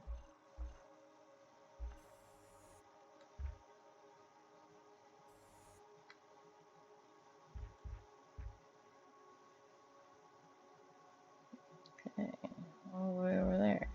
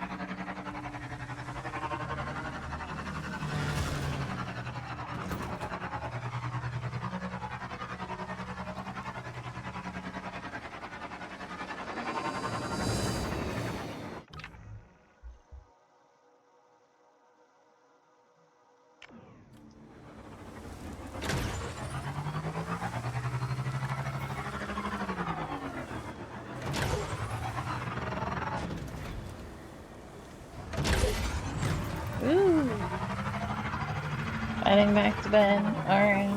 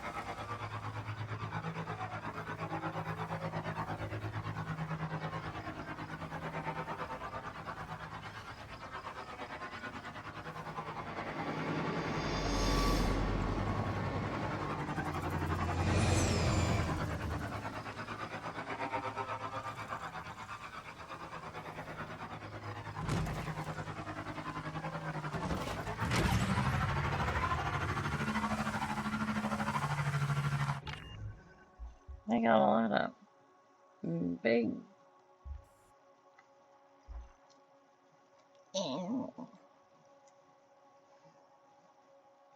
big vehicles on these roads.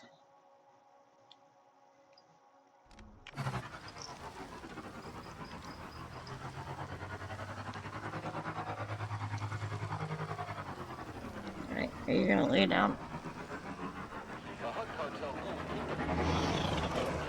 Alright.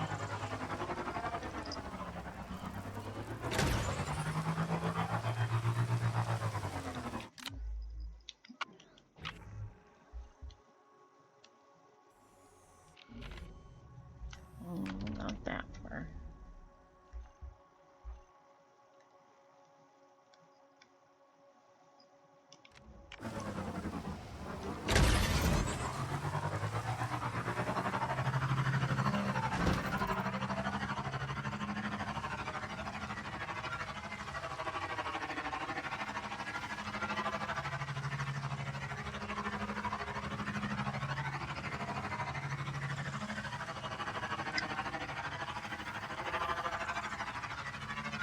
I'm sorry, I don't have a hand to pet you with, buddy.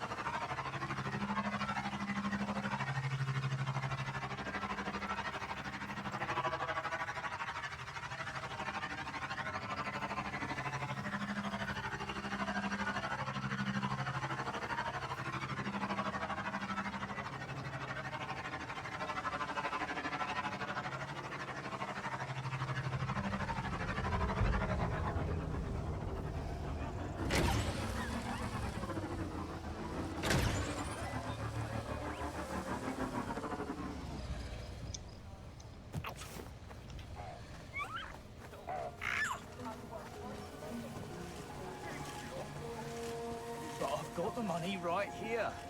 I can't take that. It's impossible. We'll never manage it on ours. Strange.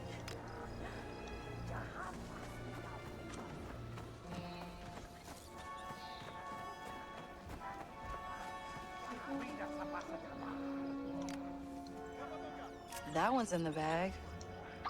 You've got a deal here, Kay.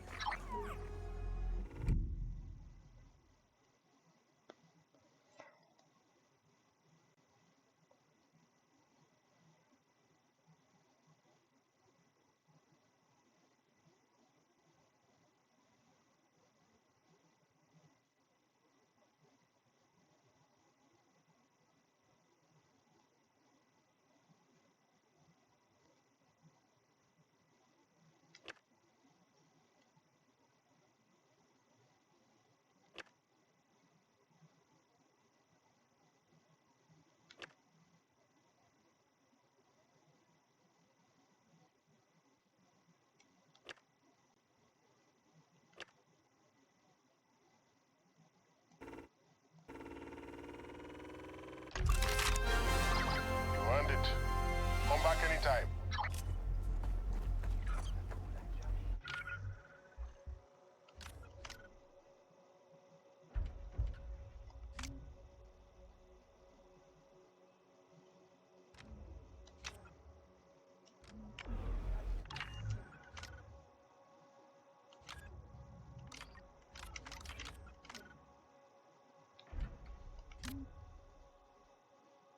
Mm-hmm.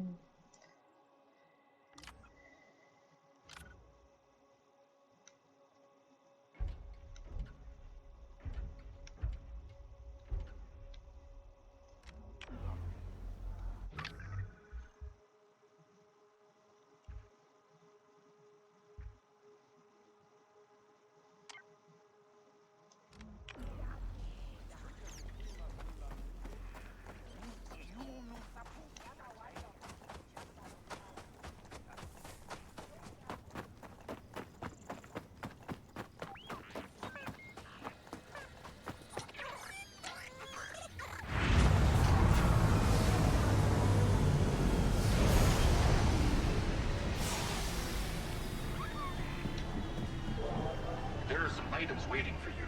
Guess we're making friends. Mm.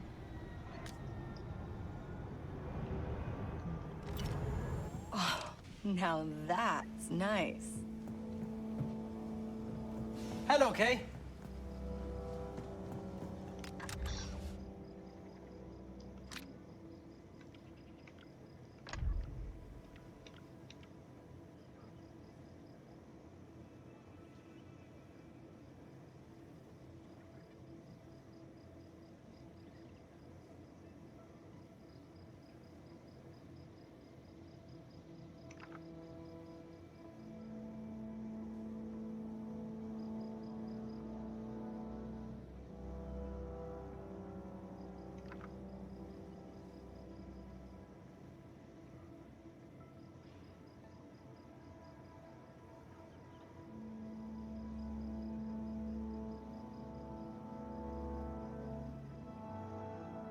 No.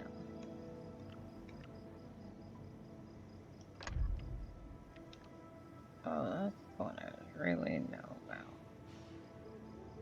Particular polycarbonate, actually. Recirculator, I mean.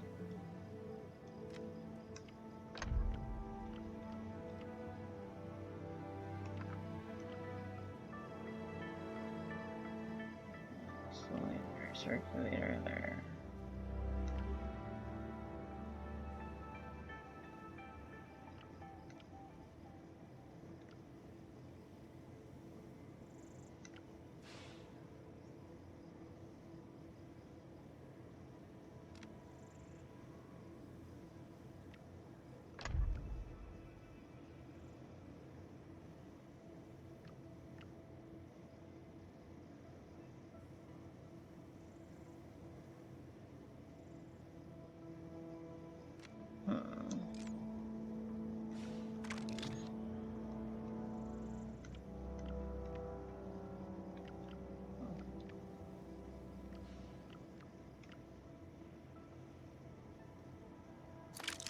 Why not? Huh? Oh, hey, kid. Hey there, Hank.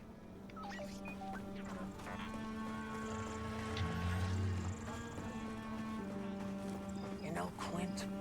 She might be the law now, but her past is as checkered as mine. Watched her in a standoff, and she had this fancy little trick with her blaster. No one's teaching that at the academy. I bet it's an old pirate trick. I tried it out at the range. Bam, bam, bam. All targets down. You're lying. Will you teach me? And give up all my secrets?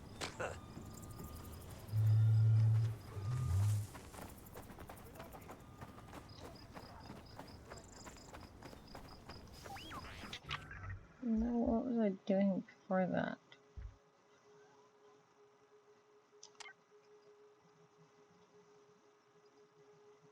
Oh, yeah.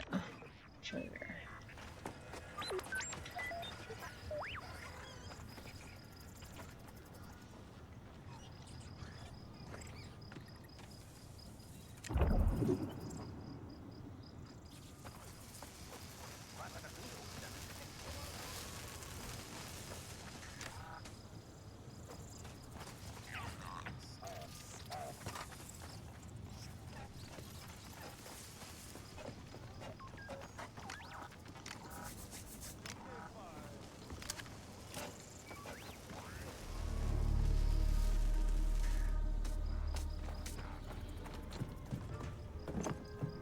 Hey, you here? Zarek Besh wants the hut smuggling lanes for themselves. That's a good way to die. Jabba finds out. Sure he'll... Hold it. You're not allowed in there. Ah, that can't be right. The Huts have been after those lanes for a while, haven't they? Yeah. Guess Zarek Besh knew something they didn't.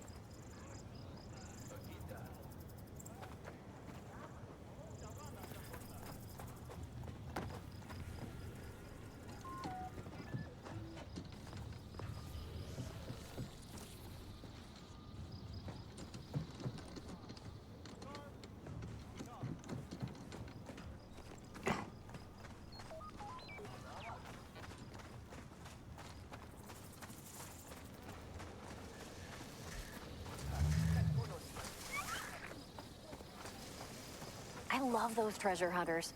Easy money. Whoa, another one came by here. Couldn't stop talking about some old smuggler who went missing and the Miyuki Trade League. I swear, I should make a business out of this.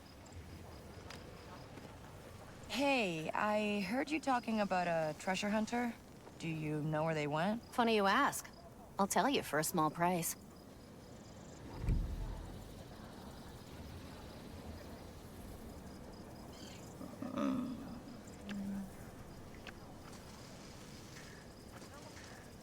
You know I work for the Huts. I don't think they'd be happy to hear their people getting scammed for credits. Whoa, okay. No need to involve Jabba in this. Look, all I know is the guy was looking for a tower in the desert. Had a device with him, too, and was using a speeder. That's all I know, okay? All right. Okay. Jabba appreciates it.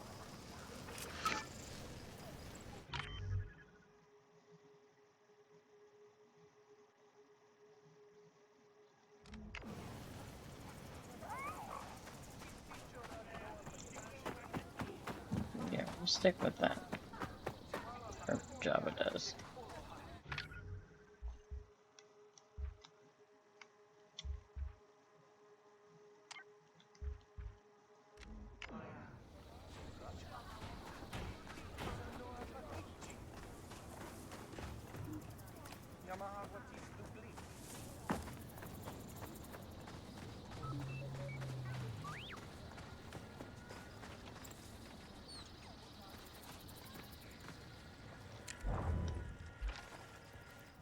You want that, Nix?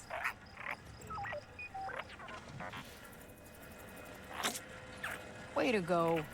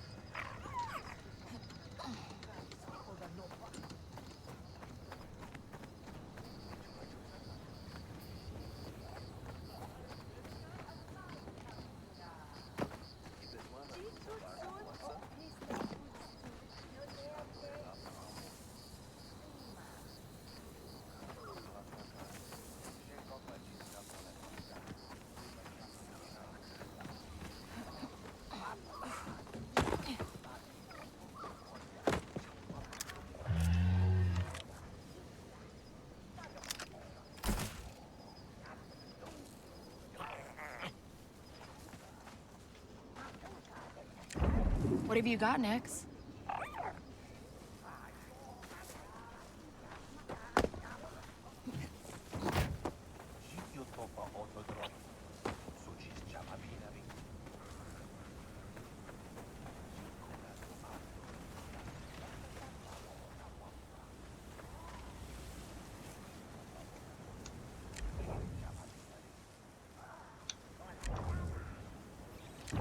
Is something there?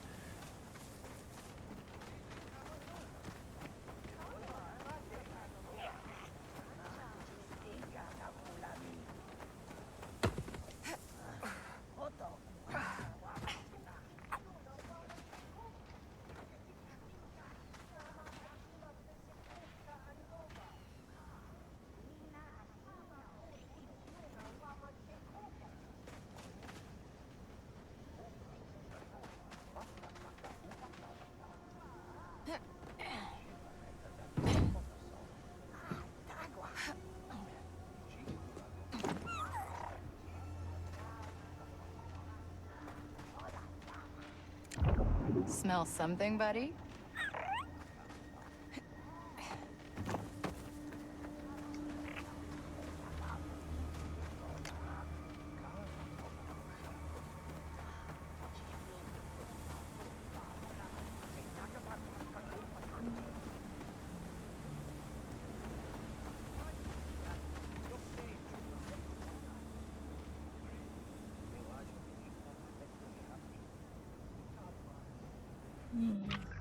Okay.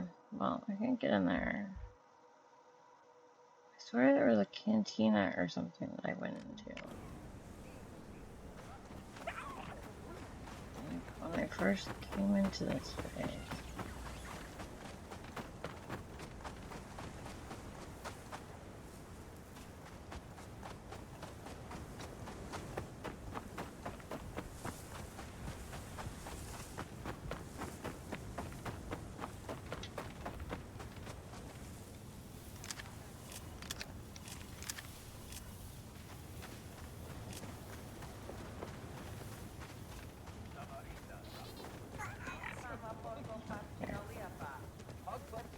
But I've got the money right here.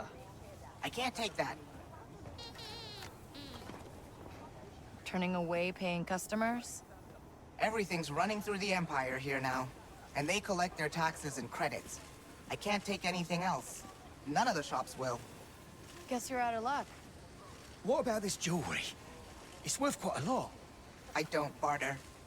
What about you? I'll give it you for a good price. You can resell it for a lot more. I just need some credits to buy water. Will you buy it off me?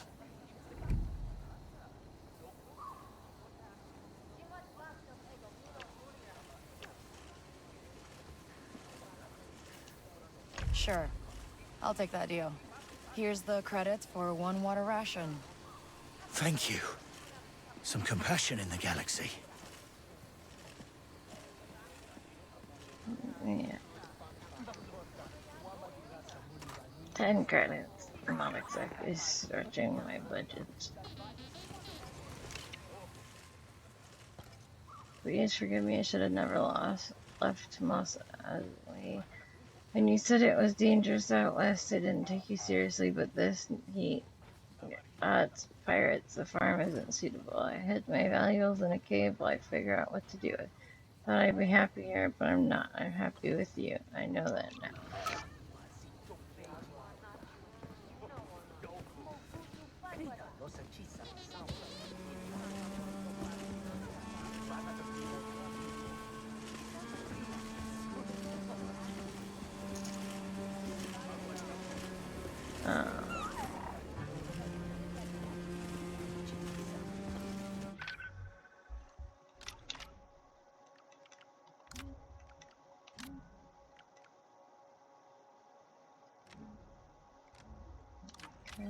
Journal. Oyster farm staff. Okay.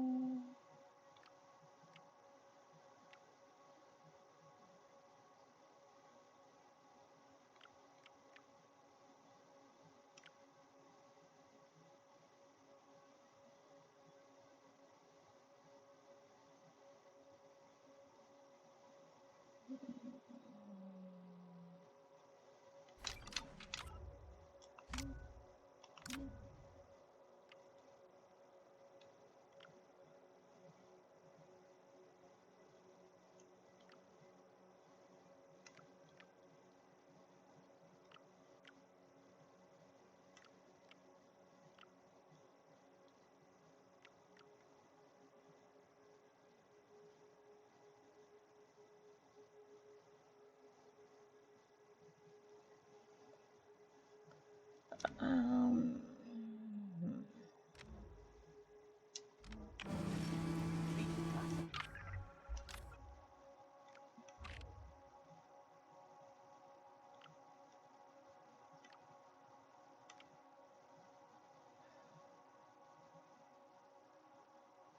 Hey, Beaks, how are you?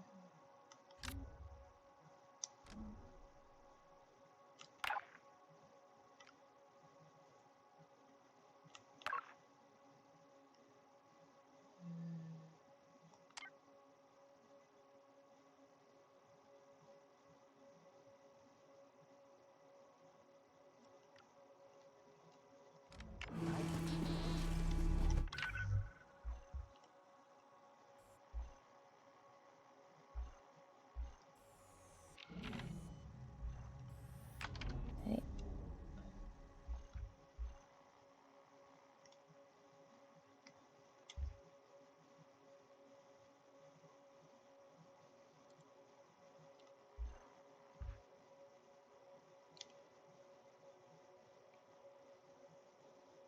I guess that's what I was gonna do next, was the next contract.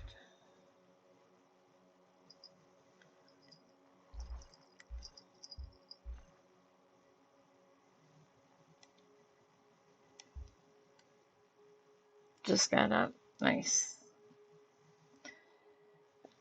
I have been awake way too long.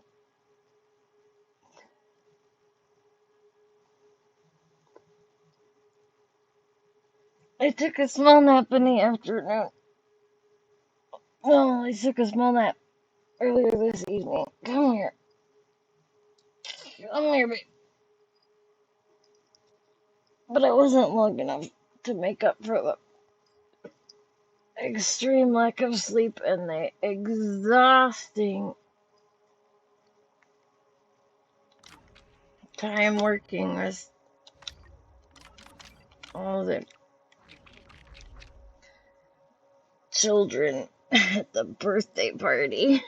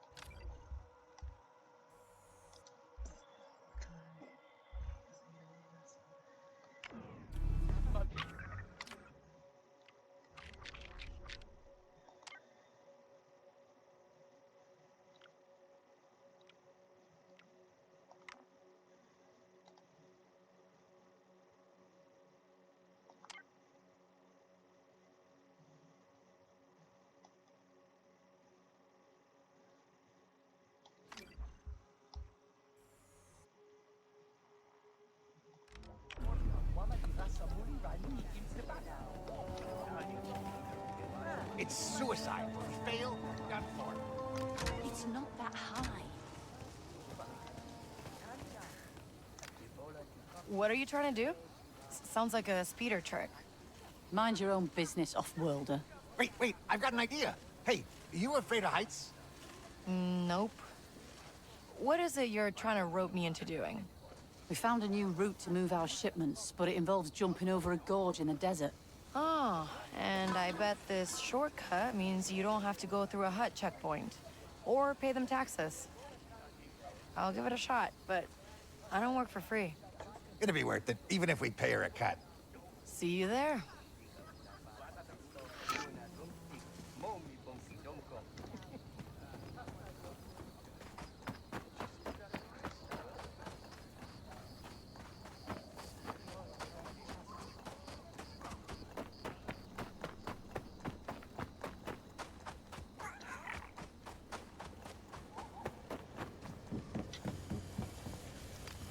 Hold on, Nix.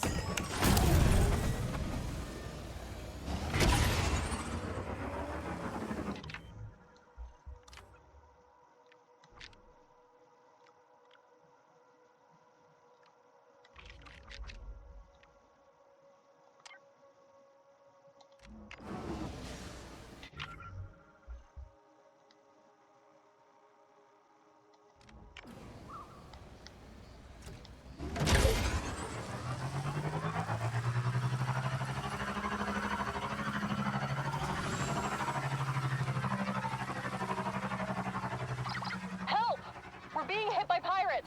They came out of nowhere and were outgunned. Anybody, please. We need assistance.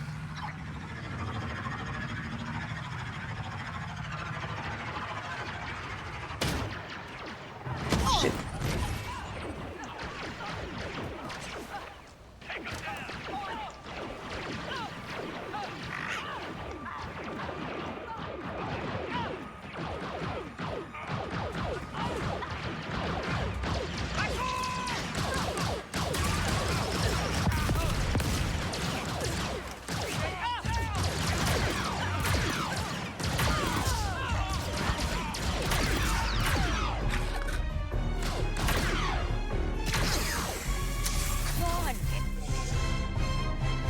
It's over.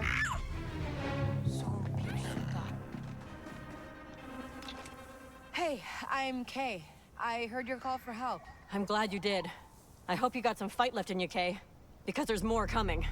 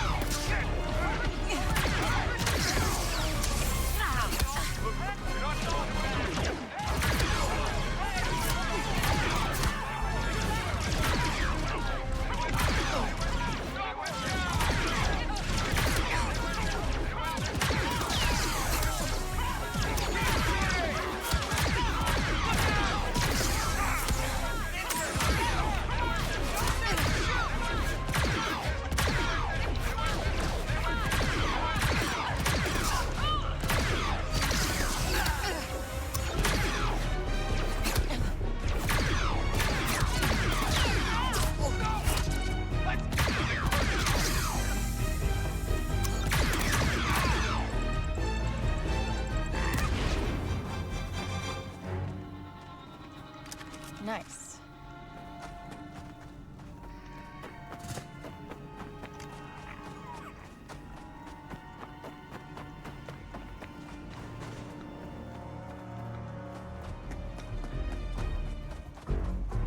Get them!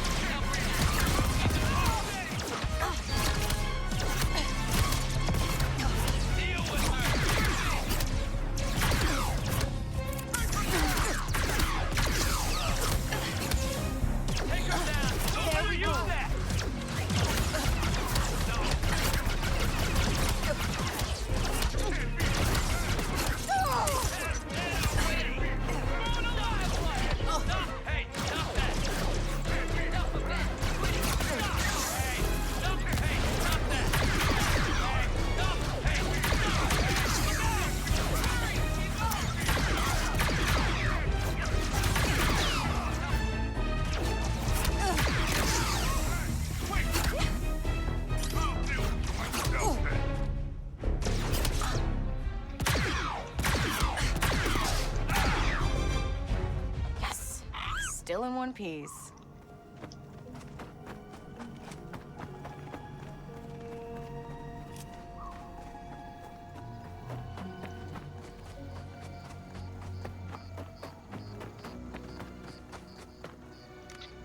We pay the huts for protection. Wonder where they are now. Huts only help when it's good for Jabba. Here. We don't have much, but take this as our thanks.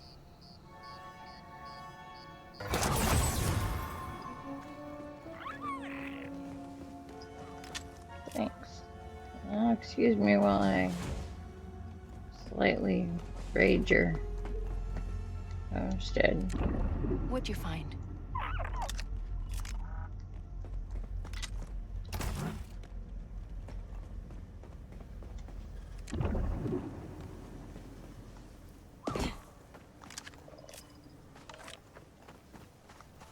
Bye, Finny.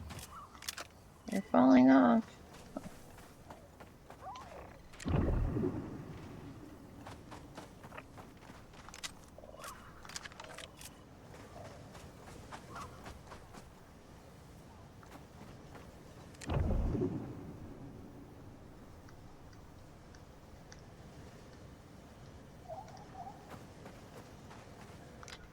Ready to go? Yeah. I don't think that's gonna work. It's stuck. I'm gonna have to call it.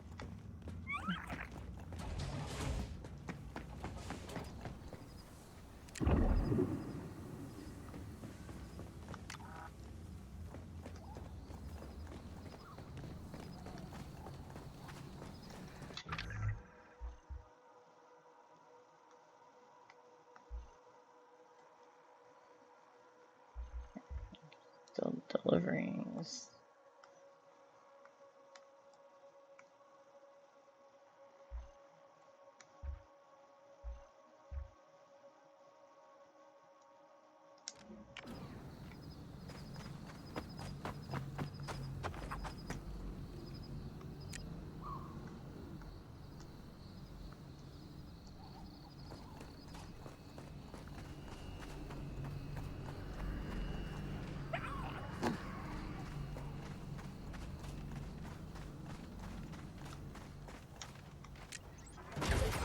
Let's get out of here.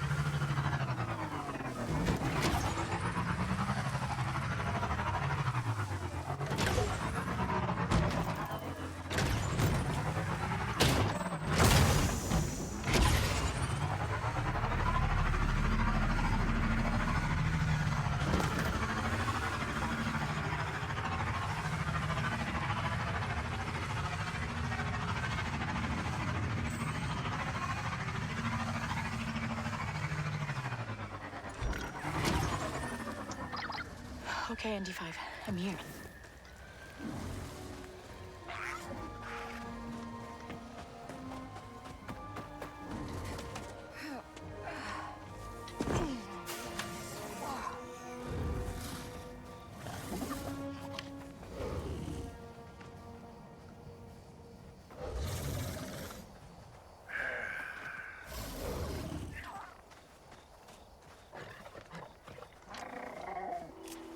Next, come on.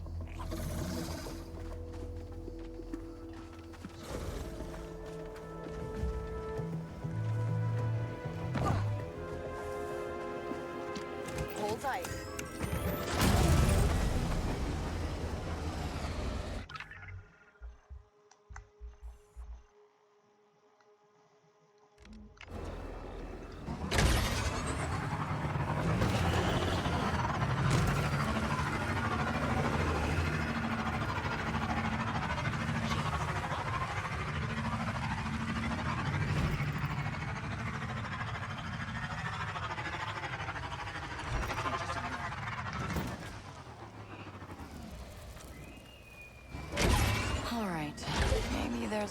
data pad or something that can tell me who that old gunslinger is.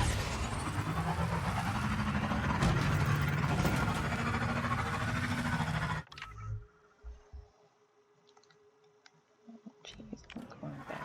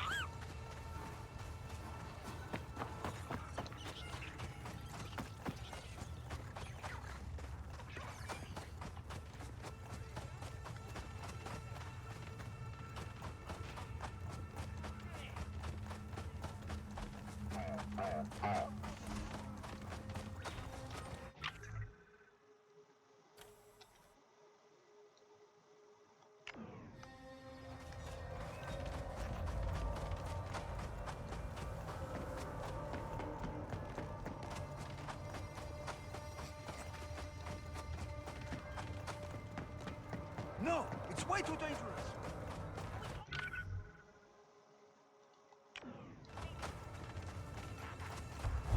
You need to stop worrying.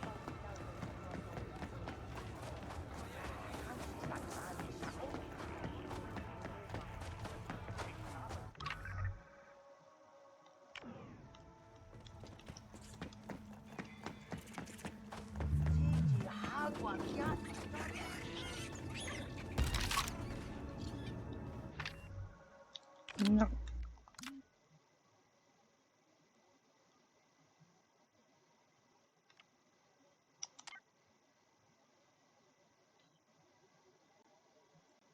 I refuse.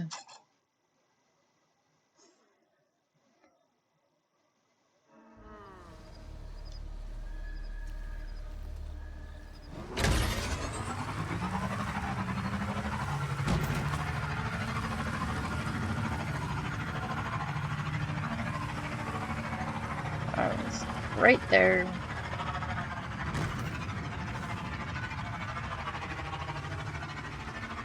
Out of the basket. Just had to put it in.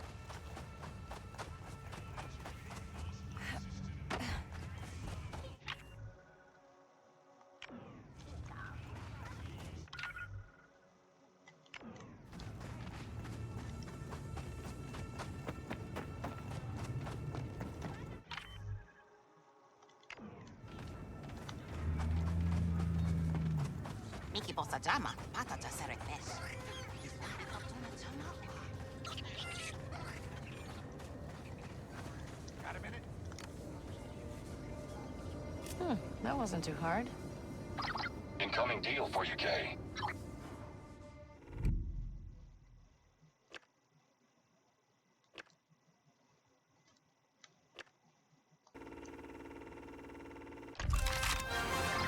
Nice work. Credits are on their way.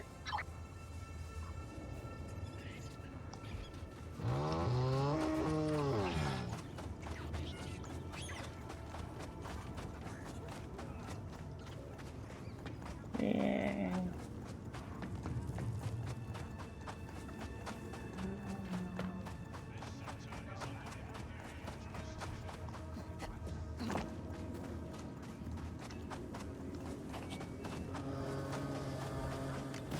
Hang on tight.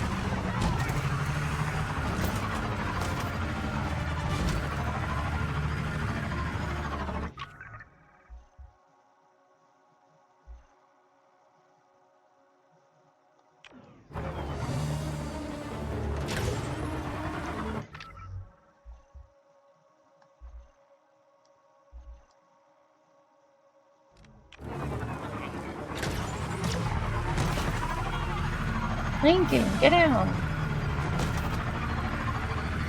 Get down. Lincoln. Get off.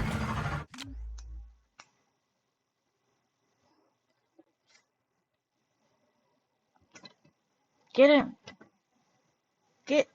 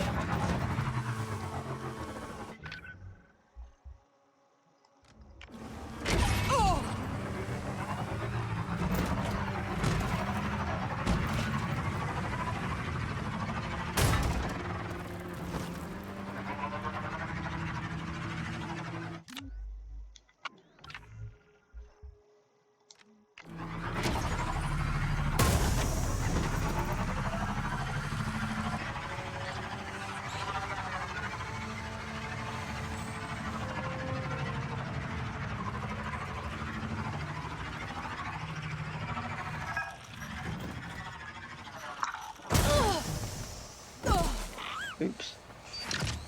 That is not how I meant to stop.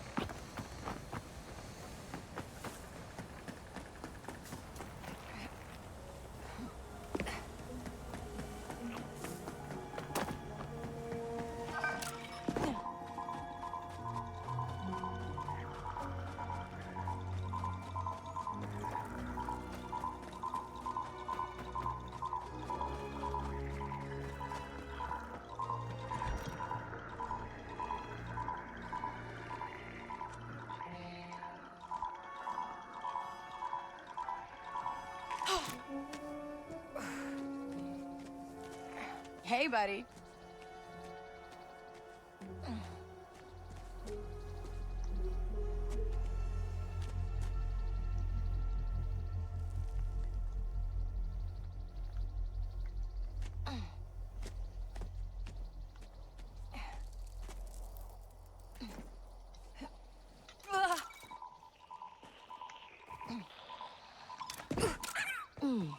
Yeah, that hurt.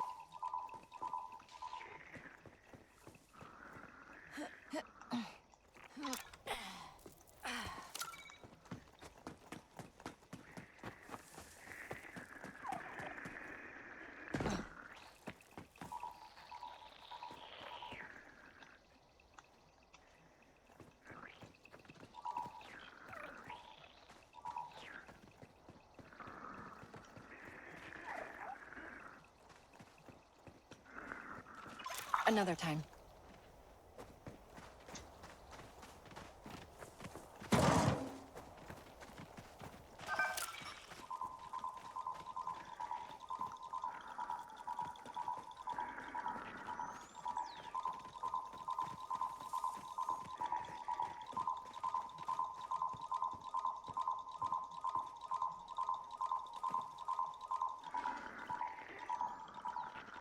Oh, whoa.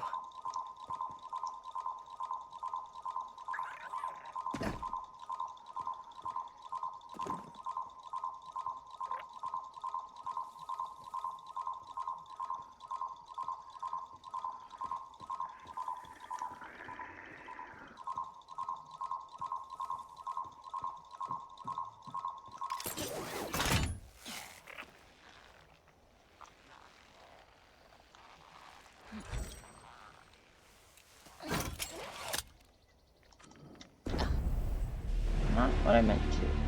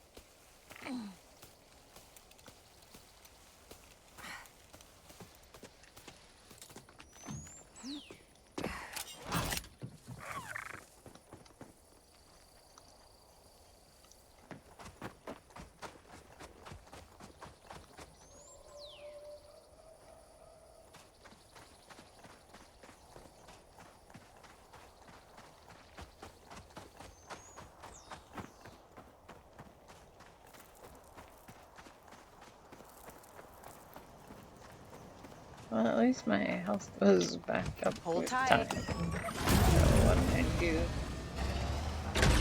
embarrassing crashes like that, I can slowly revert back to normal.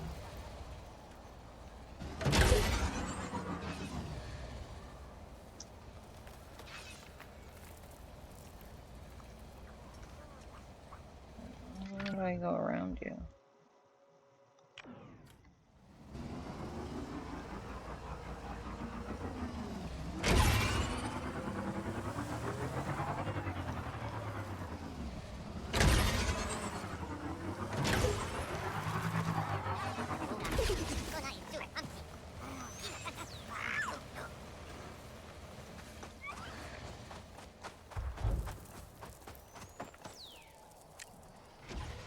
Time to go, Nix.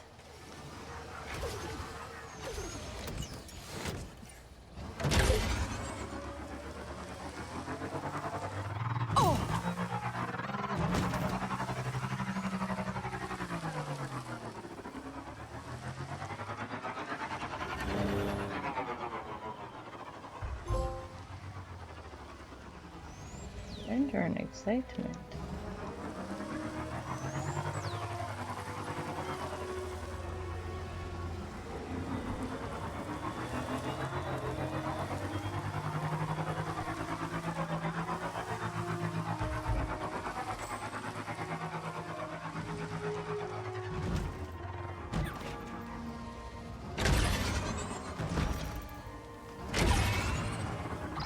All right, NT5.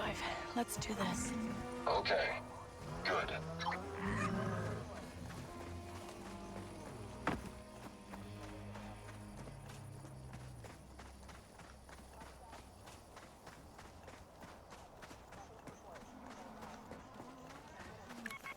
Time to play shadows, Nix.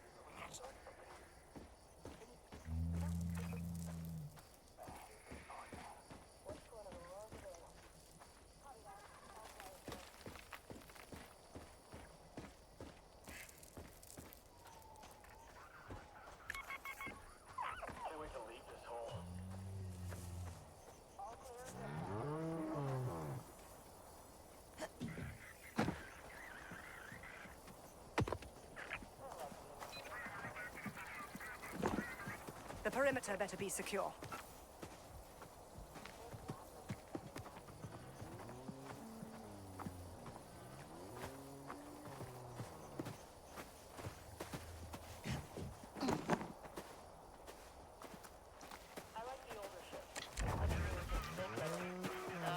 Nothing out of the ordinary.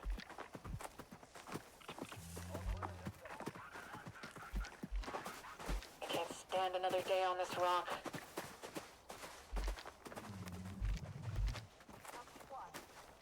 See what they've got. Watch for suspicious activity. Great.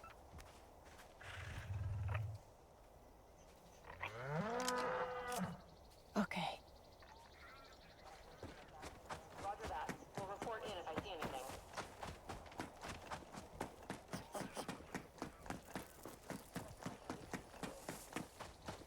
We're done here. Kay, you've got another offer.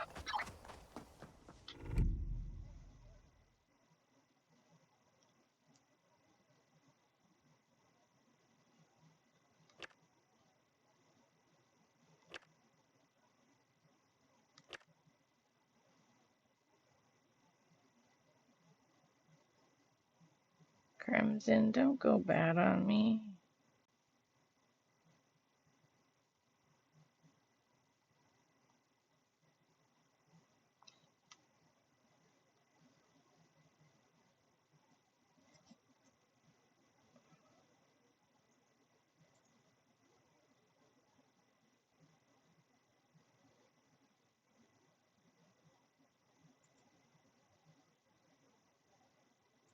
Made me choose between Crimson and Hut. Better not have affected my Crimson reputation. No, it didn't. I don't think. Right in the smack of the D. Smack of the D. Crimson and my hut are the same. Wow.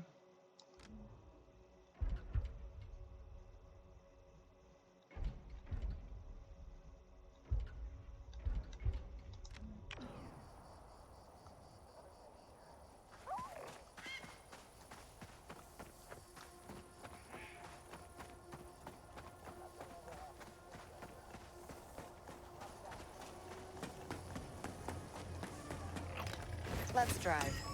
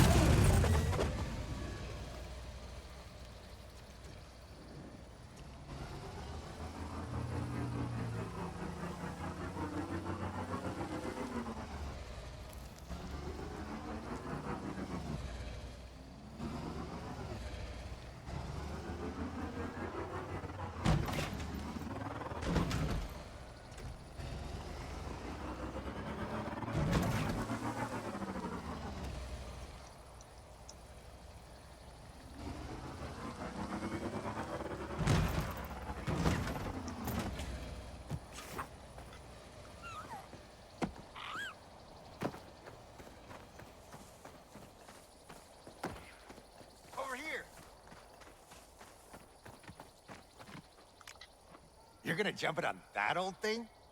We might as well say goodbye to you now. Don't underestimate her. She's faster than she looks.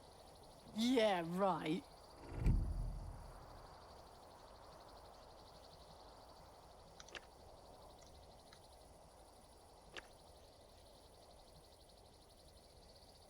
Why don't we make this interesting? I'll wager real credits to say I make the jump. I'm out. You're on. So where is this impossible jump? It's right over there. Oh.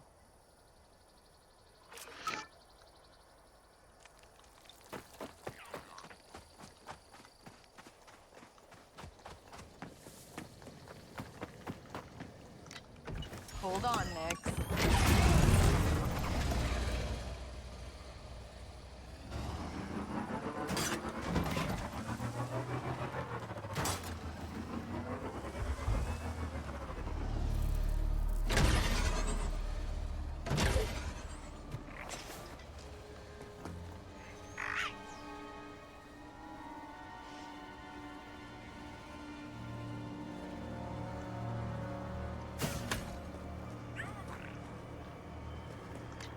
Ready to go?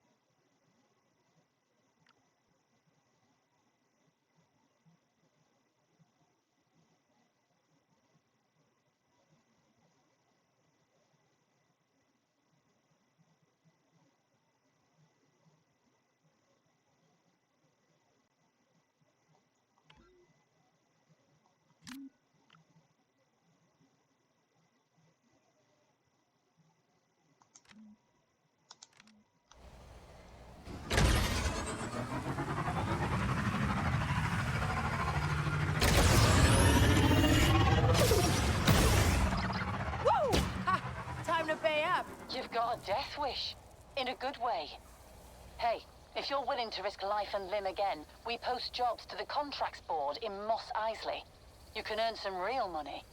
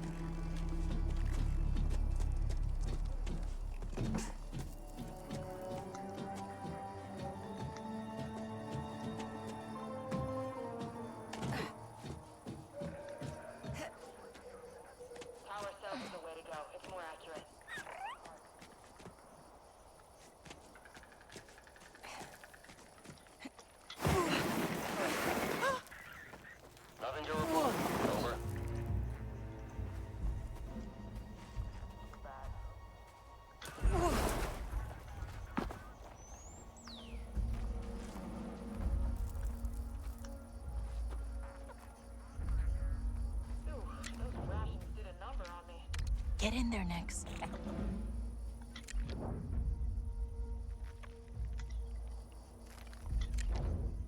Nix, attack. It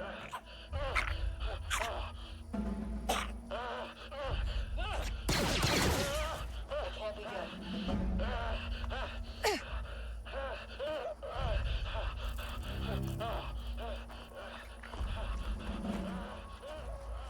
Let's investigate. Wait a second. Target in sight! Fire at will!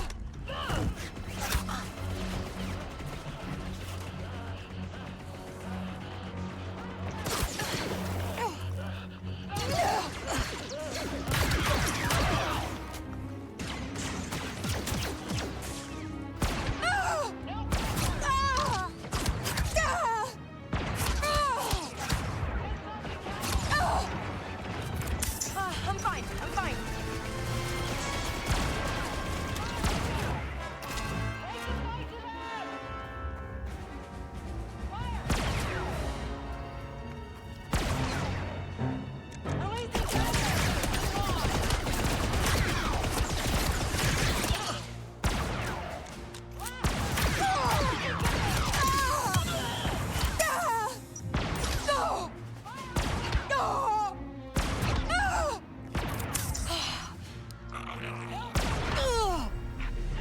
What?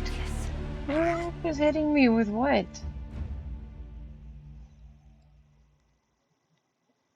I don't know where the heck I was getting hit from.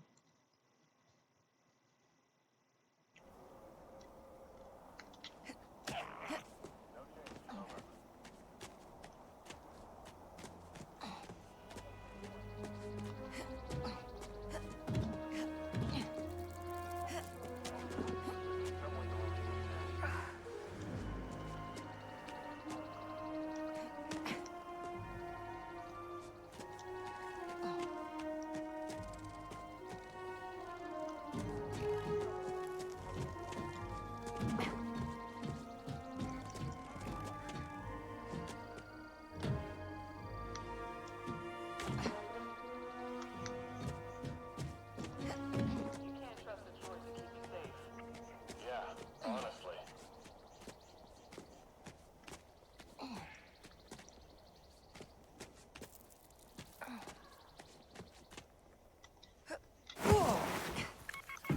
Nobody sees us, right, Nix?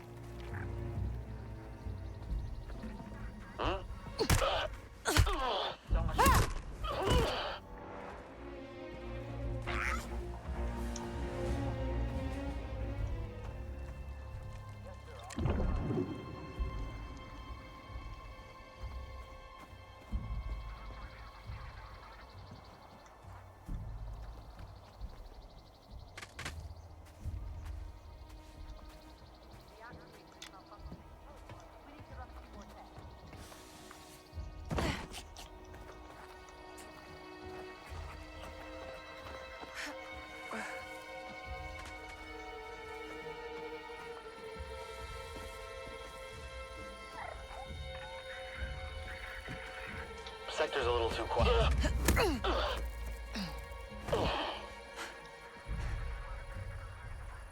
You run more drills. I'm gonna stay on patrol.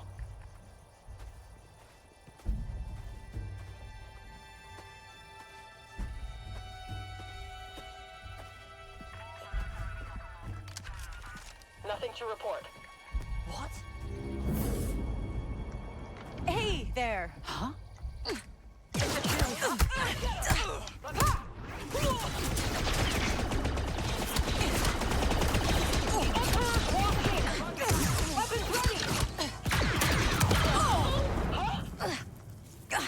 Do you read me? Just what I needed.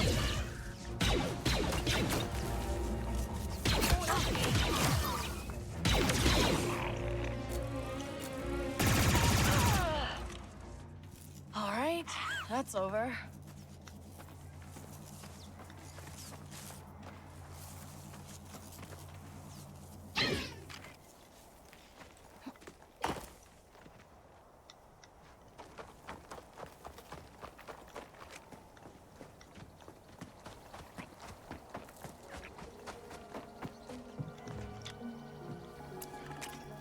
I got this. Dang.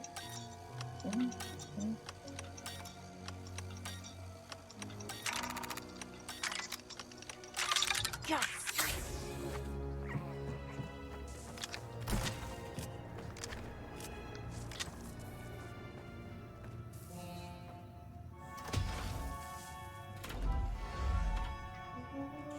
Dang, Ferric. Dang, Ferric.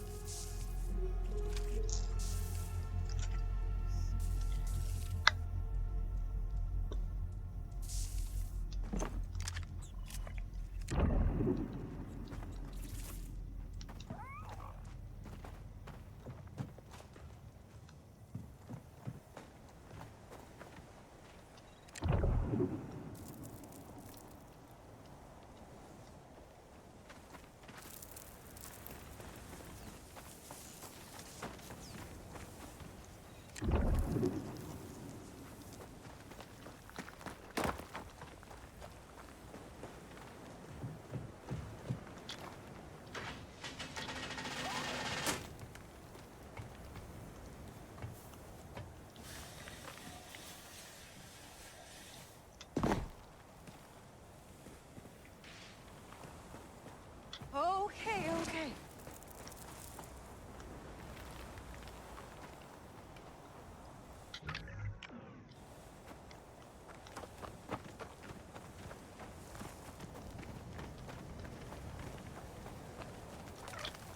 Ready next?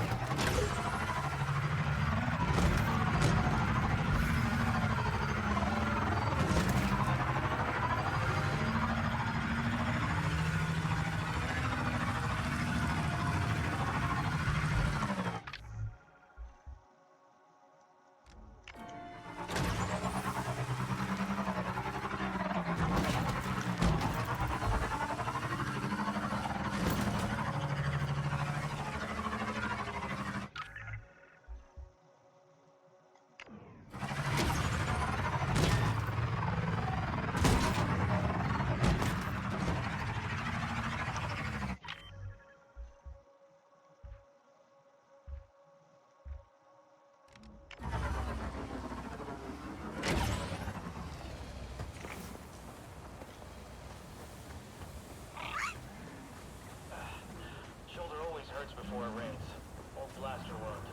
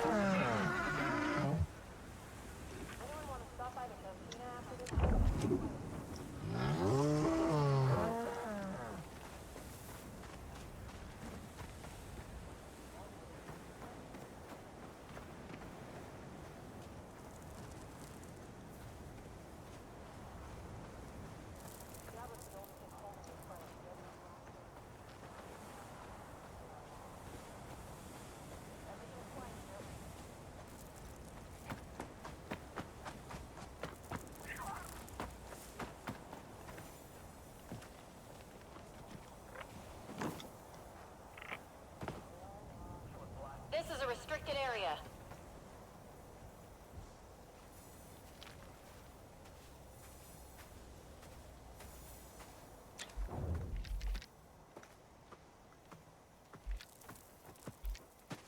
Nothing.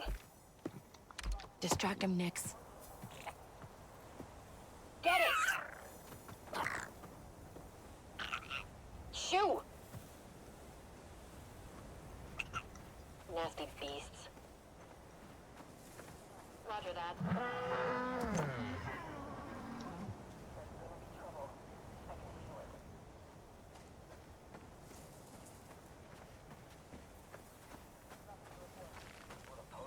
Got something, bud?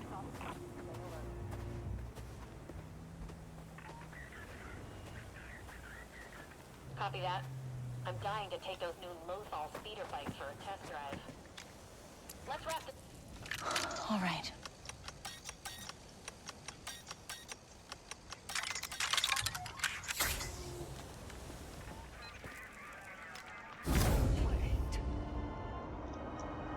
Hey, you!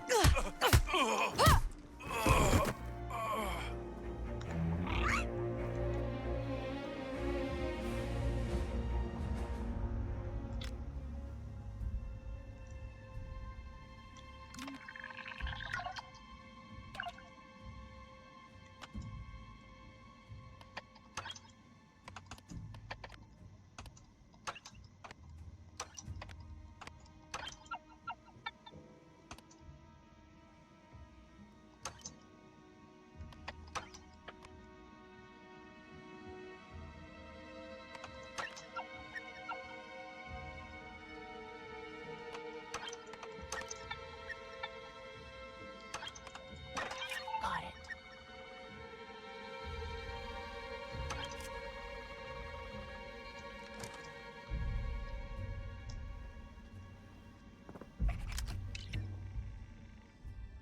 SP report. Vale Torment. Vale Torment, age 25.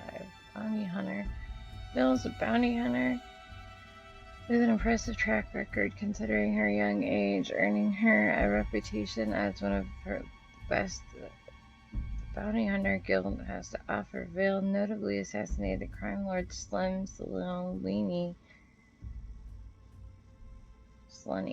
which led to the collapse of the Salini cartel, increasing Vale's value by almost 350%. Achievements aside, Vale has shown a hard stance against taking on imperial bounties, which has the ISB investigating possible affiliation with rebels or anti-imperial activists. So far, no such affiliations have been identified.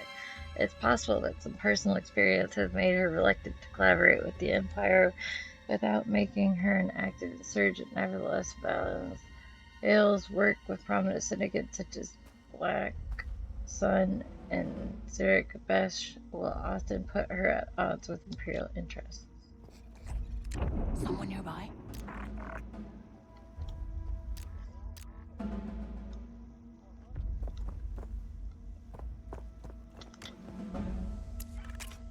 Here goes.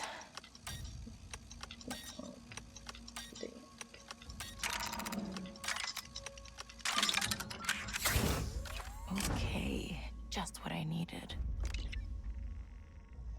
Tips for desert traveling. Remember to travel in a group when you're crossing the desert. There's a big monster living under the dunes. Well, I say monster, but truthfully, we didn't know what it is.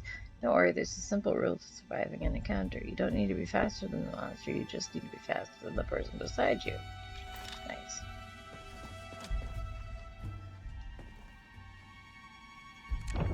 Someone around next? Wasn't that? Nothing else here.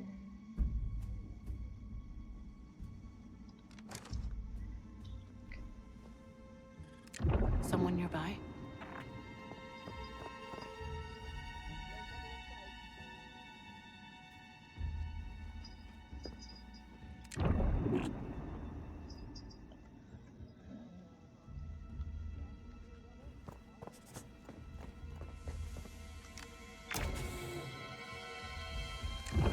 Someone around next?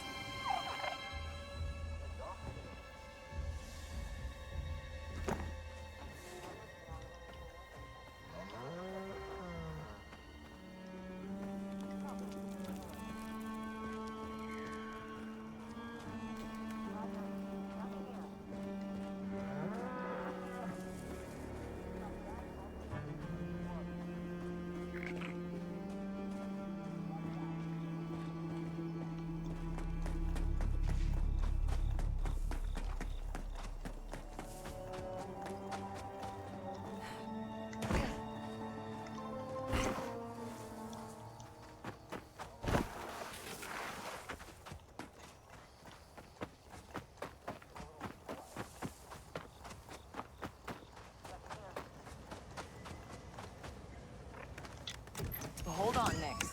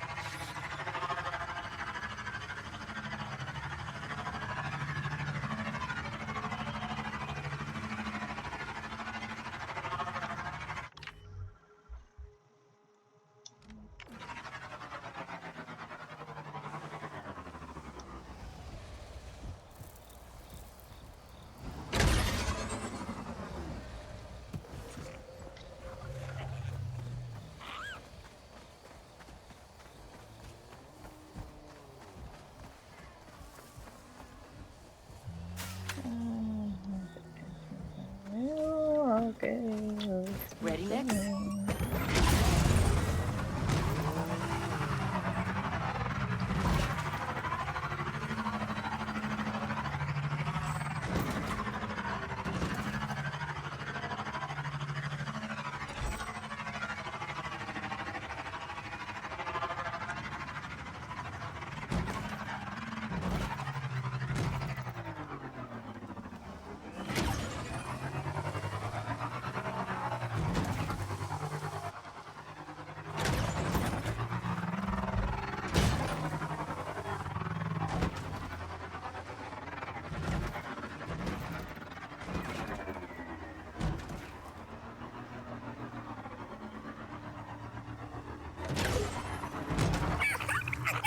What crashed up there?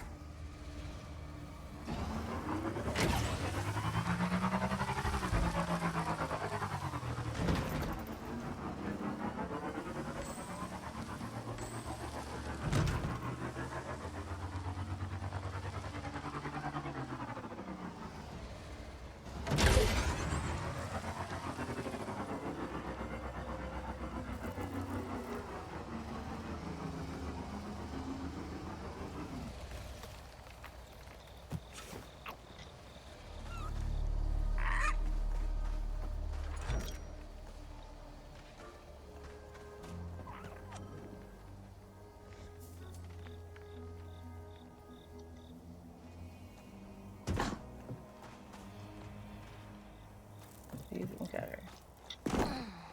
Okay.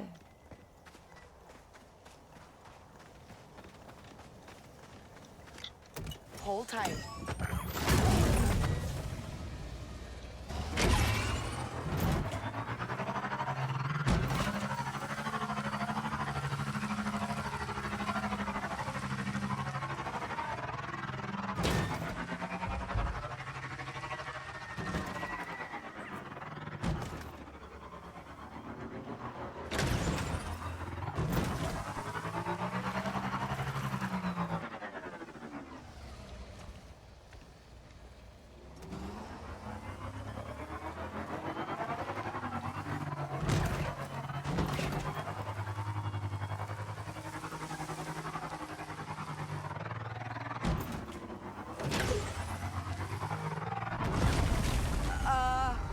is that?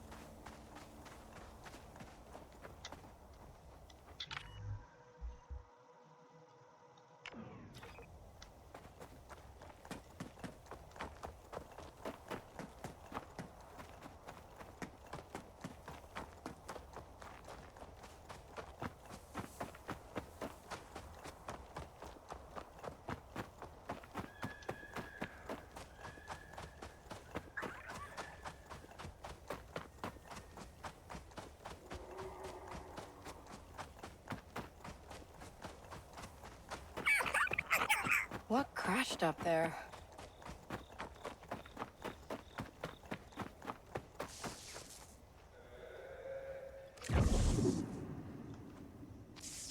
That doesn't look good.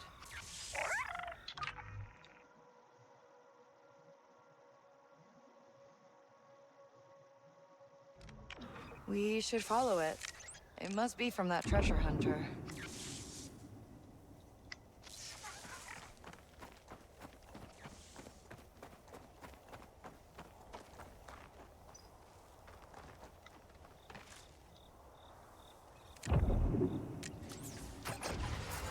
Okay, Nix.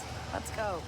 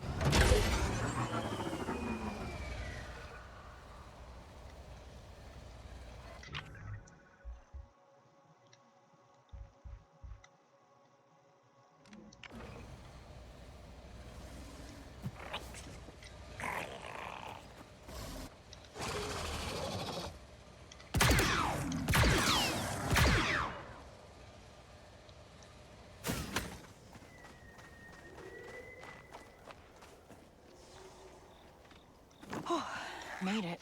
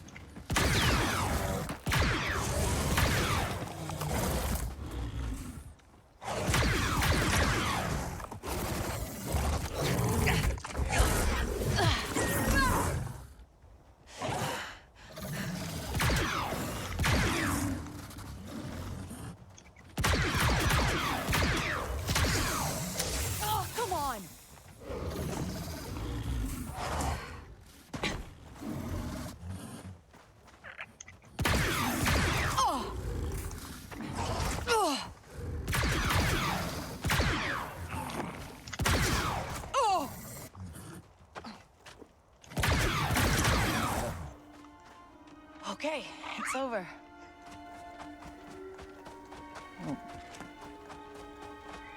I need to reset the sound. So that is just not working.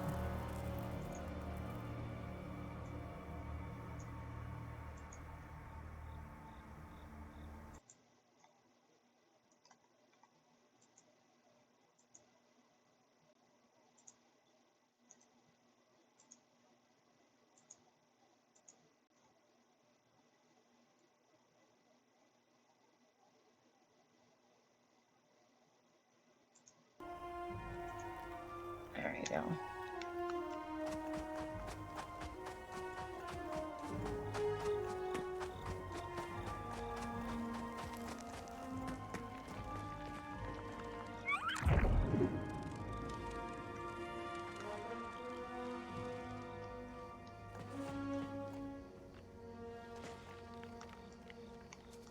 Oh, this thing took a beating.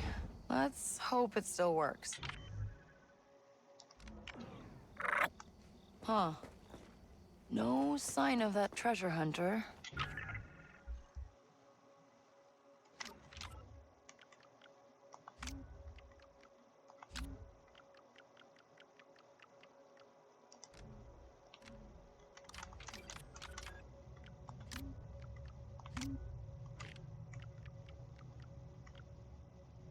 Moss Algo is an old mining town that was abandoned after the mining guild faced diminishing returns from the mining operations since the Knot cartel have been using the town as a shadow port for smuggling as well as storage for hub for certain cargo.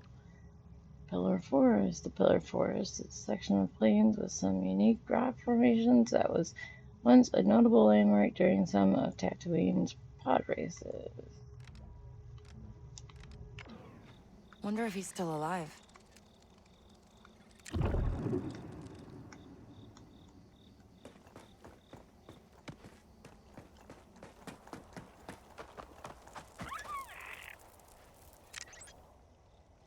Okay, signal's good.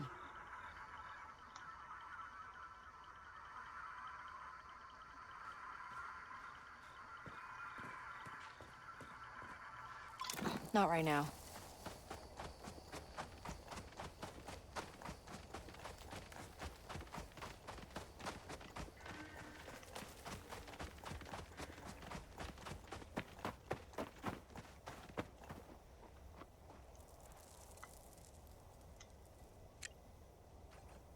Feel like going for a ride?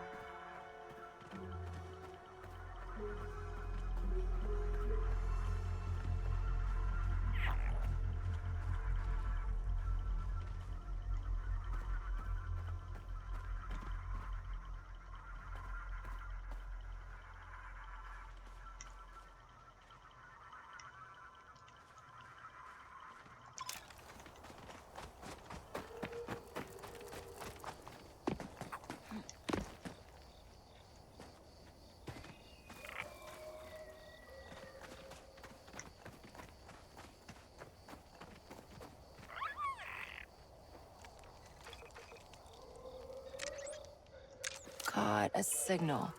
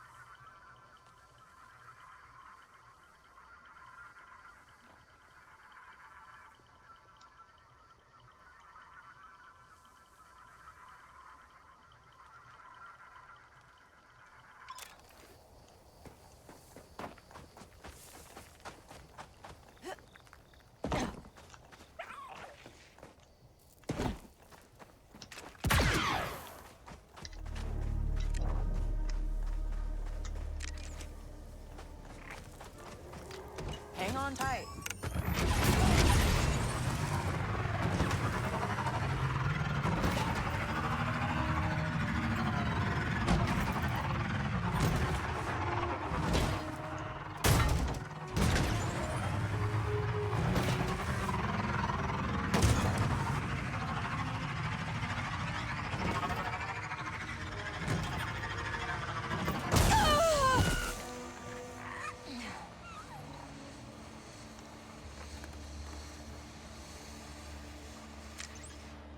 All right, let's see what we have here.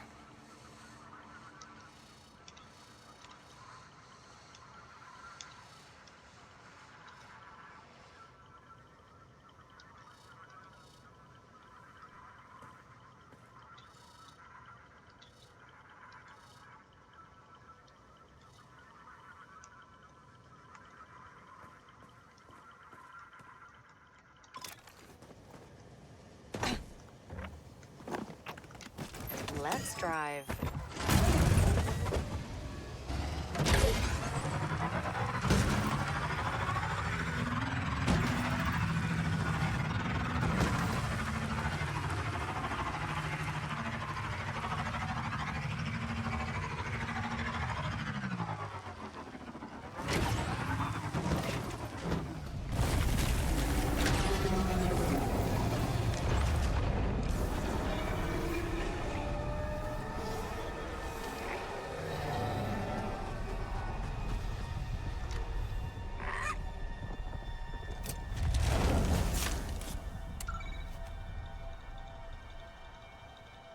Got a signal.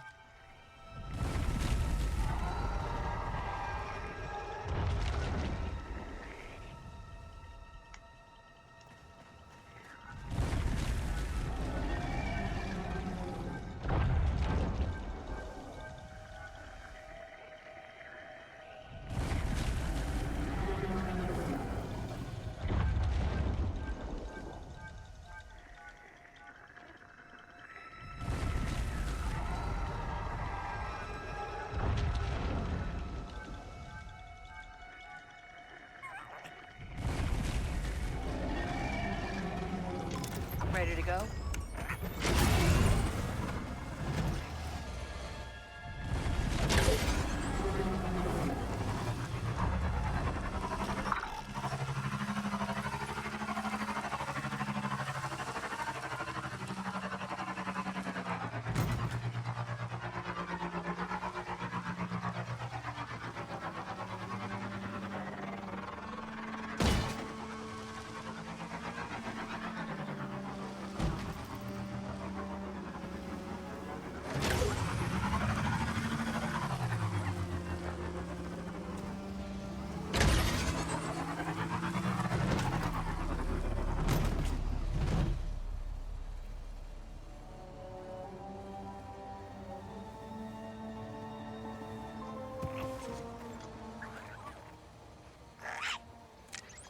Okay, signal's good.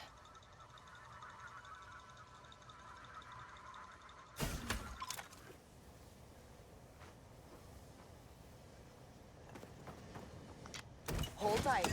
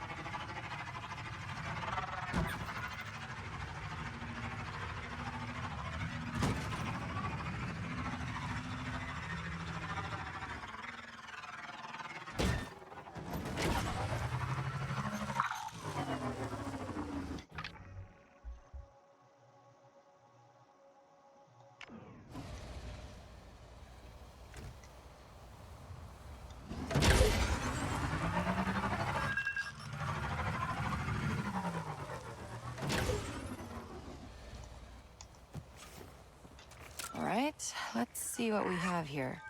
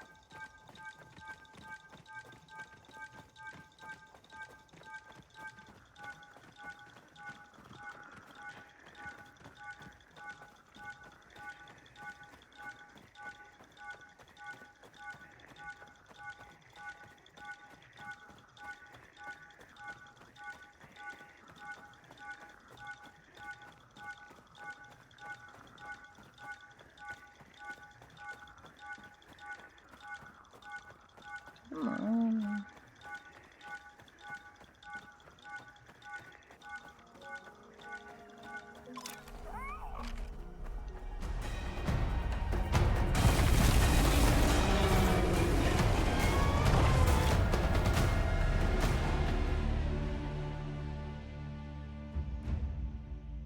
What are you looking for? Some kind of place to put my the disc in. Vault frequency. I'm looking around for a buried vault.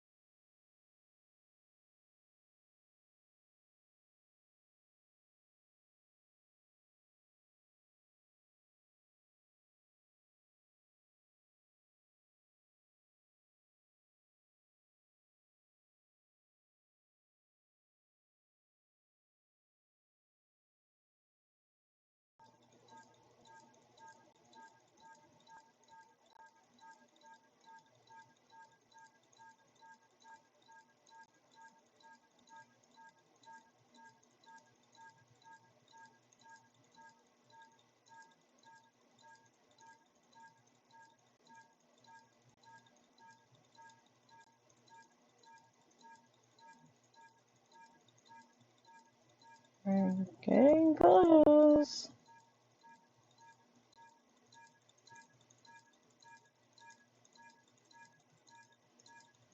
Oh, dang it. Usually the sound stops when it freezes.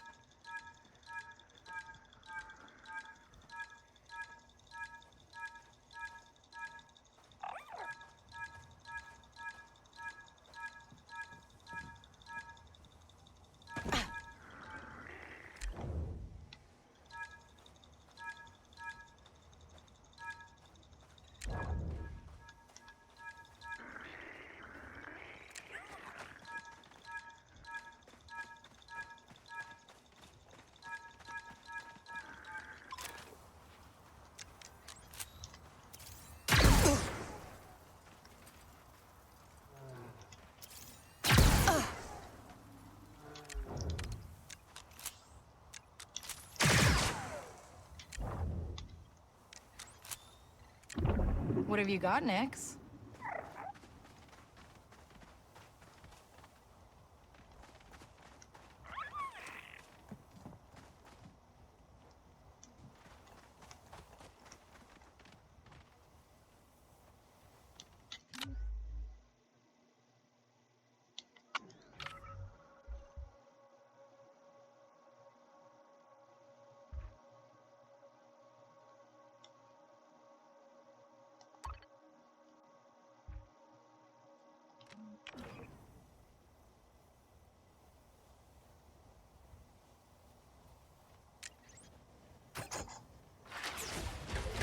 Tired of walking, Nix?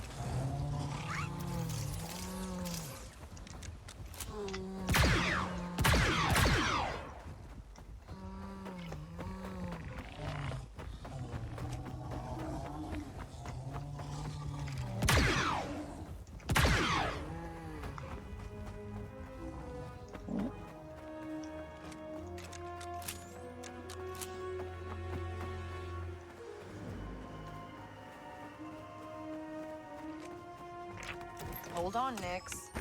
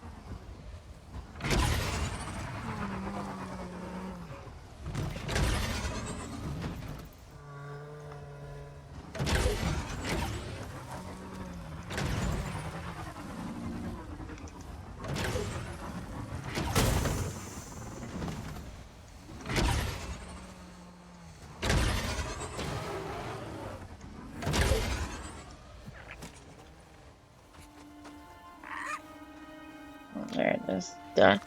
I was like, maybe I have to get them. Because I was thinking that I had to like get them to like maybe come and like bash it off or something, because I forgot that it has the Dang, place Barrick. that it should have What a happened place to here? put the disc in. Silly me. Is something there?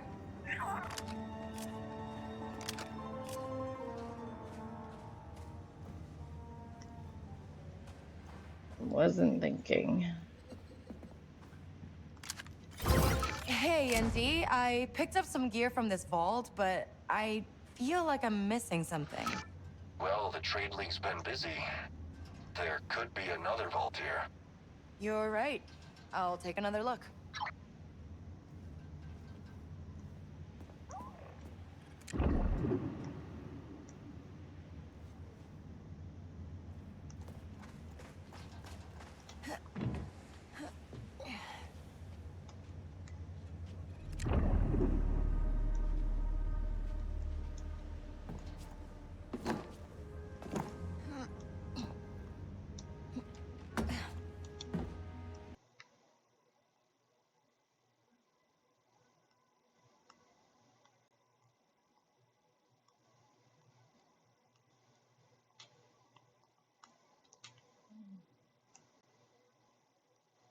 Yeah, froze again.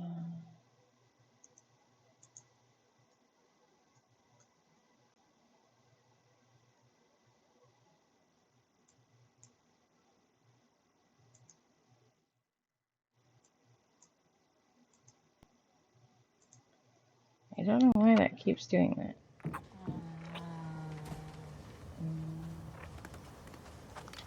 Ready to go?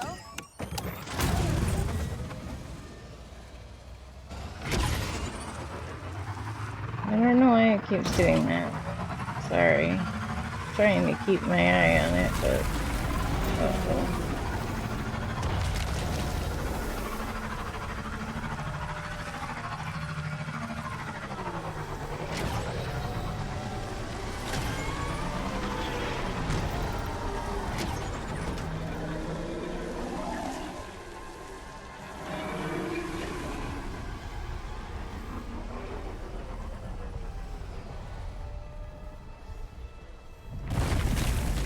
No, it's my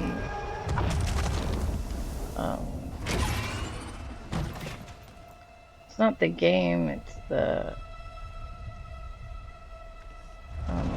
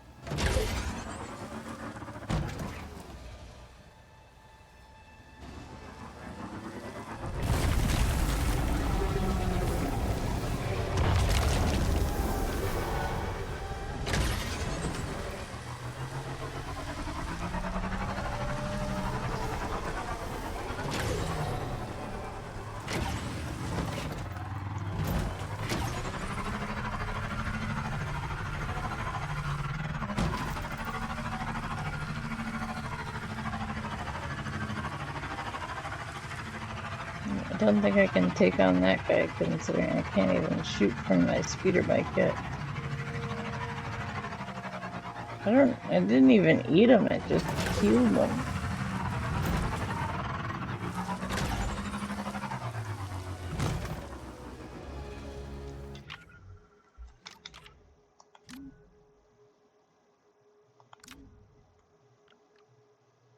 Ooh. Superior chest. Increases pickup weapon ammo capacity. Reduces damage taken from blaster and projectile weapons. Supercooling window and damage with the first shot after supercooling is greatly increased.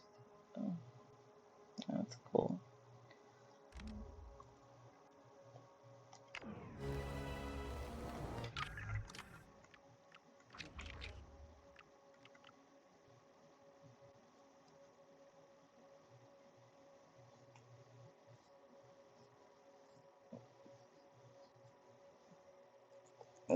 B-spine? Okay.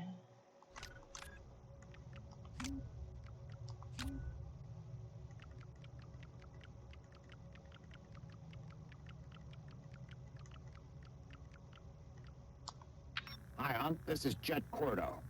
I'm leaving you a message in case you are wondering where we are. Rata claims that she was followed and that this location is compromised. We are moving to the other vault for safety. Be careful, and don't trust anyone.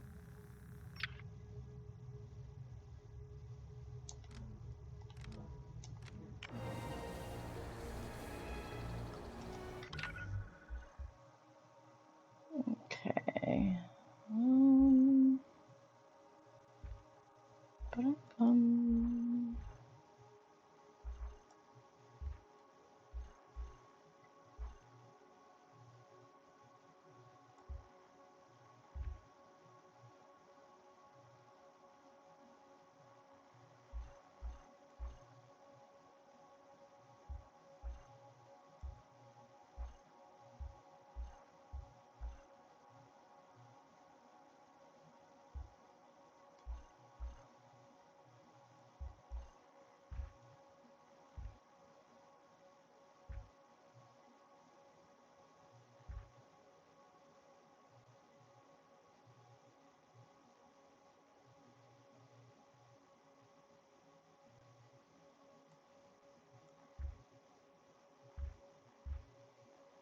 Okay. Got a couple little things to go. We're just gonna fast travel here. Because I think I'm going to go to bed so I can get up for day stream. Ugh. It's hot.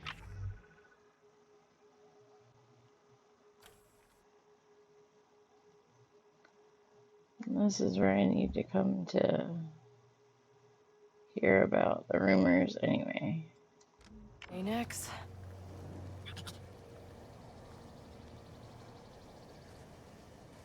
I'm gonna go to bed really soon here. Like, I came back to my ship so that I could save to go to bed. And pretty much, oh, dang it, it froze again.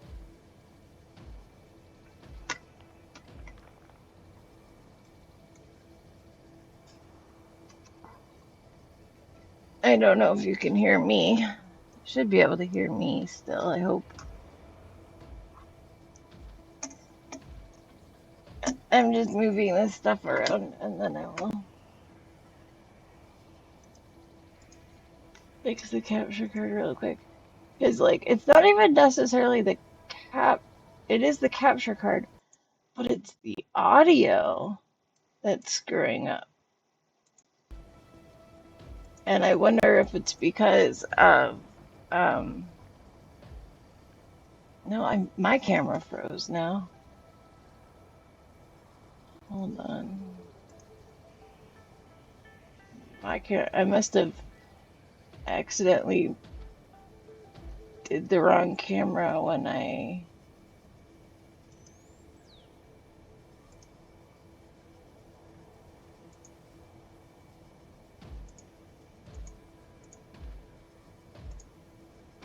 did the game. Um, so,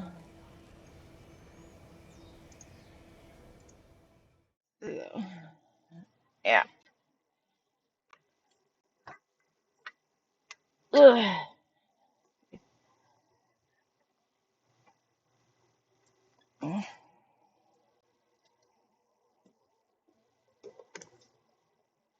We,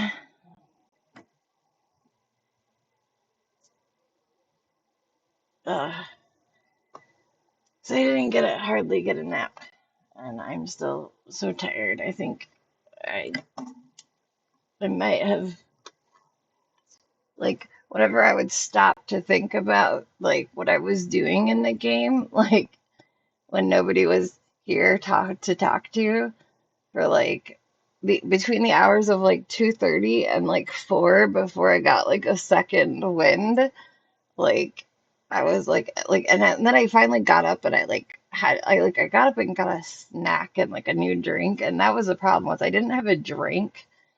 And so like I started getting like I haven't ate a lot today or drank a lot today, so I was like totally dehydrated, and that didn't help me being sleepy either. So like whenever I didn't have a drink, I was let me put the music back on.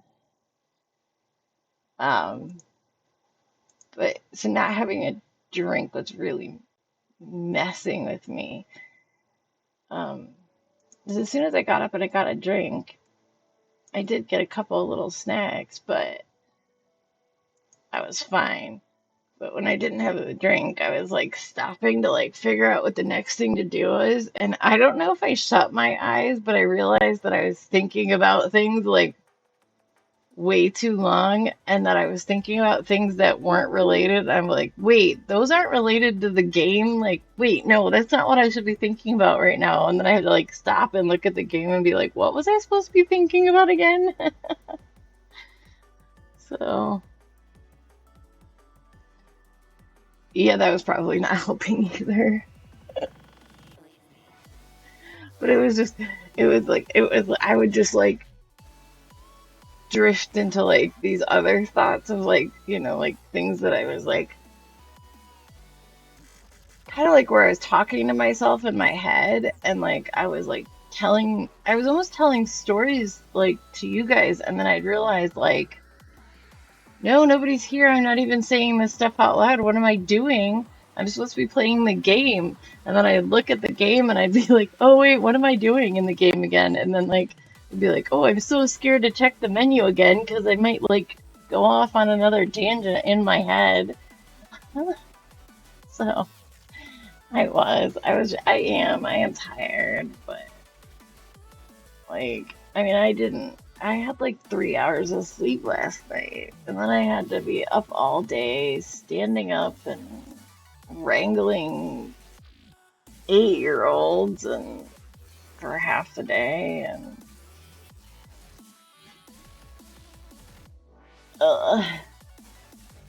it was a lot. Let's see, where shall I put my charm? I don't know where I will put my charm. Here, if I give you a pretty charm, will you work? Alright. I put the pretty charm on my capture card, so maybe the capture card will be nice. But because it's a sound thing, I wonder, I'm really curious as to whether or not the it has anything to do with this monitor, because the monitor's internal speaker stopped working, within a couple days of me getting it, and I still have to replace this monitor or have it fixed because it's still under warranty for, like, we got like the warranty on it, like a year warranty or whatever, so I still need to get it replaced. And I still tan, thankfully.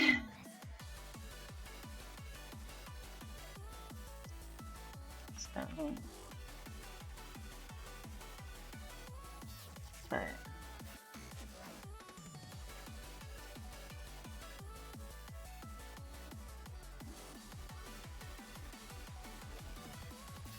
go to bed, Zoe, so you talk with more rest. I concerned than you only had. Well, I slept in the car on the way home, and then I slept when I got home. I slept. I had like a small nap until our dinner got here, which we had delivery, and then after dinner, I slept after dinner until stream started practically. So, well, until baby Pixel went to sleep. So I did take a nap. Otherwise, I probably wouldn't have made it through that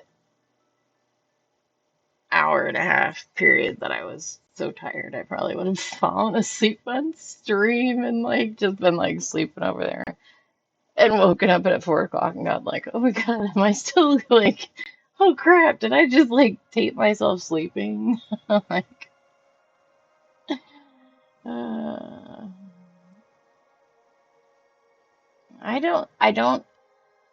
I actually do okay with naps because I don't sleep long durations when I I don't sleep long durations during the night, even without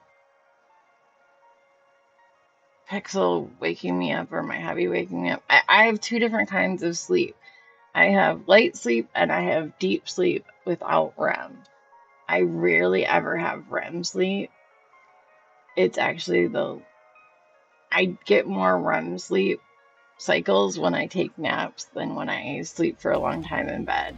When I sleep for a long time in a row, I might have one REM cycle, but then my body falls into deep sleep and it doesn't come out of deep sleep. So I wake up and I feel like I haven't slept and I feel really crappy because I haven't moved enough in my sleep. So my body is all really stiff and feels bruised and disjointed and just kind of like yeah and cruddy. And I don't like it. So, um, yeah.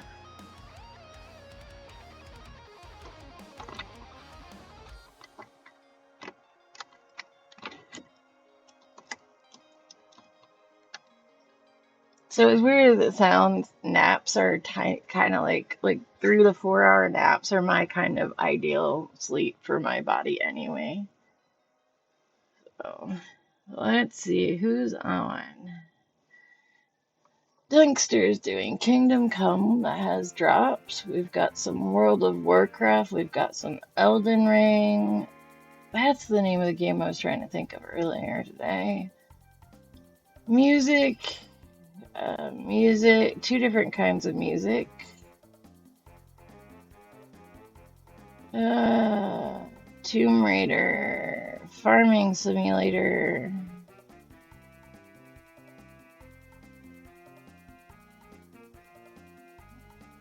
And some Tetris 99. Old school. Got any prefaces, Myth? Since you're actually might be awake for a little while. I don't know if you're staying awake for a little while or if you're going back to sleep or what.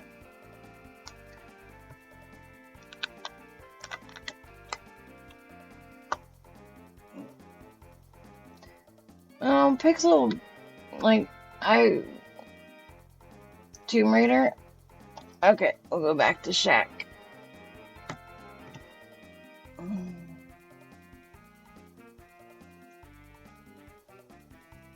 You get ready for church? Okay.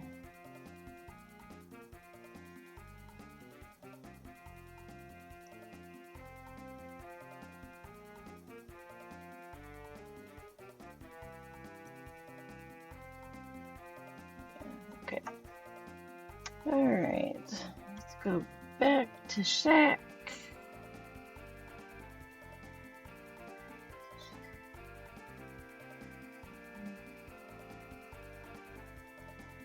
There's the raid message. And there's the one if you're... Second one if you don't... Well, I don't think anyone's actively here, but I could be wrong.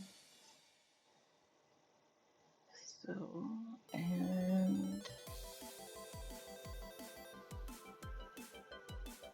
Let's go say hi to Shaq again, because he's playing a cool game. And he actually follows me and lurks in here quite a bit, so I don't mind giving him multiple raids. So, plus I think pretty much at this point everyone on my list has had at least one raid this month, so. Anyway, it was great seeing everybody that stopped in. Thank you guys so much. There will be a daytime stream today before the football game. So I will see you guys in a few hours. And yeah. So somewhere between noon and 2 Eastern time for a little bit of Yoshi. We're getting very close to end boss Yoshi. So, yes, but I'm definitely finishing the game on stream because I have at least one person that specifically wants to watch Yoshi streams, not Star Wars streams. Alright, okay, we're gonna raid out now, so it's going off. Alright, I'll talk to you guys all later. Have a good one. Bye.